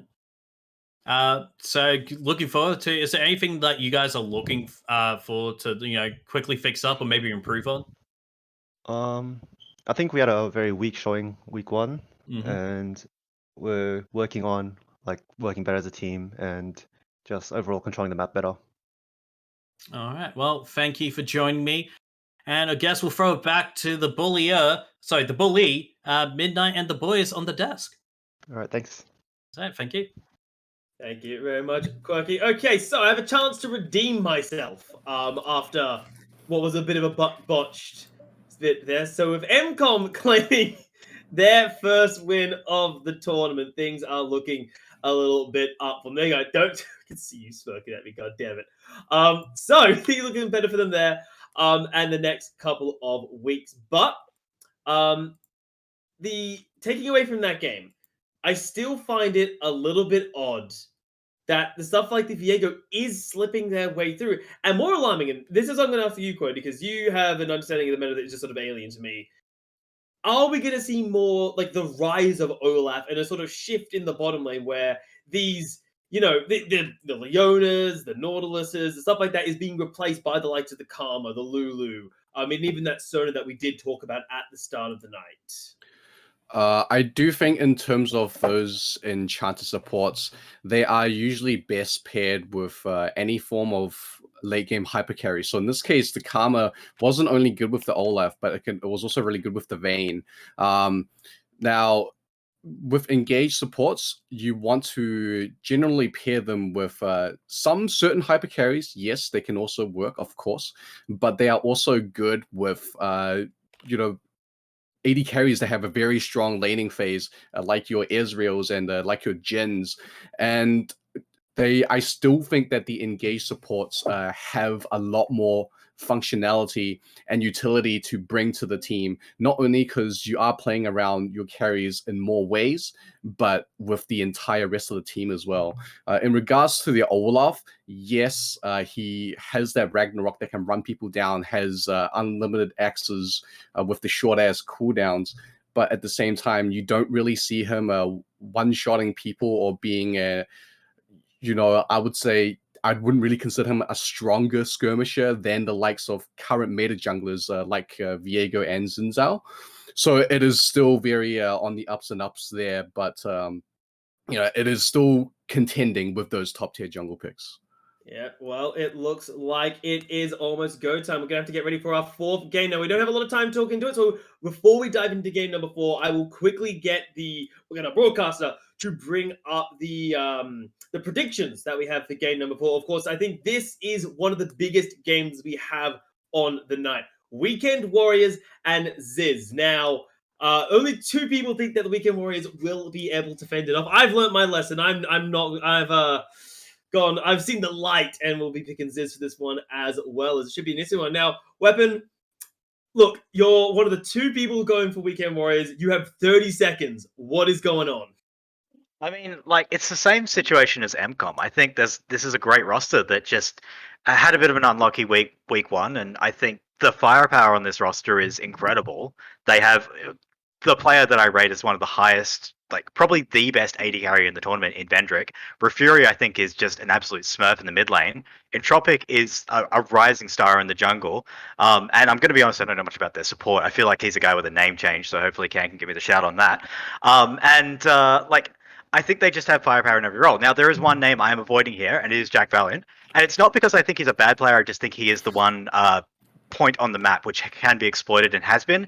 And I think if Zyzz can play around blue, which they often do like to do, and they kind of they beat the poor kid's face in, then maybe that's how they get in this game. But if Jack Valiant can show us some good stuff and actually survive against the blue onslaught, maybe they do play around him, cover that potential weak point, then like the kid could pop off. So looking forward to seeing it. Well, with no further ado, hearing that, Weapon, you are no longer a friend of Jack Valiant's, courtesy of that comment in Twitch chat. We will be handing it right over to the casters for our 4th game of the night. So, guys, take it away. Let's see how match number 4 goes down.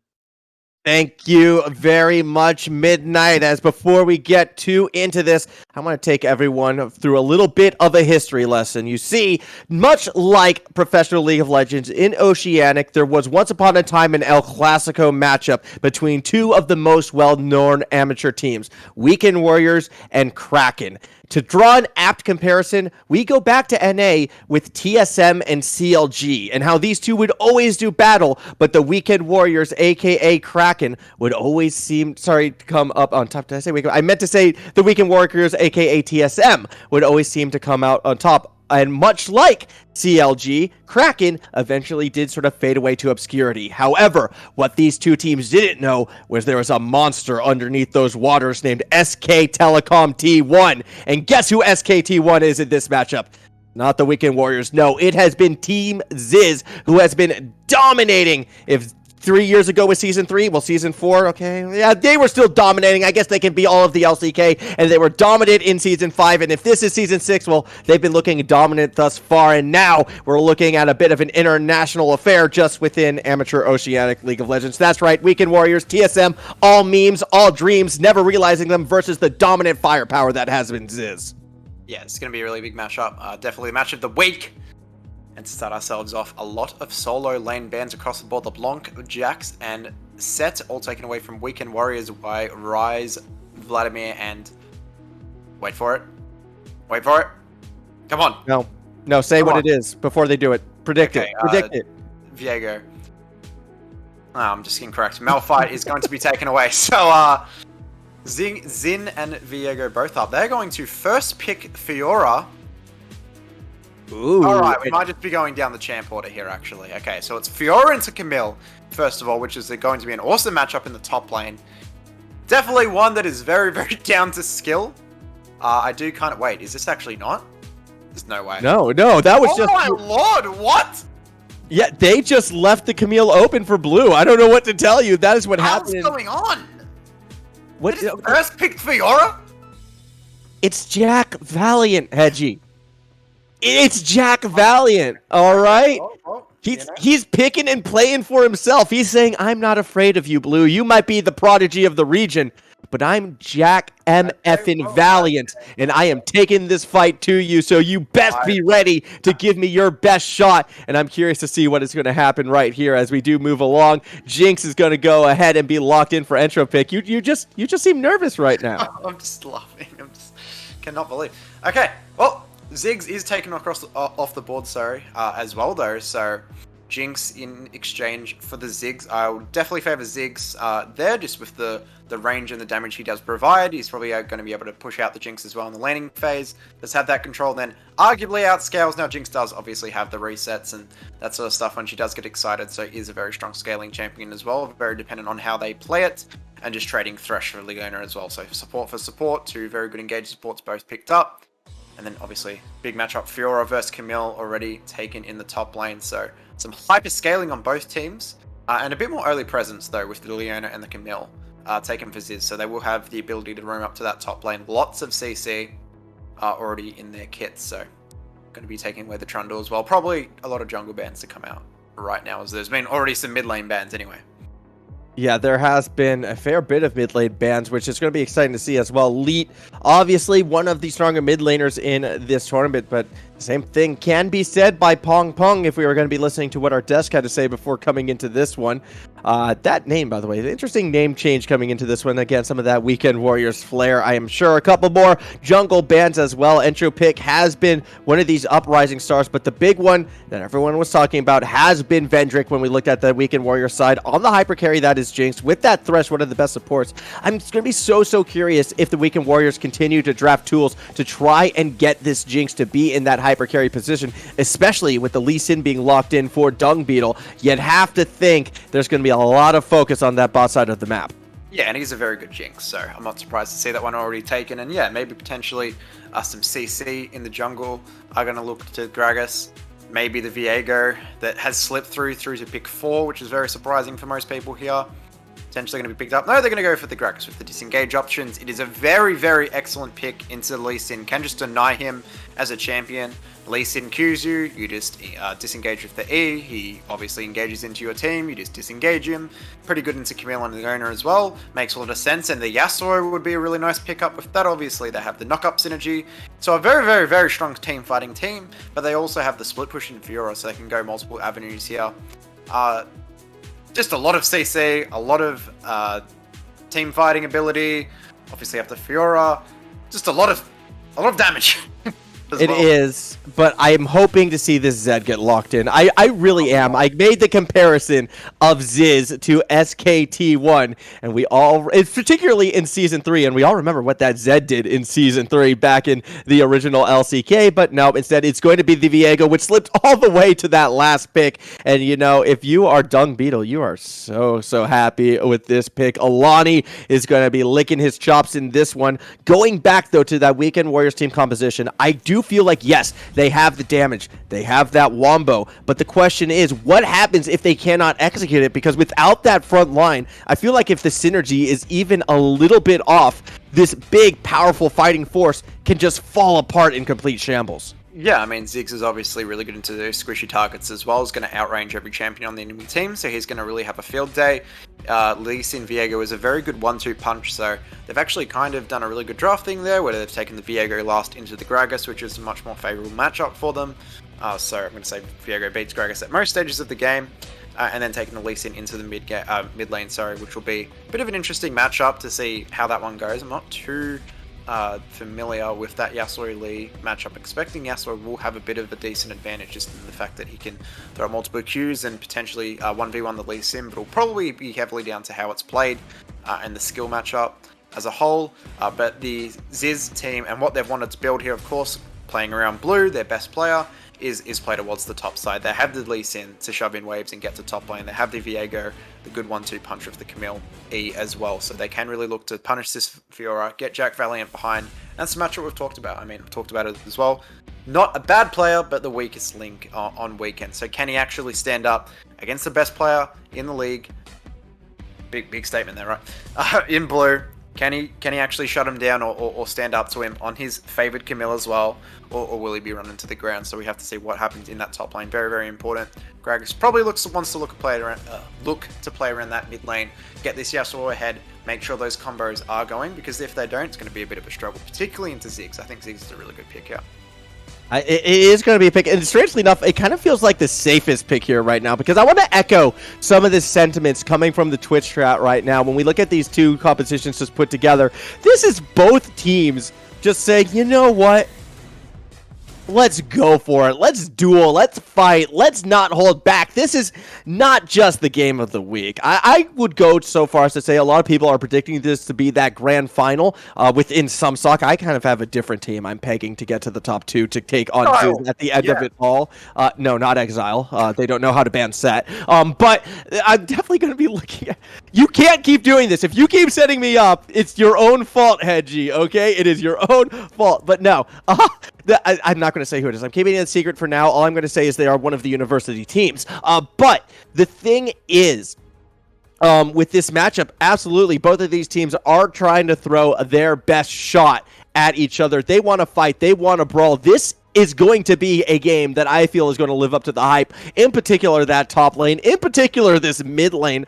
I am really hoping we don't get one of these situations where both teams pick aggressive comps, but then get too scared to pull the trigger. Because if these two sides go for it, this game is going to be a bloodbath, and we are going to love every second. When there's a first pick Fiora, you're probably looking for a pretty exciting game. I mean, they first picked Fiora for me. I've repeated it 5 times now, but they first picked Fiora, so this is going to be a very interesting game. Yeah, I'm particularly looking to that top lane. I think it's going to be a really interesting matchup. Very heavily down to skill, down to mechanics. Same in the mid lane as well. So should be a very exciting game. Lots of damage, lots of explosiveness, lots of ability to create plays and make stuff happen. So very excited to see what this game evolves into. It's going to be a very exciting one. Yeah, it is going to be a very exciting one indeed, and one that we're going to have to throw to a break before we get ready to go into this one. So stay with us. This match is one you do not want to miss. We'll be right back for some League of Legends.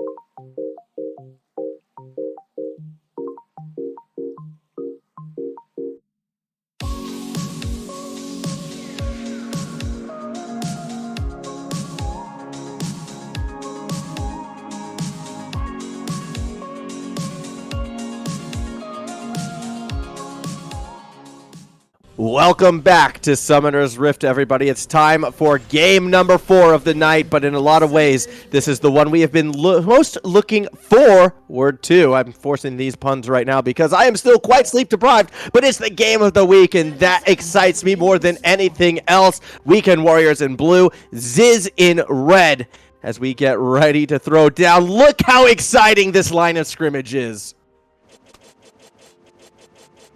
It's amazing. Not very exciting, first minute of the game, but yeah, it's going to be an interesting one, obviously, as well. And I mean, I'm looking straight away to the top lane, looking to see what Blue can do on this Camille. It's going to be important. Even these early levels, they've both got the IG skins. That's really cool. They're going to be matching up there, but yeah, it's going to be an interesting one across the board. Dude, I'm just looking at the skins, you know. Some champions don't have skins. Like, what are they doing? The Ziggs? Leo doesn't have a skin? Yasuo doesn't have a skin? What are they doing? To be honest, I'm sort of looking at the team logos, to be quite frank, at this stage right now, and I'm wondering how Team Zyzz was able to collab with Jack Valiant of the Weekend Warriors in order to flex and sculpt those arms for their logo. One of those rare moments where we've seen teams come together for the greater good right now. Very, very surprised by that, as straight into the action we go. What is farm? It's poke time instead, as both Leet as well as Refury go straight at it, although the initial farm is going to go in favor of the blue side here. Definitely. I know I've got a number of great stories about Jack Valiant. Really a good lad. But it's not a time for that. It's time for serious gameplay. But Lee Sin already trading with that Yasuo. Expecting this to be a pretty aggressive matchup as well. Two melee champions that like to get ahead early. So should see some interesting duels in that one as well. So something to look towards as well as the top lane. Yeah, we will see how they will play out. It's all about what happens when we hit those level 2s, and I've been paying attention. Blue was the first one to get level 2 up top. That said is Rio Fury, who was looking to push in the mid. Not going to be able to find too much. As you can see, Blue already wave advantage, looking to apply that pressure, and has the earnest to do so, because Entropic started on that top side, had to get the blue buff for the Gragas. It means even more time for Blue to be a bit of that lane bully, perhaps, up top, and Jack Valiant picked this skill matchup knowing that it might be tough when you first lock in that Fiora. I'm so curious to see what Jack Valiant's going to be planning in this game. Yeah, we'll have to see. He's probably going to be playing that weak side. They do have the Thresh as well to set up plays bot lane with the Gragas. They have heaps of CC. Diggs is relatively immobile as well, and only having a Leona's not really good at peeling you, isn't she? She's very good at engaging, but is something they can probably target and try to get ahead. If they do get Vendrick ahead, they can try to carry through that bot lane. So they also have some tanks and kind of front line to protect him, so probably maybe going through that avenue, but we'll have to see what they choose to do.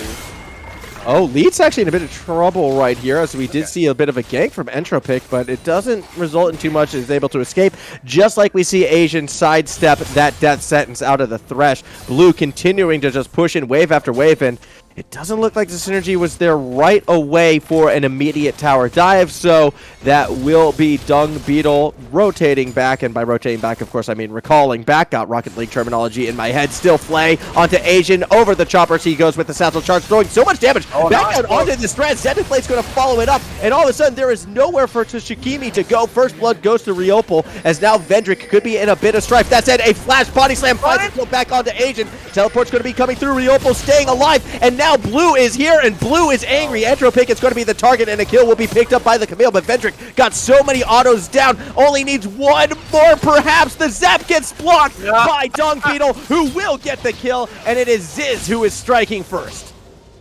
He gets the shove in the top lane, he gets that advantage, and he manages to go... Oh, yeah, okay, that's Zyzz. I was really confused with that. Camille managing to get that TP off, turns the fight in their favor, able to find that kill onto the Thresh, and it was pretty much all over from there. So really good turn. Viego as well coming out the end just to get Vendrick, but that is really sad as well. Vendrick is like one put off in the mid lane. Yeah, well, it's going to get the flash, so that's not terrible, but Entropic's actually still going to be hunting for it. Oh no, Leet just standing waiting. I am very confused. Elite should have known that could have happened. Not, was that a shop situation when you're looking at shop? No, I think he's around the raptor wall, so you can't like see him. Like the kind of edge of the raptors like blocking the vision now. Okay, but I mean the ward was there. Yeah, so clearly just looking to shop, you know. Yeah, like Leet put the ward there. I'm so confused what exactly happened. Either way, hey, a kill is going to be taken back. As we do see a bit of more lane pressure coming from Blue already. Has been able to roam down to bot, get a kill, still has a CS lead up top. And what's the wait? You've spotted something, I assume. Is it Jack Valiant going in? He's like Sin, he's blind. Oh my goodness. Couldn't see. Yeah, no, I'm biting my tongue. I said I'd be nice from now on, so I'm going to bite my tongue on this one. But yeah, absolutely Blue continuing to put on a little bit of a strong performance right now against Jack Valiant, who needs to be very careful here, or, well, nope, already gone. Meanwhile, up above, Riopol going after Tsukimi. I'm not going to go too far with it because more of the action is going to be happening in the jungle now. Entropic looking to escape from Dung Beetle. Won't go too far with that play at all, as we can see Rio Fury looking to cut off any sort of jungle escape. Little does he realize Leap waiting right up above is going to provide the protection for Dung Beetle to walk out safely. Yeah, solo kill into Jack Valiant there. This is what I'm talking about. It might be a strong top laner, but against the best top laner in the league, it is a bit of a struggle, and he gets outplayed and outclassed in that solo kill from Blue, who is just creating a massive advantage for himself already with those 2 kills. I mean, this is a weekend team that is seen as one of the favorites, and yes, they are versing Desire and Zyzz. It's probably their 2 toughest opponents that they're going to verse other than Exile. So, obviously, tough 2 games to start off with, right? But still, for them to be 0-2, I don't think anyone would have expected that, but now yes, we're taking on this Viego.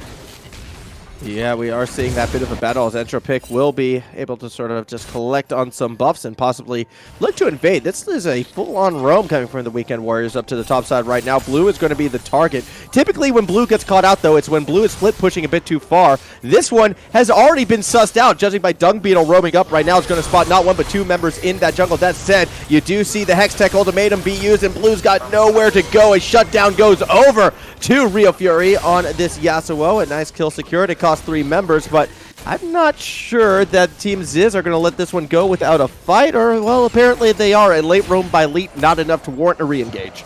Yeah, that's just really weird. I mean, he's taking after his mid laner there and just losing his eyesight as he sees Gragas and Yasuo there hovering, and still decides to use the Hextech ultimatum to go in. Viego did spot them, I believe, as well, walking up to that bush. So that was a really weird engage there. Maybe just thought he could force the fight. But now in the bot lane, another fight. Oh, they got the kill! The burst damage from the Mega Inferno Bomb as well as the Satchel Charge, but just to get it. What I loved about that entire situation was Tuskahimi dragged Riopol to that spot in the bush. After the death sentence, the Leona never moved. Hold this up, though, because Rio Fury has roamed down to the bot lane and is looking to get revenge on this Leona. Zenith Blade trying to use defensively is not going to allow him to escape. Agent has 1 more Satchel Charge, gets over the choppers yet again, and continues to throw bombs. That said, Rio Fury goes flash for Flash, and now the tower into the bomb. It does not get the kill. Barely surviving is this Yasuo. Yeah, Jinx doing a lot of damage there, and Yasuo just manages to escape as well, but I mean, actually did find a kill onto Thresh on the original play as well, so doing a really strong job in that too against one of the best bot lanes in the league, or arguably the best in Vendrick, and I'm not going to pronounce that name, and Thresh. Everyone's making fun of me in the Twitch chat right now because I think I pronounced it a different way every single time. Look, if someone wants to, like, phonetically just spell it out for me, I would greatly appreciate, because my dyslexic butt just really struggles to read words that I do not comprehend. So I would greatly appreciate that. I'm asking you for help. I'm begging you, please help me with this one, because that name kind of is throwing me off right now. Either way, we are getting closer to that 10-minute mark, and this game has been as bloody, about a kill a minute right now, as we see more tower plates fall in favor of that Zyzz side. The counter pressure being put up top. Asian, though, on this Ziggs should be safe, as the fight might be established in the mid lane. That is Riopol has decided to roam too, and with not one, well, yes, 1 tower shot, it could have been a dangerous situation for Rio Fury, who is forced to walk out. Yeah, and you can see why Leona, and I mean, they're actually just going to get the Rift Herald charge down. Fiora's just in no man's land in the blue side jungle. They're going to get this whole tower, but you can see how powerful the Viego and the Leona are, and just being able to run around. Oh, this is looking dangerous. Suki Jaime is able to throw that lantern and help keep the team safe. The 4-man dive gets the kill on Asian. Tsukihime was there leading charge. Look, I'm only calling out the Thresh's name to try to get the pronunciation right, as Jack Valiant and Leet start to go at it. Eventually, Leet will be able to jump to safety, as we saw another roam from Tsukihime, able to get up there, unable to find the death sentence, but they do find the dragon, as Weekend Warriors are starting to claw back. Yeah, they're going to be able to dragon, but a lot of a lost top side. You can see the actual CS differential, not too big if you're only down 12, but now they've caught out Viego on these wolves, very much overextended. Oh, wow. What he's doing here. Yeah, but I mean, Viego is just going to look to walk and escape. He's not dead at all, Hedgie. Flash. He is perfectly fine. as we see action happening down below. You want to talk about people who might be dead. I don't know how Rio Fury gets out of this one. Blue is angry with the Ignite and with one more auto. Okay, where's the hook shot? Where's the kill? There's the hook shot. There we go. Kill secured by Blue. That is the third of the game for the Camille. And once again, a kill lead in favor of Team Zyzz. Yeah, doing very, very well on this Camille. He is quite far ahead, 3 kills. Obviously did get their first tower, but also Entropic does have 3 kills on this Gregor, so going to be a very powerful combo with the Yasuo. So something to worry about if they do get to those team fight stages. But now Zyzz are in a strong position with that top tower taken, looking to put Blue. God, can't speak. Blue in this bot lane is already going to capture 2 plates as well, and now the Zyzz can just sit in mid, continuously shove out waves, and scale up. So do have quite a strong position as well, putting Lee in the top side with that TP. So some good lane assignments, and they're just going to have this Zyzz here to be able to shove in, potentially get that mid tower eventually. They have the Leona and the 2-man squad of the Leona and the Viego roaming around, trying to find picks, trying to find CC. Death push. There we go. Mega Inferno Bomb actually does not connect. And Zyzz will probably back away. Meanwhile, Entropic looking to go in on Blue, who will hook shot back out and then back in, actually wanting to take this fight as Entropic is already chunked out of it. Jack Valiant now will be standing around, although a re-engage coming from Alani could make things interesting down bot. Meanwhile, up top, Leet as well as Rio Fury again going at it as the wave will crash into the tower. What can this Yasuo do? Will gets jumped in upon. Where is that big kick? It's not underneath the tower. In fact, it's towards the jungle, and Leet is ignited, does not care, will flash, re-engage, and secure the kill. Yeah, going to be able to pick up that solo kill. That is quite big for this Lee Sin, who have been struggling a bit just in terms of the actual not being able to get any kills, not being able to get any solo plates or anything like that, but he is able to pick up that solo kill, and now with that CS lead, it's up to about 30, in a very strong position there as well, so doing quite well here Zyzz to establish a lead, and now the Hextech made in. Yeah, against that grand challenge as well. It's a bit of an ultimate battle that doesn't really go anywhere. Neither Blue or Jack Valiant really happy with that fight. I think Blue wants to take down the tower before doing much else and has some backup on their way down. Meanwhile, it's a flurry of pings happening up top as, yeah, I think they want Leet, Hedgie. I don't know. Just a guess. That was about 20 pings happening on that top side, and Leet is still looking to just walk away, just sweeping through the minions, gets a flash out, I believe, as eventually they will go down. That was interesting. Yeah, he's able to actually... They've got so much CC, so when they do find a pick with this Gragas and the Yasuo, they're just going to be able to throw the ultimate down and able to pick up that one there, but the pressure is going to fall on the other side of the map, the top lane, bot lane, sorry, Fiora in the top lane originally, but yeah, going to die here. Yep, that's a pretty standard dive right there. Give another kill over to this Fiora slash Viego slash Dung Beetle slash a good old Alani. So many names to remember. Viego is so much fun like that. But either way, an 8-6 lead right now. The gold lead, though, starting to accelerate for the Zyzz side. Wigan Warriors are finding picks every now and then, but they haven't been able to turn them into objective and map control quite like Zyzz has been able to. Yeah, and you can see why all the pro teams do elect to go these kind of early game skirmishy junglers like the Viego and pair it with an engaged support like the Leona. It's a combo you see a lot, right? Just able to walk around the map, able to roam, able to get into the jungle. You saw it last game with the Olaf, able to do that kind of with the mid lane instead of with the Zoe. But once these kind of early game aggressive junglers are able to just get that vision down and just create picks like that, they can dive. Camille's obviously very strong as well, so they have this really good three-man top side, I guess.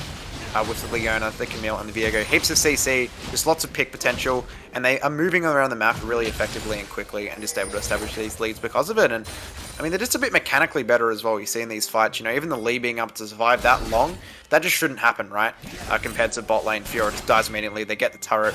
They're just playing these fights a bit mechanically better, just doing them a bit better, and just a bit more effectively than Weekend as well. Well, that's that last breath, though, but it goes straight into that massive Dragon's Rage. It's not going to be enough, though, for the kill, as this time it is Rio Fury who comes up on top. Speaking of duels, Blue versus Jack Valiant's about to be Blue versus the entirety of the Weekend Warrior side. Riopo is going to try to provide support, but doesn't even connect with the Zenith Blade, as the Death Sentence finds the back line. Alani, not happy with that, is going in. So much crowd control thrown onto Entropic. That will secure the kill. The Super Mega Death Rocket misses entirely. Another Zenith Blade makes contact. Mega Inferno Bomb actually doesn't do any damage to Jack Valiant. That time he was able to riposte it and looks to lunge over the wall with the ignite. Does go down. Alani picks up that kill right there. That wasn't even the ignite. Was that a red buff burn? I believe so, as we see a teleport happening back into that mid lane to keep this tower standing. These fights are fast and furious, but still, it's Zyzz who seems to be getting the map pressure after each and every one of them. Yeah, 100%. It's all coming through that Leona and that Viego. Every time a play happens in the side lane, they're just first to it. They're roaming around. They're creating that vision, and it's just really good reading the actual play and reading what Weekend might potentially look to do. Reading the map just a bit better than their opponents right now, and they're finding the picks because of it. Objective control hasn't been entirely amazing. Haven't been able to pick up the first Drake, only got that second one now, but the turrets, on the other hand, have been very much in the favor of Zyzz, with Blue picking up multiple, and they're going to keep doing that, going to keep putting that pressure in the side lane. Blue's just going to keep getting stronger and stronger, and unless they can find multiple shutdowns, maybe find a Baron, maybe get this Jinx 3 or 4 items, it's going to be a real struggle for Weekend to come back in this game when Zyzz are just playing it so cleanly and just playing it so well around their advantages. I still feel like, though, there is opportunities for the Weekend Warrior, and that is that Entro pick Rio Fury combo. These two have been putting in work, and they have been winning those skirmishes. So when we look at the overall gold situation, that jungle mid synergy is coming through. However, the question is that going to be enough? I mean, they're still going to have to win team fights when at a pretty significant gold deficit at this stage of the game. Granted, a lot of that is coming from Blue on this Camille, who might not be involved in the fights. Could be on a side lane split pushing. Could be involved. Not too sure. It depends realistically wherever Zyzz wants to put them. But the earnest would be on the Weekend Warriors then to find that opportunity when Blue might be otherwise distracted before going in for a play. We're only 17 minutes in this game, and it already feels like we're pushing onto the late game, though. That is just how accelerated the pace and tempo of this matchup has been. And I'm going to be really curious to see in what ways do the Weekend Warriors try to stop this Zyzz approach. And what I love about what Zyzz are doing is they're taking away Weekend's main strength, which is team fighting. They have the Gragas, they have the Yasuo, they have the Jinx and the Thresh. That's such a strong 4-man team fighting combo. I have another fight or potential solo kill on the top lane as well, Blue hovering, but they're so good at team fighting, but they're just taking that opportunity away by finding picks in the side lanes, by just taking 1 or 2 members and getting these little skirmishes going instead of actually taking an all-out team fight where they would lose. So we're going to see a fight in... Yeah, I think we might see something in the mid lane. Solar Flare was used by Riopel. So I think he wanted to go for it, but it looks like Tsukihime, I've already lost it. Tsukihime was able to pull away from that one as well, as we see a Death Sense come through. I mean, you haven't even tried it yet. You are not allowed to talk. As we do watch Blue again continue to poke and shove Jack Valiant out of that lane lead, going to run away. But here comes more engaged. The explosive cast into the Dragon's Rage. Wait a minute. It's going the other direction. Eventually the kill will be secured, though, by the 2-man dive. That jungle mid synergy from the Weekend Warriors keeping them afloat. But with Shelly deployed in that top lane and with Blue providing it protection, I imagine this base is going to start to feel a bit more pressure as Zyzz continue to power forwards. Every single time Weekend do anything on one map, even if it's positive, they lose twice as much on the other side. A mid lane tier 1 going down, that mid lane, that tier 3, sorry, on the top side is very close to breaking as well. Blue's now going to transition himself to the mid lane, and they're going to pick up that mid tier 2, breaking all 6 of the outer turrets that aren't in the Weekend base, and just doing a really good job to just make these map plays and just break Weekend apart.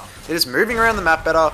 They're using their advantage at their whim, and it's just a really, really, really strong performance as they continue to build that gold advantage just through breaking structures and just playing the macro better. I mean, they're only 1 up in kills, but it doesn't matter when they're playing the side lanes and they're playing the macro this well. So just a really, really, really good performance so far.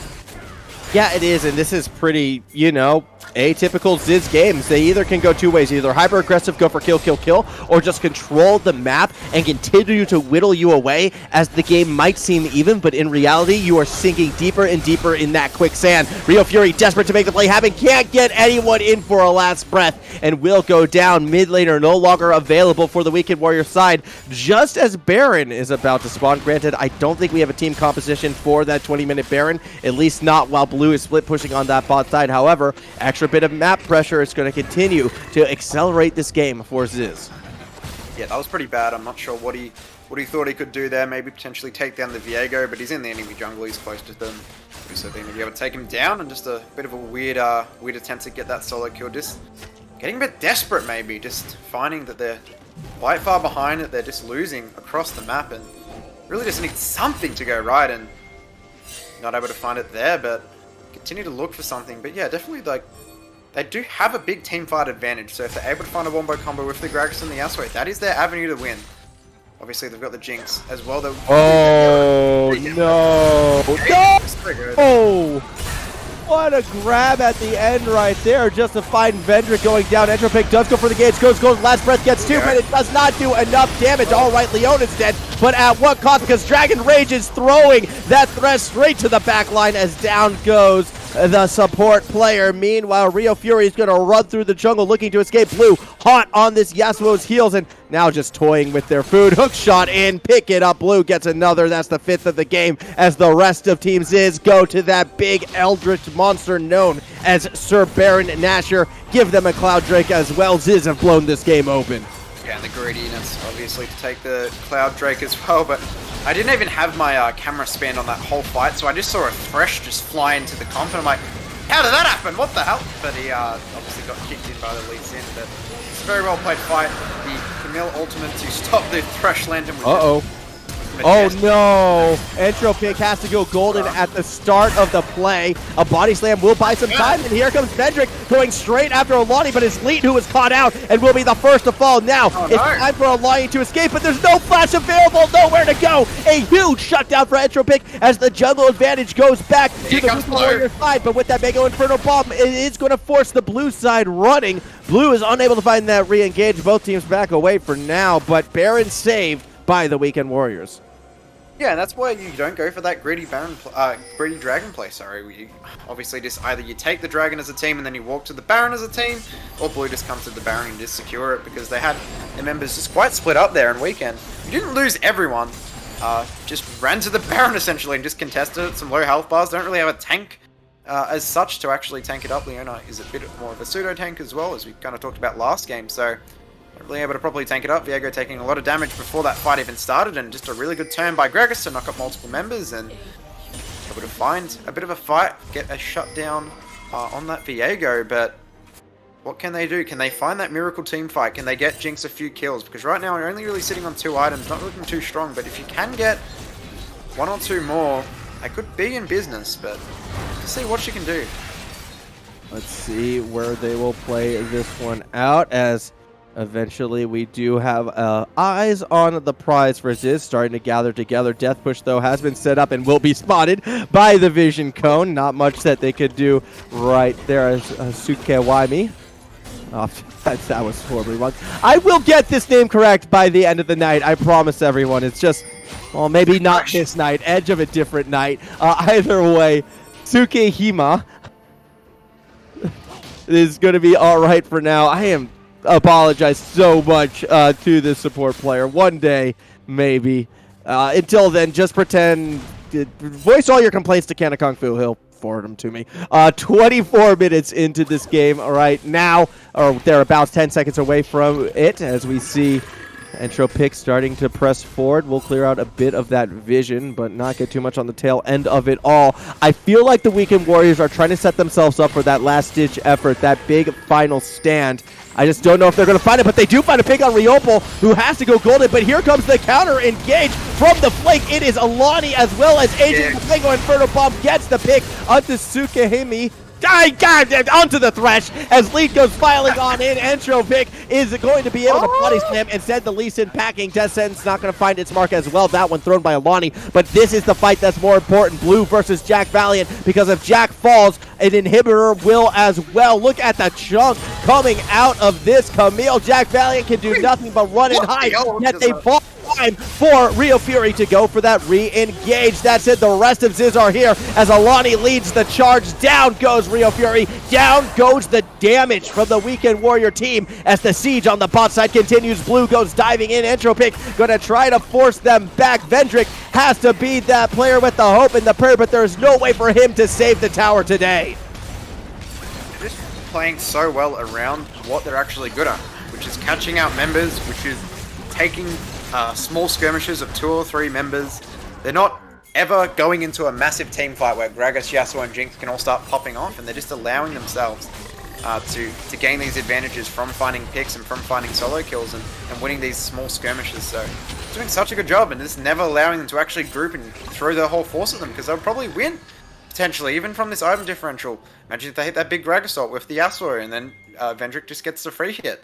That could potentially be a fight, but they're just not ever giving them it, and in the end, just finding these picks, finding these small skirmishes, allowing split from blue to come in, and they just continue to find a bit more until they eventually have broken this base and this bot inhibitor, and now it's so hard to contest the Baron.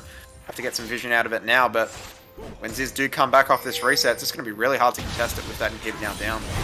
It will be, and especially if Blue, with the teleport available, decides to add even more pressure to that open base as well. That split push, such a major threat, considering how this player has gone. I mean, it's a pretty atypical Zyzz game. You have Alani just doing absolute work in these skirmishes. You have Blue consistently providing that side lane pressure, and you have a bot lane that is just consistently looming, becoming that immonstrable threat, as once again Blue going in after Jack Valiant, who's going to try to run away but can only go so far. Another kill for this Camille, the 7th of this one, to equal that jungler, and now with that one secured, it looks to be the 3rd dragon on site for Team Zyzz. Yeah, definitely going to be able to pick that one up. Not taking the risk of doing Dragon and Baron at the same time. But they're just going to have that continual threat of Blue in that side lane. They've moved members up mid lane to try to get a push, try to get something on this Leona. Try to get some Baron vision, but Blue's just ending the game. I mean, he's already at the Nexus towers. They're pushing mid lane. Not again. Not again. We've seen this once before. Can Zyzz stop the backs as Blue is going for it? In fact, teleports are coming through as it looks like Leap wants in on the action as well. Meanwhile, that is Real Fury already gone. The Nexus is exposed. Explosive Casket is going to try to buy some space, but it's another teleport coming in as here comes a good old Asian joining the fray. 3 members of Zyzz in the base picking up kills. That Thresh is going to try to come in from the backside, but everything is already in shambles. And Hedgie, my friend, this game is done. Give it over to the muscles. Flex them high and proud, Zyzz. You're going to go to 2-0 on the season. Yeah, definitely, man. Wow, just really clean performance from Zyzz again, and just a few games in a row where having some really strong performances from teams. But yeah, I mean, in a game that we kind of thought would be one of the biggest this week, it's a bit wrapped up a bit early to me. Hey, look, the matchup might be hype, but that doesn't mean that the result can't be a little bit predictable as well. Zyzz continuing that warpath of what will be this second split of 2020. They continue to remain undefeated, and they did it in a way that just feels like a Zyzz game. Again, you have a jungler winning brawls, you have a side laner in blue that can pretty much take anything you throw at them, and you have a consistent bot lane that stays safe and just outputs damage when needed. It was another fantastic performance by the squad, and to break it down even further, we're going to throw it to Midnight, who, before I was accused of giving him too much credit, fine. The average intelligence and of medium eyes closed brow comedy, we throw it back to the desk. Thank you, Formal. That is a title I will wear with pride, as we, of course, had Game Number 4 done and dusted here. We have replaced QWERTY with Tico, and of course, I'm still Midnight, still being joined by Weapon. But Game Number 4, gentlemen, that was a hell of a fight that we did just get to witness. Poor Baz losing 40k channel points. Quite a few people losing some channel points to that one there, but Zyzz stamping authority coming out here and coming out swinging. Specifically, Weapon, I feel like it's only fair that we start in the top lane, where the mother of all gauntlets was thrown down at the very beginning. Yeah, I mean, I was really excited for this, and like, I have to clarify, like, I do call out Jack a bit because, like, I think great player, but unfortunately, he tends to get the short end of the stick in Weekend Warriors, and I was really hyped for this. We saw the Fiora come out. Like, this is a matchup that we were talking about in the green room, basically, as like this is very Fiora favored. Like, you get to riposte the stun, you can duel the Camille as long as you're on even footing. She throws down the Hextech ultimatum, and you just dance around, carve her up, and you win these. But I think Zyzz did a couple of things really smart. Obviously, Blue just played really well, but then also they specifically played around this Camille matchup. So they made sure that when it got to the mid game, Blue was so far ahead and also had the Ignite, so it could just constantly force the fights, that like there was basically just no side lane win con for the side of Weekend Warriors. And like that snowballed around the rest of the map. You could see Vendrick and Refury, they tried their absolute best, but in the end, just it was too much, just across the map, too much pressure, and they just couldn't get it done. Yeah, but I mean, okay, see, you're playing up against Blue, and the thing about Blue is he's Blue.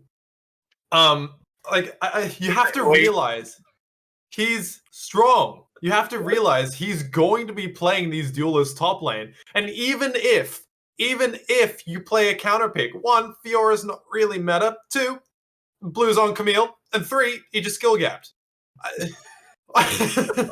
Look, as much okay. I'm like trying to couch my criticism and like, yeah, he's a good player, but you're just like, go for the jugular. Okay, sorry. Okay, let me reword this. You made some enemies saying that, Dig. I'm going to save you now. No. I will fix this digging. myself. I'll fix this myself. Okay. Keep digging, mate.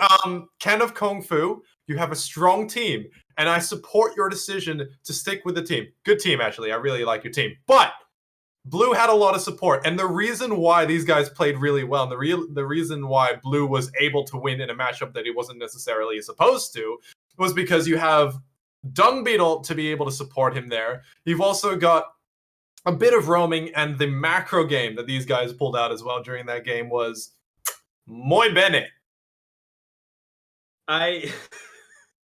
Did I fix that?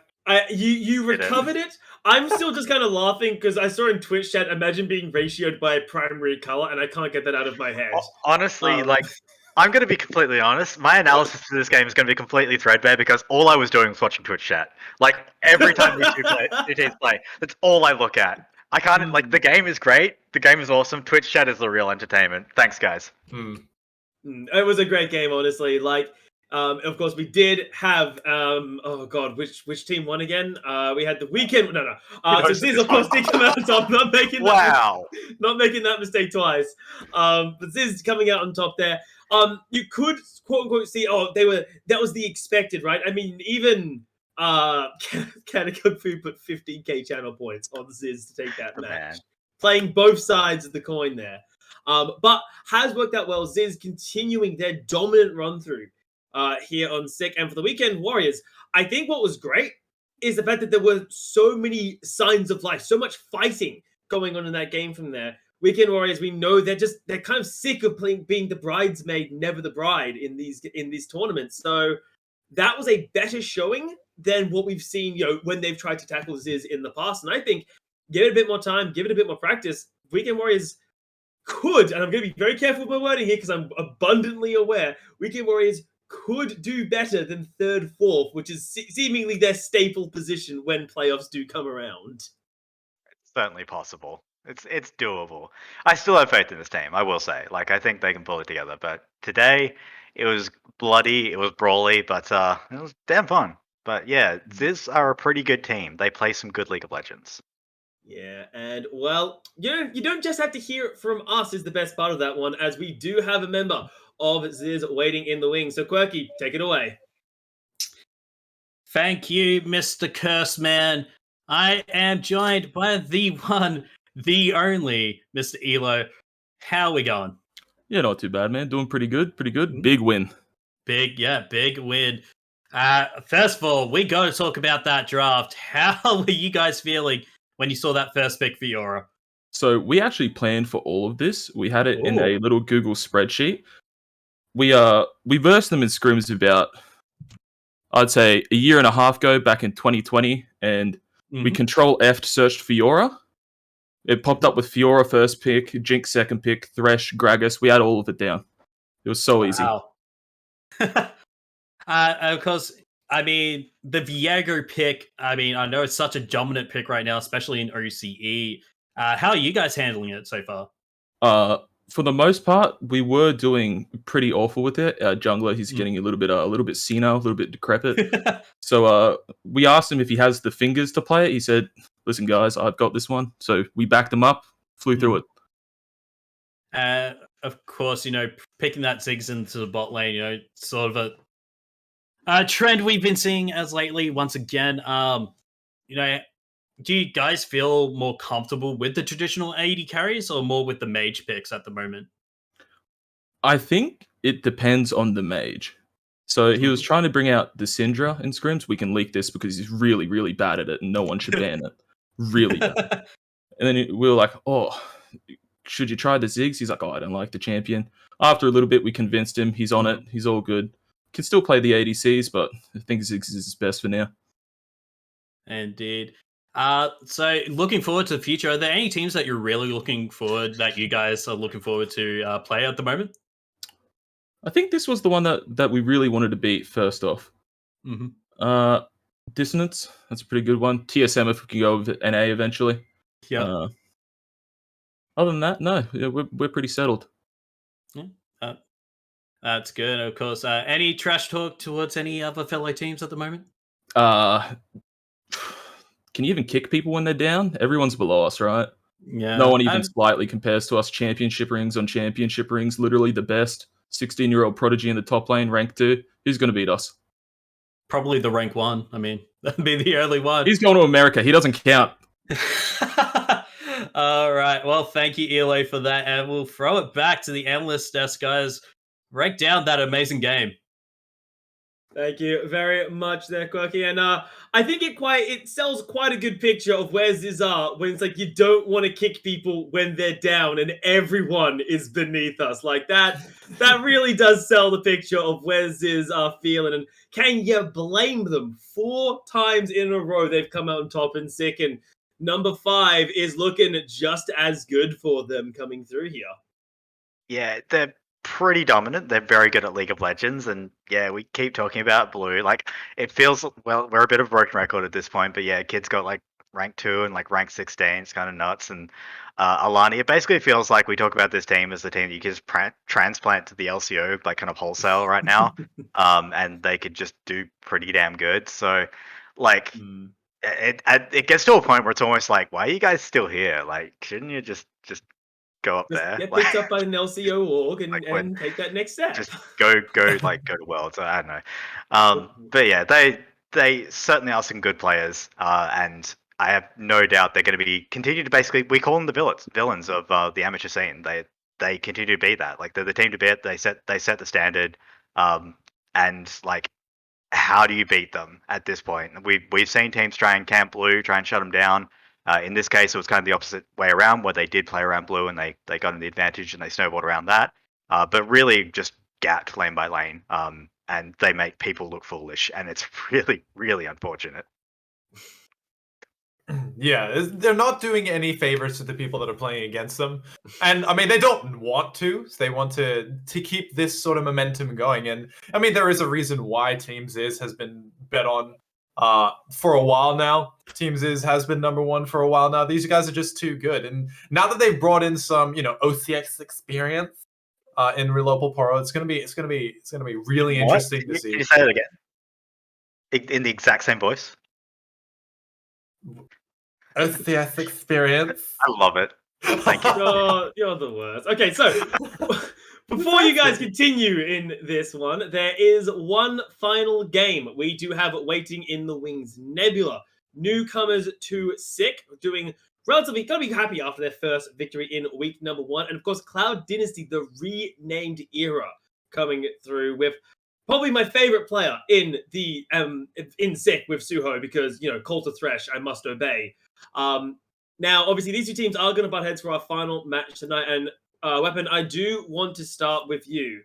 Obviously, Era had a bit of an unfortunate week number 1.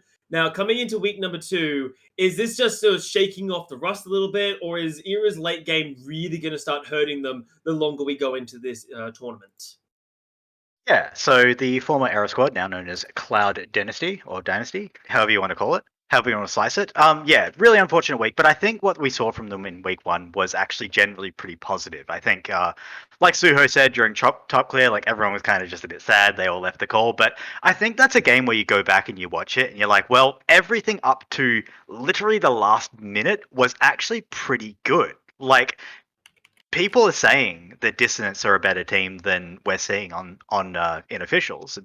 They're doing well in scrims, so they're at least a decent caliber of opponent, and they looked really good against them. So I actually kind of have high hopes for Cloud Dynasty. I think a lot of people underrated them coming in. We heard some pretty unfortunate stuff from like the scrim results for them, but they've looked pretty good at least so far. So we'll see how they go against Nebula, who are a new roster. Obviously, a lot of firepower in this roster, but maybe there's a chance that this is actually a much more even game than I think people would put at least on paper.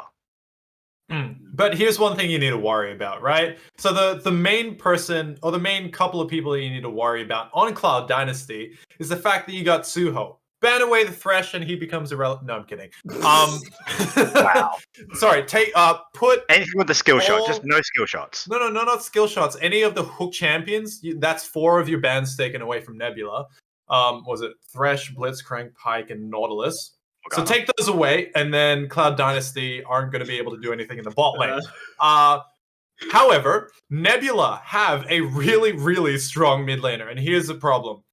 Top 50 in OCE, Ruski, is someone you need to be concerned about. And so if Cloud Dynasty put a little bit of focus on making sure that Ruski is shut down, I feel like Cloud Dynasty don't need the Thresh or the Hook champions to be able to then take that into a victory.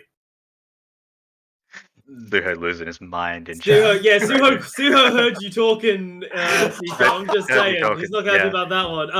Before we do get into our game, though, the last little bit I want to take a look is, of course, the final look at our predictions about who's going to win this game. And I like the fact that we've got a quite even split here. 5 are feeling like Nebula's going to go well, and 4 of us are feeling like Cloud Dynasty is going to pick up the win. So this is actually a really split game, the most split game out of everyone that we have here tonight. And I'm very, very excited to see how this is, because for me, this was the hardest game to pick. I couldn't decide because for me, I had to look at who do I think is going to perform. And I had to rate the question, is Suho going to step up, or is Jungle Man going to be able to step up today's game? And obviously, I did lean towards Nebula. I am so sorry, Suho. Please forgive me. But it should be quite exciting to see how this goes. Are you guys feeling any? Don't give me that look, Tito. Don't give me that look. How? Sorry. What should I talk about? Well, you know what we're going to do before I get judged anymore, Hunter? You know what we're going to do? We're going to throw it right to the casters that will be taking us through our 5th and final game of the night. Hedgie and Formal, please take us away. Thank you, Midnight. Yes, it's time for our final game of the evening as we get ready to throw down. I have to admit, a lot of attention is, of course, on Slick Dastardly, kind of that exciting jungle player that we saw get out there in the LCO, but I think more love needs to be thrown to this bot lane as well of Shaken Robot and Kimmo. Why? Well, because they're not only the ones that are going to be going up, arguably what could be the strong side of the Cloud Nebula side. I think they're going to beat them, and I think they're going to beat them convincingly. That's my prediction.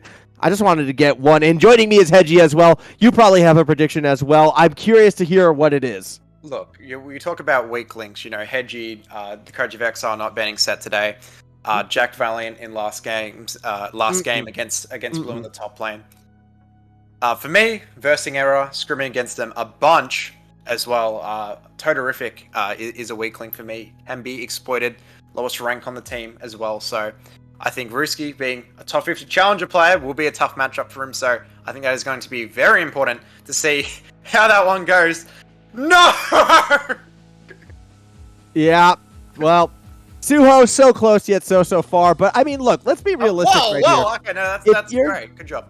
If you're giving away a Thresh pick for a Viego and a Zyzz, I don't know about you. I'm okay with the Viego and the Zyzz, and I want to break this idea that Suho is just a one-trick Thresh player and a one-trick Hook player. People forget there are 2 champions tattooed on his arms, all right? It's not just the Thresh. Rakan as well is something that might not be meta, but proves that there's versatility in both this player's champion pool as well as those play styles. So I'm smashing that idea. I still think they're in for a rough one in this matchup. People are definitely underrating Nebula in terms of those pickups right now. This is a team that has potential to make a very deep run in this event. However, Cloud Dynasty, they've got more than haha Suho goes Hook.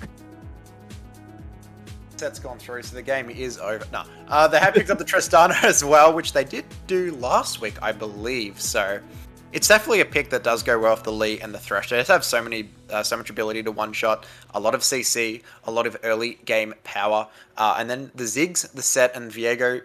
Viego and Zyzz are pretty good together. Viego just being a very, very strong champion in its own. Zyzz being very, very good at the long-range poke. Outranges Lee, Thresh, and Tristana. Even Tristana being the longest range champion, I'm still going to say Zyzz outranges her just because of the bombs and the damage on his ultimate and all his abilities are just really strong. And then Set coming in as a bit of a tank, but yeah, I'm not really sure if he's going to be in the top or the support role yet, so we'll have to see where that one does fall. I know from scrims that Suho can play that one, so I have to see where that lands. I'm excited to see where it does wind up as well. So much of it will be determined on the matchups. And, I mean, set Zyzz into Tristana Thresh, I feel like isn't the matchup you want, and this makes more sense to me. Give that Recon over to Suho again.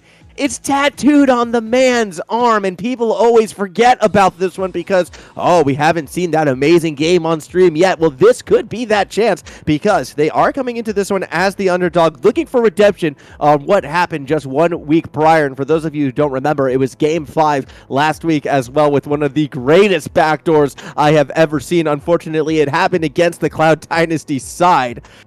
I don't think this game is going to go that way. I still believe that Nebula is the type of team that should be able to control the tempo even against the likes of Cloud Dynasty. And when you pick some of these early game mid-game champions like the Renekton, like the LeBlanc, who will get that early and mid-lane game presence and look to carry it elsewhere, it's going to be a tough match, I feel like, for this Cloud Dynasty side to get anything going to them until we get into these late-game team fights. I kind of like their draft, though, just in the fact that, you know, on the side of Nebula, a very stock standard draft. They've got the LeBlanc, they've got the Lee Sin, Renekton, Tristana, Thresh. Very, very obvious what they're trying to do. They're just trying to establish their early lane priority. They're trying to get their big advantages, particularly in those solo lanes with the LeBlanc and Renekton. Definitely going to play the top side in the early game. Really good 1-2 punch with the Lee Sin in mid jungle and top jungle. They have a lot of early prio.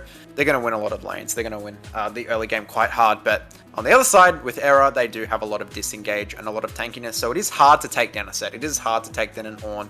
Viego as well, a very slippery, annoying champion to deal with. And then Zyzz, Rakan, a pretty annoying lane as well to actually access. So they do have champions that can kite back, that can prove very annoying and a very good team fighting team as well. So if they're able to get to that late game, if they're able to actually get some of these team fights and fight as a fighting force in a 5v5, then they should be in a pretty good position. But it is going to be hard to deal with this such easy power that they have with the Blanc, Lee Sin, and even looking to the bot lane with the Tristana and the Thresh. Just 3 hard winning lanes, 3 lanes that want to get ahead, that want to stomp early, that want to get that early game advantage. And if they do, it's going to be very, very hard to deal with. And that's what they kind of did last week a bit as well, Nebula. Yeah, it is going to be a challenge for them. And I also do kind of wonder, though, because I do agree, it looks like that for the Cloud Dynasty side, they have that front-to-back team fight. But I worry, is Zyzz going to be enough of a DPS output if we get hyper late into this game? I mean, it's not your atypical AD carry. In fact, maybe you're going to hope that's coming from Viego, but Viego is going to be in that front line brawling it out. Who is realistically going to be in position to find and take down this Tristana?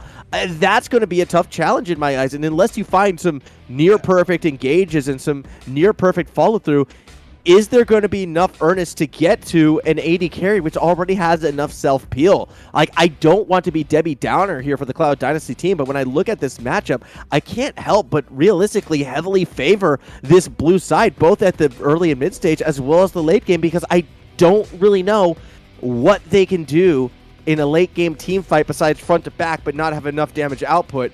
And how can they get to the Tristana? I don't see it. Early and mid game, I'm liking that LeBlanc Lee Sin synergy. I just don't know where the power spikes really are going to be for Cloud Dynasty. Yeah, I mean, they have to get through a massive front line to get to the Zyzz. So that's going to be the question. Can they actually find their way on? And they have ways to do it. I mean, with the Renekton, obviously, with that easy pick W. But if they do line it up, if they do kind of coordinate their team correctly, so that they actually put the Zyzz in the back line and they can just use the range of the Zyzz to annoy and poke and get a lot of damage down, then they should be okay. But it's going to be interesting and probably got a bit more of a high, what's the word I'm looking for? It's harder to play their comp, I think. It requires a lot more skill, it requires a lot more positioning and that sort of stuff. So yeah, it is a bit harder, and yeah, I'd definitely give the comp advantage over to Nebula. And they've also got champions that they're very strong. They're very good at snowballing and getting ahead in the early game, so they're going to look to do that. And yeah, they're just going to use that early presence and probably focus that top side with the LeBlanc, but they can also look for bot lane as well. Tristana, Thresh, very, very strong lane in the early game, so very, very quick engages, maybe finding like a pick with that Rakan and Zyzz burst is the way to go. They do have the Viego over the long fights for the possession, so that's another way that they can do that in terms of Viego being able to find multiple possessions, being very, very tanky and durable over fights. And if they're able to find multiple damage avenues through that Viego, maybe through the set building with the damage, then they maybe have a chance as well in those late game fights to take it out. Yeah, that's a lot of maybes, ifs, ands, and buts. And I'm hoping everyone's got those butts in those seats and keep them there planted, because we're going to be going to one last quick break. When we do come back, though, we will be on Summoners Rift. So stay with us on to our final game when we return.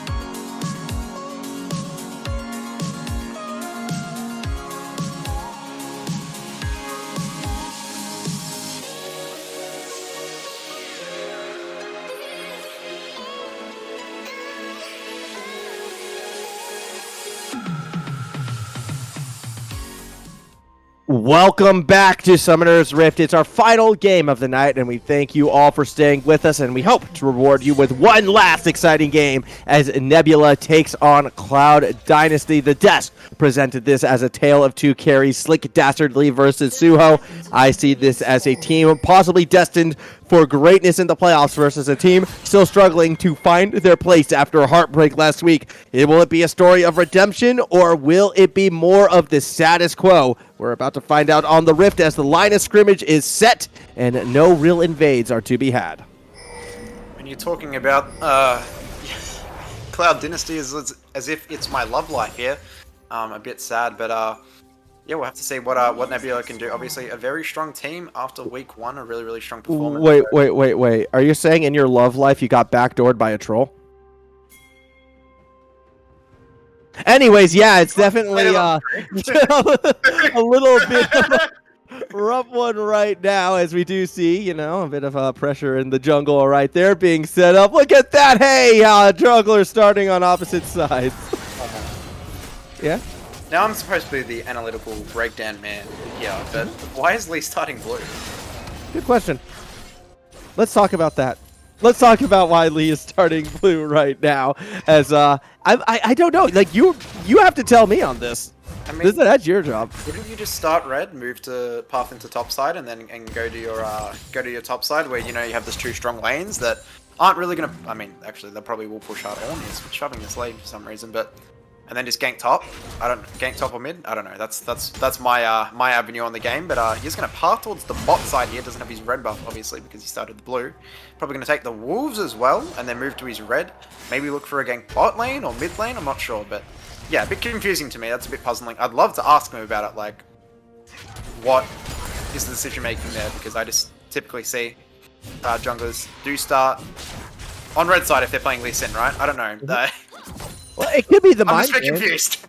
It is the mind game. You know they're going to try and find ways to throw him off balance. This is Slick Dastardly. We're talking about someone who has put forth some MVP performances in this jungle in the past, enough to get LCO attention at one stage. So by all means, I'm going to be giving, if anyone, the benefit of the doubt, it's going to be Sir Slick Dastardly, as they are looking for a full clear, as it does appear to be going, perhaps it's that late red buff. Perhaps they're looking to have that red buff for, you know, a little bit deeper in the game and looking for perhaps trades at that stage, as we're seeing Kimmo already starting to get some deep wards in. It's all about tracking right now, I feel like, for each of these sides, and at the moment, I would have to think that for Nebula, they're doing a much better job of keeping track of Shark than necessarily Cloud Dynasty is doing in terms of finding out where Slick Dastardly might be hiding.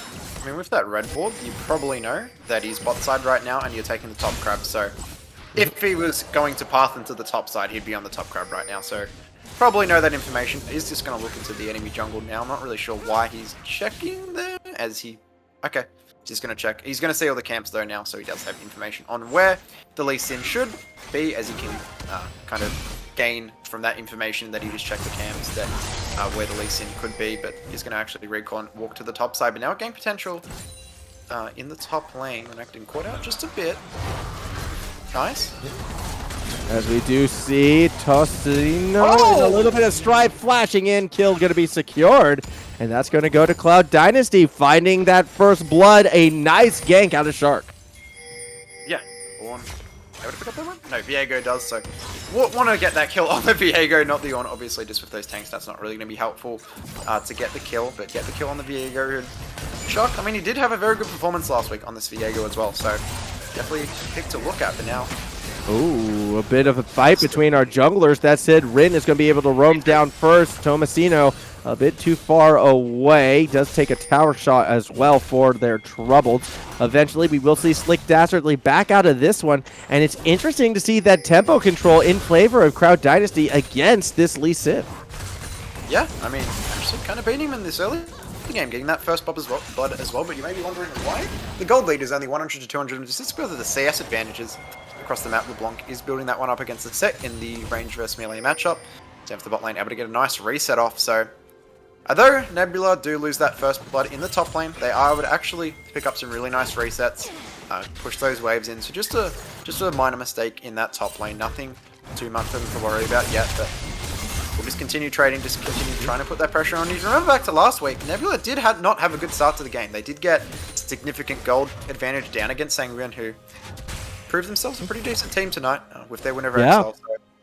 So obviously Sanguine's a team to be watching out for, I think, in the future, but to carry on that point as well, we do need to remember that Cloud Dynasty also started off very, very hot last week, so to see this red side with early tempo advantage, it does kind of play into these teams' style at this stage, although you wouldn't think that would be the case with the champions they locked in, and it has me kind of worried, actually, on Nebula as a whole. You'd think they'd be able to get larger advantages. Granted, now we're going to see Ruski at level 6. That's where the kill pressure is going to start to unfold, not to mention already has a 10 CS lead, although that's to be expected in this matchup. The question right now will be, what can Ruski do with it as a Death Sentence connects onto Suho? Will get Flay to beat deeper in before being able to jump out to safety. Not a lot of damage did go through, so a lot of flashy plays, but not a lot of flashy action.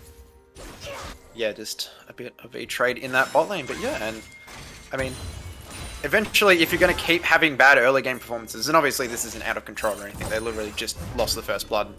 Actually, probably going to take the Mountain Drake, quite important there as well, so not having necessarily a bad early game, just the first blood, but I mean, if this trend does continue, it is something that teams can exploit, and I mean, if you keep losing early games, right, you're going to come across a team that is eventually going to just be able to close it out and understand the macro, because teams are particularly good up in Sumsock as well, as once they get an advantage, a lot of these teams, and Nebula is actually one of them when they do get an advantage. Oh, Shaken Robots, hungry for a kill right there. Got 2 resets on the rocket jump, but the Death Sentence is not going to connect as It will be a case of falling back into safety for this bot lane of Suho as well as Kaista, and that will mean first dragon going in favor of Nebula. And this is something I was a little worrisome when it came to the matchup in this game. The bot lane of Shaken Robot and Kimo might be one of the more underrated ones in this event. And you take the Zyzz Rakan, hoping that the Rakan will have the earnest and be able to roam. But it really looks like Kimo and Shaken Robot are doing such a good job at winning this lane that I'm not sure Suho is going to get that chance to explore the map. Yeah, and obviously not going to be able to access the lane too much. But then again, obviously Zyzz is a very good champion at just holding and staying in that 1v2. So maybe eventually able to leave. But for now, Tristana and Thresh keeping in lane and able to, off their push, get that mounted drag as well, which is very nice. But Thresh is continually putting pressure on. Oh, nice that was a fantastic play from Suho right there to stop the engage. The rocket jump looked like it was going to be a way in, but a nice cheeky use of the grand entrance does keep that backline safe for now. And one of the reasons why this Rakan is going to be a bit of a playmaker later in this one, if allowed. Yeah, early signs of why he's fair to have a Rakan tattoo on his arm, but his arm. I'm sure it's on his arm. It is on his arm. It is. Okay, good. All right, I'm just expecting. But yeah, good early signs. But Viego also did trade some camps in exchange for that dragon, so doing a good job to actually build up his own advantage. But I mean, Slick Dastardly is just walking around the map, taking objectives, and this is what I was kind of worried about. You have the Renekton, you have the LeBlanc, you have the Tristana Thresh, all have agency and the push in their individual lanes. So all Lee needs to do is just walk around, take objectives, get those advantages for his team, and although there is a bit of a gold lead right now for Cloud Dynasty, there's a bit of a struggle in terms of the objective counters, as it's just going to take this Herald without a contest. They're going to swap up the bot lane into that top lane to make sure that is secured and potentially lock that gold in there. But Rakan is trying to match, is walking up to that top lane. So, bit of macro, actually a cool swap here to move the Tristana and the Thresh up to the top lane to secure another objective, and just doing well to keep them on their plate. But no kills, no actual gold going into their pockets yet, so they haven't really been able to get a gold advantage, but maybe a play potentially looked at from this Viego now. Yeah, potentially could be an avenue, although Shark actually is going to be the one who's in trouble right here, as Ruski was able to roam down as well. The chains do not connect, and Kimo with the Lantern is going to mean further engage, because Sick Dastardly's looking at that back line. Mako Inferno Bomb does not do much to Totarific, so a lot of front-end, a couple abilities used, but at the end of it all, no one comes close to falling just yet. And that was a pretty basic error from Shark. I think that's really bad. Just walks into the Raptor pit when LeBlanc clearly has the priority for the set, and the set's not even in the lane. Probably thought Rakan was walking down, but Thresh was missing as well, so a bit of a bad attempt to just walk into the Raptors there. Doesn't know where Lee is either, so bit of a blunder. Does lose his flash and ultimate for it, so Lee will be able to get up on the map and get some his own camps right now, as Shark did do a good job to take some away, but just blundering a bit there. Now set. Just getting this trade down in the mid lane, but the swap is still in progress. So Renekton is just into that Zyzz in the bot lane, and Tristana and Thresh threatening the tower. But the one's doing a good job to CS. I mean, he's still even with Renekton, so pretty even across the map. Only a 400 gold lead between the two teams. Yeah, as we do see, Shark, though, has been able to roam up to that top side. Call the Forge God is going to be the engaged Suho here as well. Stopped by the bots, but still finds a grand entrance right to Shaken Robot as the quickening is used. Shaken Robot tries to escape, but will be run down. Kimo might be that next target as Shark goes deeper. Rocket jumping in after stealing Tristana away. Helps get the kill on to that Thresh, but the tower will take the jungler out. Slick Dastardly looking for a bit of revenge. Will not find it. 2 kills to 1 in favor of the red side.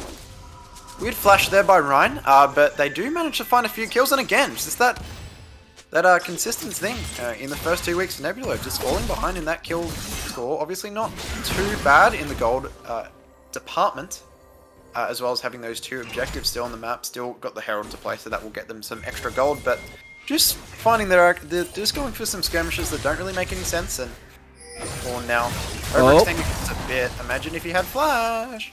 It would be handy, however, Rin should be able to walk out of this one quite easily, I would think, although Slick Dastardly still going to poke as much as possible, because that tower is going to be the goal of the Nebula side. 3 members were set up there as the lane swap has been continuing.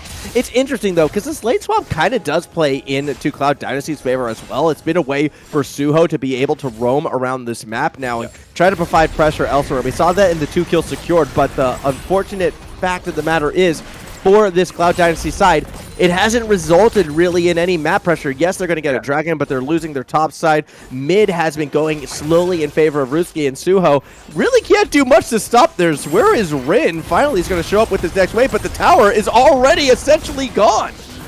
Yeah, and this is the problem. Like, Nebula is just playing the macro game better. They're just getting the objectives, they're getting the towers.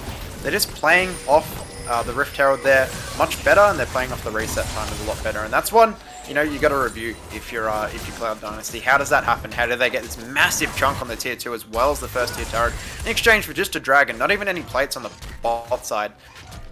You really lose out quite big. The gold lead does swing in favor of Nebula now, and sorts of things. You just can't give up objectives like that for free. So that is quite bad for them there. And yeah, definitely one. You know, you want to go on the VOD book and go on the VOD review and look at and see kind of how that happened. Obviously, they did force the bad recall out of the Ornn, but did have the TP available. Could have tried to look to try to not even just save the tower, but maybe save the charge on the tier 2. Try to do something. Just lose a lot of gold out on that one, but still not too much out of the game. It's not too bad at all. Only 500 down.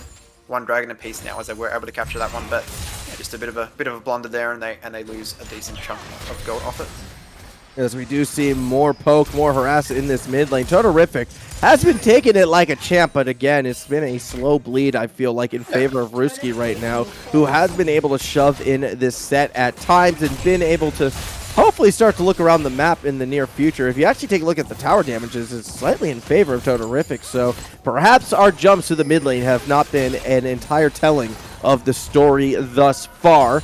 Only about 13 minutes and 50 seconds into this game, and it's starting to feel like this slower pace right now has been a bit more beneficial for the red side, actually. As we mentioned before, their best bet would be late in this. However, as time keeps going on, it should be worth noting, when you look at the 2 DPS champions, Shaken Robot nearly has a 1k gold lead at this stage over Kaista, and that's not going to bode well the later into this game we get.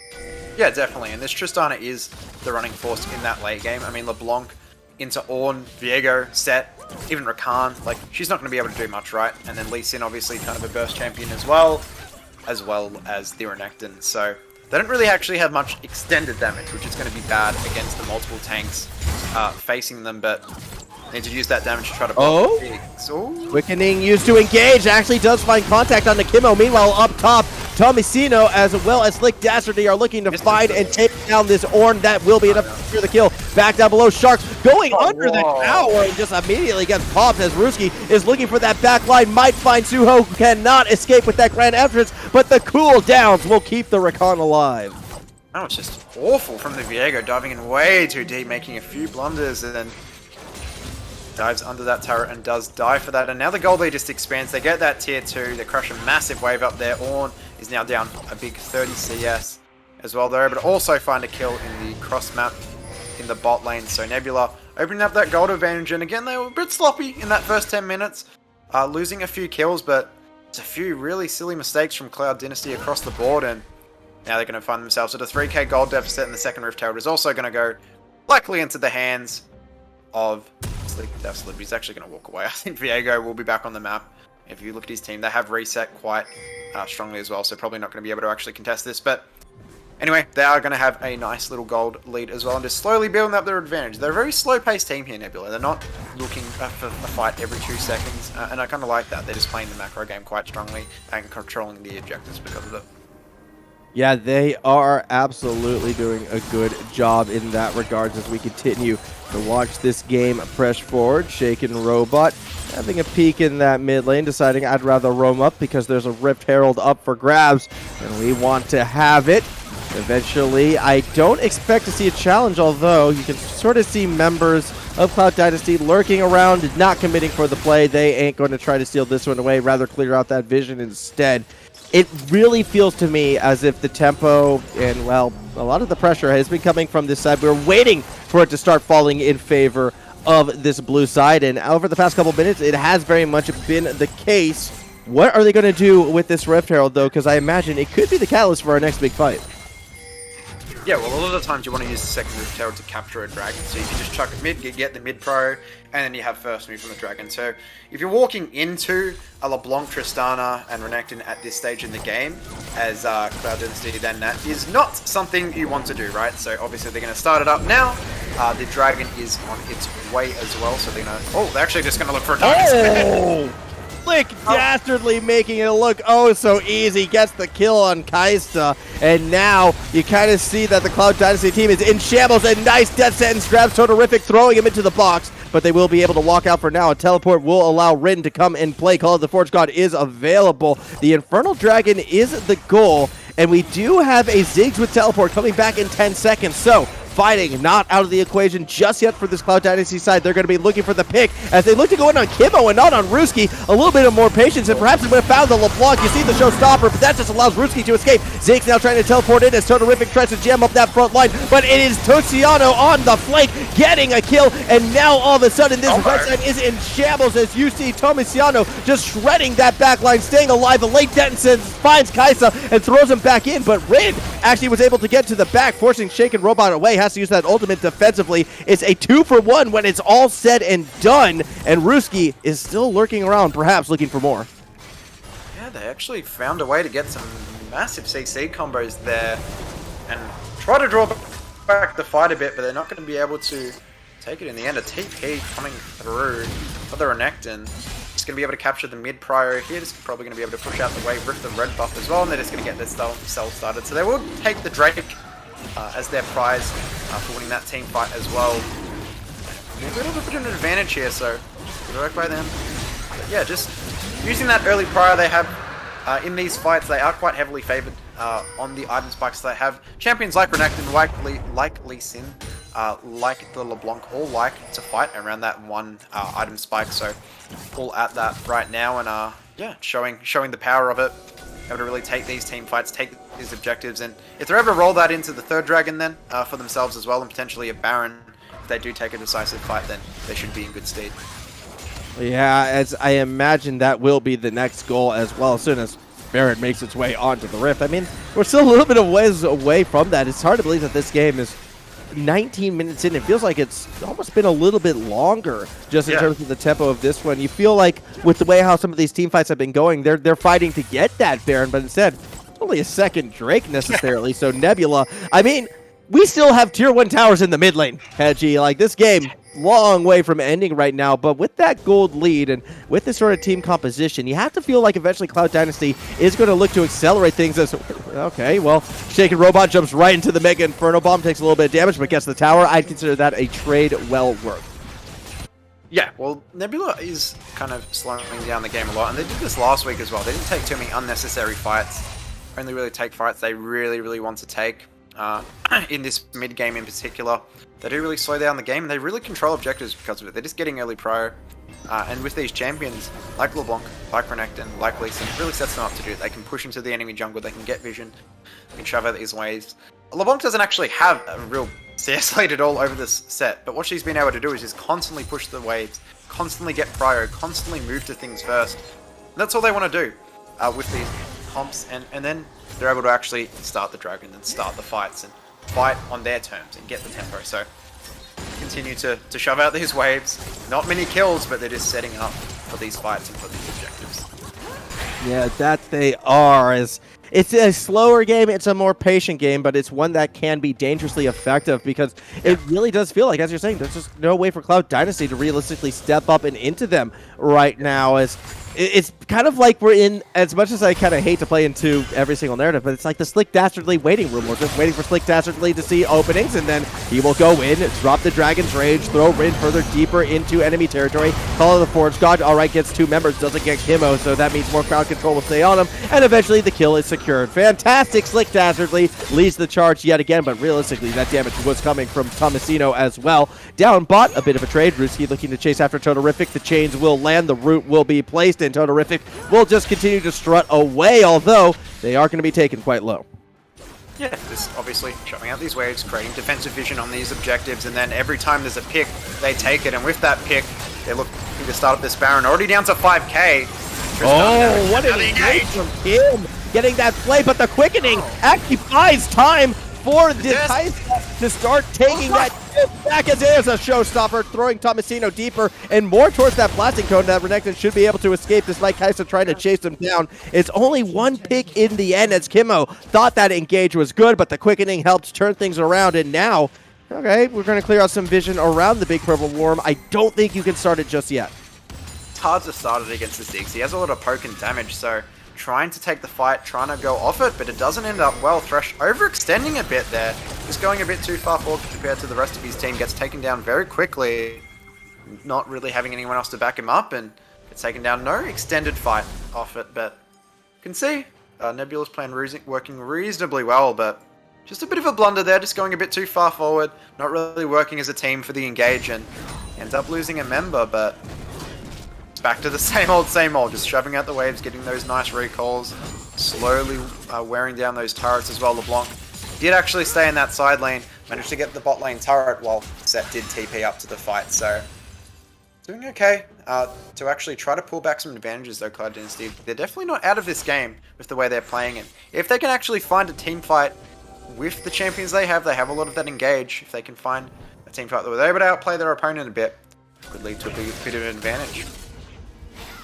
Yeah, it could lead to a great advantage moving forward, and it's one, I mean, we'll be hoping to see them pull it off. I do have to agree right there, but for the overall scope of the situation, I am questioning how viable that actually might be, just because, again, how calculated, how methodical we are seeing Nebula approach this game. I mean, Ruski right now in the side lane, you can see, is still able to do, well, it doesn't look like much, but apparently it's enough to keep Rin pinned back and nearly out of this one as the rest of the team starts to set up for what should be their third dragon of the game and second Infernal as well, which will continue to extend this sort of mid-game power spike.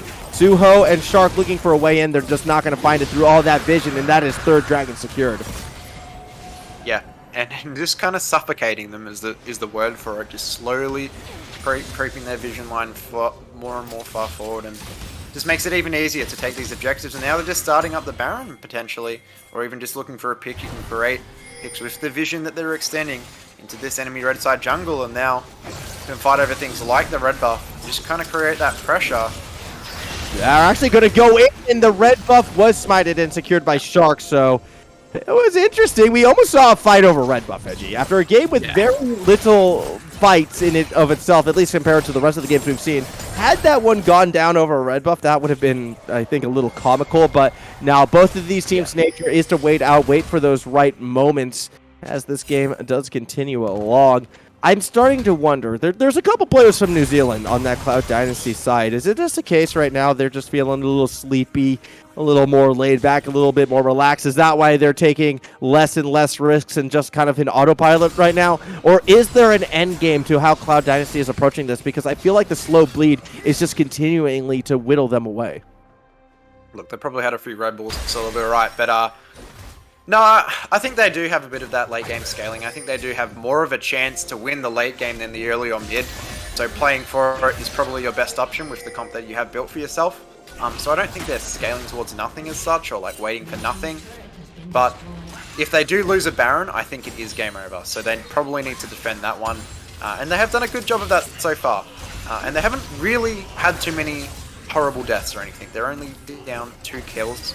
So I think they've actually done a reasonable job, if I'm being honest. They are down on dragons, they are losing this game, but I mean, they're not losing it in, 20 minutes, 30 minutes, they're not getting absolutely smashed. So they can continue to try to find the fight with the engage options that they do have over a Baron. Maybe try to contest that soul.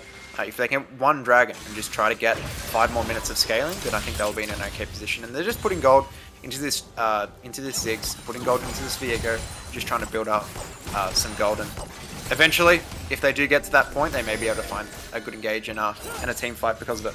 I mean, they have to. They're the team with the engaged tools. They're the one who we're going to be looking out for. Eventually, they will have to do it, and you would have to think it would come before that Dragon Soul becomes available. We are on a bit of that Infernal clock, and it's why I'm starting to get antsy watching from this position. I feel like they will pull that trigger, but I wonder if this is also a symptom, perhaps, of what we did see last week as Baron has been started up. All right, I think Nebula has had enough. They're thinking, okay, let's go for it. Yeah, there is a ward on it, though, so I don't imagine this is going to last too long. might warrant that engage, though. I mean, Baron down to 1,000. Still being chipped down eventually, though. It does look like Nebula's going to try to back away. Doesn't lead to that fight. Kimmo might be found out. The quickness is deployed by Suho. Runs into a box and is now getting poked out. Fortunately, the grand entrance to escape, but the flank coming from Ruski on the LeBlanc gets a lot of damage down onto Suho himself. Shark now caught by the chains is going to have to flash away, but Totorific is looking for that engage as Ruski gets lower and lower. That burn, that bomb nearly secures the kill, but Ruski's able to jump over the wall, and again, no one dies. Yeah, and they're just trying to kind of kite back that fight at the end of the day because Renekton is split pushing this bot lane tier 2 turret, so just buying time, not actually taking the fight, but at the same time trying to poke them and prevent them from actually coming in. Now that the recalls come through that they need to actually contest the Renekton, they start back up on the Baron. They have the Tristana damage. She's actually got almost 3 items now, so she is doing a ton of damage to this, and it is already down to 8k. Can they potentially take this? Baron's down to half as we see Call of the Forge God dropped down below as well. Baron getting lower and lower. There is so much damage coming out of Shaken Robot as a player has left the game, and I believe we have a pause right now. It's at very awkward timing. This isn't a pause, though. I don't want to say my initial thought, but I have to wonder, has the server gone down? Uh-oh. I hope it hasn't. Okay. No, it hasn't. Jokes on all of you. The fight continuing. Baron down to just 2k health. We're looking to see if the steal will come through. Shark is going to go over the wall, but no, the smite comes through, and the Weekend Warriors Discord banner remains safe as Slick Dastardly will jump away to safety. Okay, I thought that was a bit weird. Like, Viego has flash. Rakan has flash. Everyone has flash, Formal. Like, they could probably look for a play there with how low Tristana and Thresh were, but just didn't really go in for that killer blow, right? Okay, no, it's all good. Didn't really go for that killer blow to try to steal the Baron or try to do something that I have got some vision. There's no actual vision placed down from Nebula here. They could potentially get caught out. They have a lot of CC to burst down to Tristana. Oh no. Oh, this is going to be played with the quickness, and this is the engage. Perhaps that Cloud Dynasty was looking for. Kimmo is going to be that initial target, but look at Robot in the Raptor Pit just getting so much damage down as it is a defensive use of that showstopper, and it's not going to be enough because Ruski found his way to that back line. Totorific going to be found out as well up front. Slick actually gets another kill. It's over the wall. Kaisa throws the bomb, but cannot do enough damage again. We were fearful that would be the case, and it comes through in fruition on the Rift. Ruski will pick up that final kill as the chains don't get the snare, actually, and Kaisa continues to throw bombs right back, but more importantly, that Dragon Soul looking to go over to the blue side. It is secured by Nebula. They do not get the ace just yet. I feel like it's only a matter of time before Zyzz will fall. However, it won't be an ace as... Oh, it will! 4 seconds before Suho was able to spawn back in. I thought there was a chance either way. A huge fight going in favor of the Nebula side. Yeah, and it just makes me question, like, why would you not contest the Baron? When they were a lot lower, they hadn't taken the Baron right, so they're not enhanced by the Baron's fighting abilities. Very low on it. Did have flashes available. Could they have not looked for the engage there and tried to save the game instead of looking for this okay engage? I mean, they do find it onto Tristana. It was a good engage. It looked very good for a bit there, but Tristana just flashes the wall. They all escape, and they're able to turn the fight and get every member of their team Baroned up and ready, and eventually able to take them down and take the soul as well. And yeah, I think they could have looked for a better fight just a bit earlier, and you have to play the waiting game, obviously, with your comp, but you have to wait until the right moment, and I feel like Nebula had overextended. I feel like they should not have been on that Baron with how low they were on HP, and in the end, just not able to take the fight, not able to choose the right fight, mind you, and yeah, going to be in a bit of trouble now with the Infernal Sword and the Baron. Nebula are bearing down their base. Yeah, they are starting to bear down right now on the Cloud Dynasty base, and I'm going to be a little bit of a hypocrite right here, Hedgie. Be careful when reading that Twitch chat, because sometimes you'll get bad ideas in your head. I heard you calling Cloud Dynasty Era. That is their old name. Panda Kung Fu, a bad influence on you.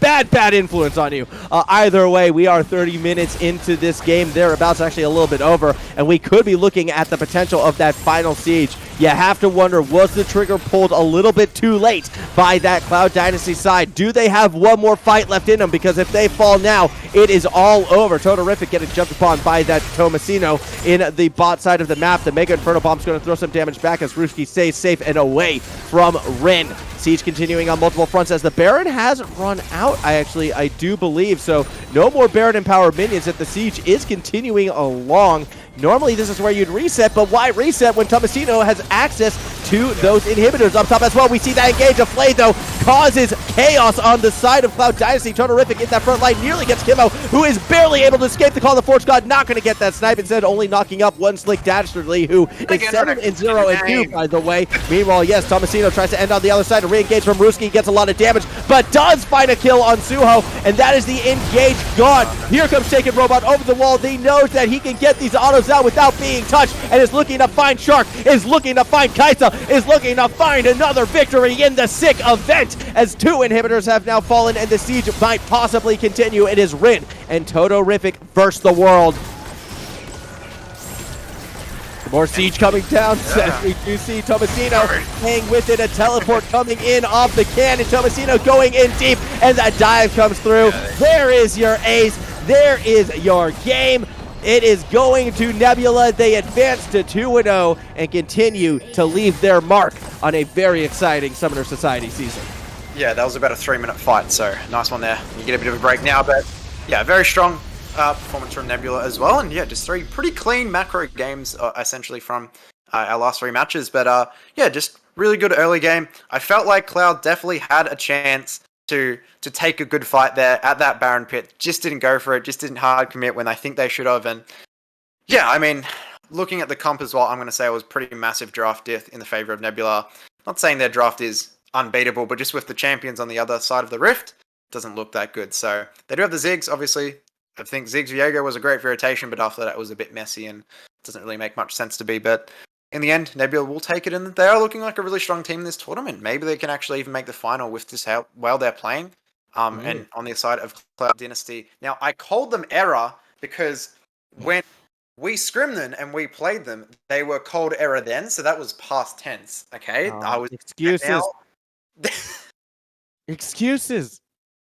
Now that they're Cloud Dynasty, okay, now I'll call them that for this context. But I was, hey, it was all in part of my plan for them. But yes, very very strong performance from Nebula. They're going to go to 2-0, and sadly, Cloud Dynasty after a heartbreaking loss last week and pretty sad loss this week as well. We'll move to 0-2. They do fall yet again, but I feel like this could be another sort of similar story from this team as what we saw from them last split, where they started off slow and then got back in better than ever towards the tail end. I'm not writing off the Cloud Dynasty yet, but again, when we look at this Nebula team, you have to think perhaps greatness in their future for sure. Also, I'm going to ask Twitch chat one last question before I throw it over to the desk, and I'll ask the desk this question as well. When are we going to get the dream team put together? When is Jack Valiant and Jungle Man going to combine, put those forces together, summon Captain Planet, who happens to look like Captain Teemo, and take over the world? That's what I want to figure it out. Midnight, please tell me you have the answer. Thank you, Former. The answer is whenever you bully Ken and Kung Fu into putting him into the same roster. That's your best hope there. Thank you for the cast, guys. 5th game of the day here over at week 2 of the Summoners Invitational Circuit. I am, of course, still Midnight, joined still by Weapon and Tico to wrap up our 5th and final game of the night. That was, of course, Nebula and Cloud Dynasty. What a fight between these two teams, right? This was between us on the prediction side of things. It was the most even coming out of them. Now, Weapon, how did you, what are maybe the big takeaway that you did get to see out of that particular game? Because if memory serves, as I bring up a copy of it myself, that you were in favor of Cloud for that match. I was, and look, I had faith. I think what they showed was, at least early on, not the worst, but I think the draft here ended up being a little bit awkward. I'm going to be perfectly honest, I can't quite recall how the draft shook out, but what they did end up with was a composition with not a whole lot of damage.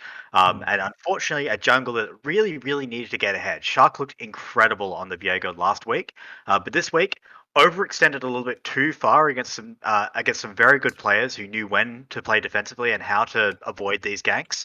Whereas last week it felt like every single time he was in the bot laners, he was on the same screen as the opposing bot lane, he killed them. This time not to be, and was really forced to overdive a few times and got punished pretty hard for that. And the rest of the team just didn't really have the damage to back it up. And I felt like it needed to be very explosive and decisive in the fights, but unfortunately just not enough setup to really make that happen. So bit of a rough one. Bit of a rough one indeed. But before we take a quick bit of a closer look at our final match of the night and the nights in general, we still have our fifth and final interview of the night. So Quirky, please, it's all yours. Thank you, Midnight. And of course, I'm Quirky, and joining me is, of course, the support for Nebula. It is, of course, Mr. Kim. Kim, how are you going? Doing pretty good. Feeling good about the win. Not the cleanest game, but we always felt in control and we just pulled it out, you know. Mm-hmm. Now, we were talking before in the green room, talking about how you guys actually have decided not to ban Viego at all. If you want to share that with us. I mean, I don't want to give too many secrets out, but everyone knows that our team just does not care about Viego. It's not like really an ego thing. We just know exactly how to play against Viego, and it just shows. We had a 6-1 Viego last game, and we still won. We give Viego this time, he's 2-1, he still loses again. It just shows that people are thinking Viego's just broken, let's pick it, when they're not thinking how he's broken and how you have to make him work in a way. And we know exactly what to do against that, and it just shows, I think, in our first 2 games. Yeah. And especially with that, how is the addition of Jungle Man up in that jungle role really been helping you guys? I mean, this whole team is new. Originally, if you guys don't know, I was on Team Zyzz, and it was kind of getting boring, winning when we didn't do anything, we didn't do any scrims, and I was like, I'm gonna make a team that can match that team and make it a bit more interesting. And it's kind of doing that thing where Zyzz are actually scrimming now. So I think the whole team is new, and everyone on my team is really good in a way that they all listen and they're all perfect in a way where we're all learning together, and hopefully we can show that we're I would say a top 3 team at least. Well, we think we're the best team, but we'll show everyone else. There's a bit of a disappointment when we saw a few people picking Cloud Dynasty over us, and maybe eventually it will be just everyone picking us every game. Yeah, I mean, I'll admit I was one of those. I strayed from the path there against the Church of Jungle Men. But looking forward to the future, are there any teams that you guys are really looking forward to versing? It's just mainly Team Zyzz, and I think no other team, in my opinion, has really shown much improvement, and I don't think that anyone's gonna really come close to them, and I think we can easily beat that team. So I think that's just that's the game to watch out for. All right. Well, thank you for joining me, Kim, and best of luck in your future games. Hopefully, we'll get you back on the interview section pretty soon. But for now, we'll throw it back to the analyst desk with the GFUB.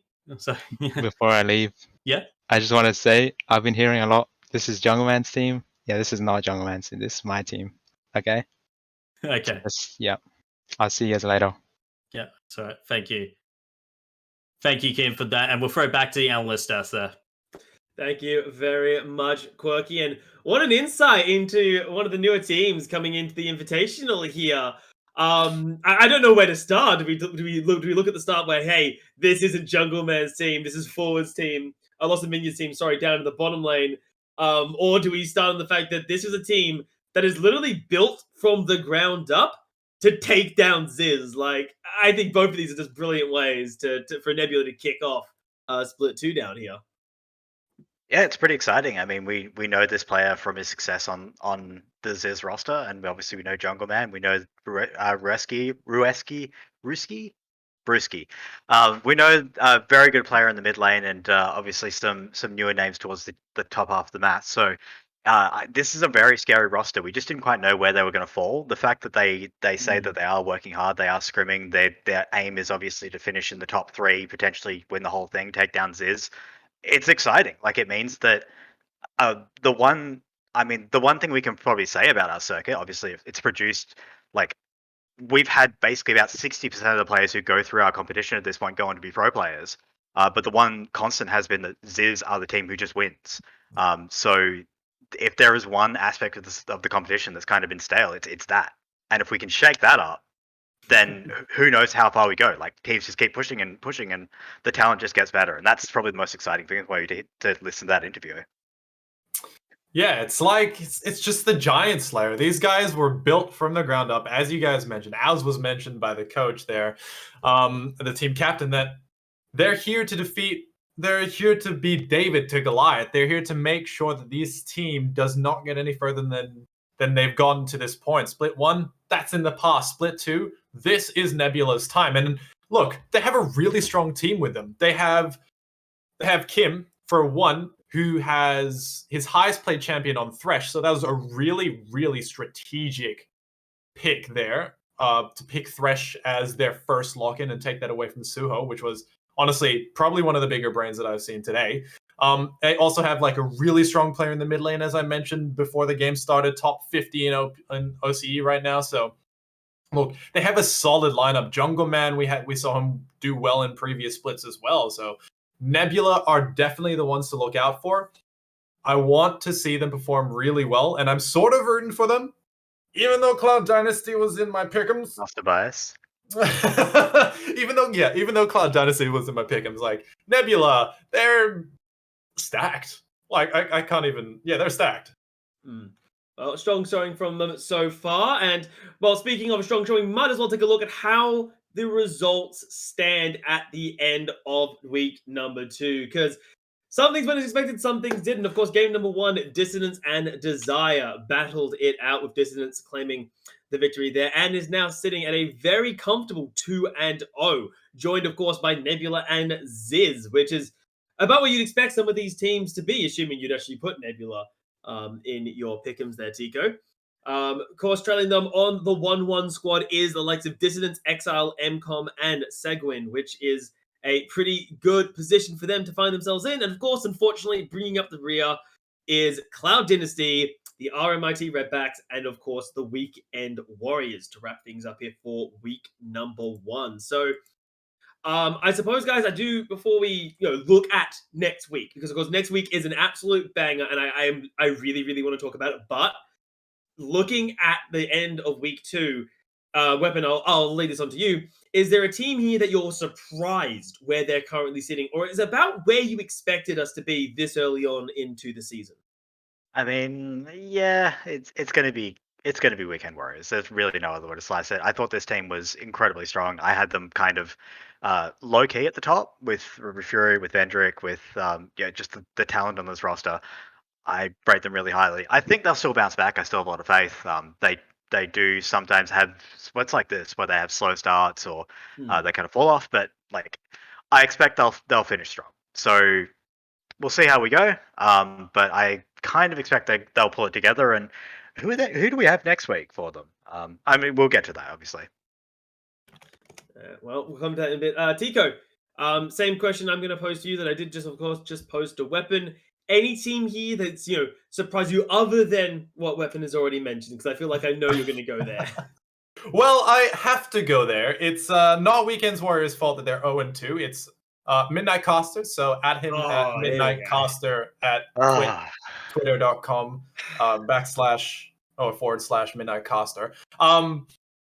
But it's also Nebula, so it's not surprising to say that they're at the top, but it's also they're a new team. We didn't know what was going to happen with them coming into this split because they are a new team, brand new roster, brand new team. They're here to defeat Zyzz, and like it's a fun story, but how many people are actually able to fulfill that with a brand new roster, with a brand new team? But they have done well so far, 2-0, and I'm really excited to see where they're going to be able to take this, if they're going to be able to maintain this, because Team Zyzz, they're a number 1 coming towards the end of Split 1. So Nebula, they have to be at that level or above it to be able to beat Team Zyzz, be the Giant Slayer that they're planning or aiming to be.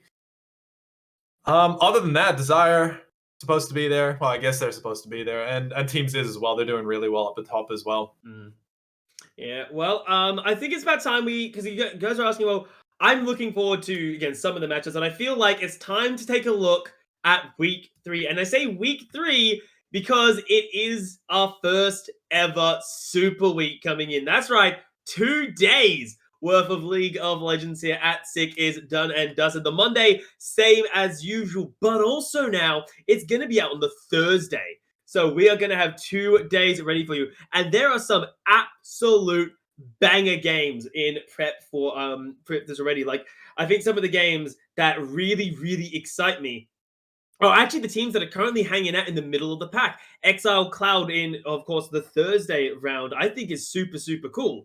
And even in, week 1, you've got likes of Weekend and MCOM and some really, really fun matchups coming through. So obviously keep your eye glued down for that one, because that'll be an absolute banger of a week coming through, lads. You can see the rosters there. I don't want to spend too much time talking about next week, because obviously that's next week's job.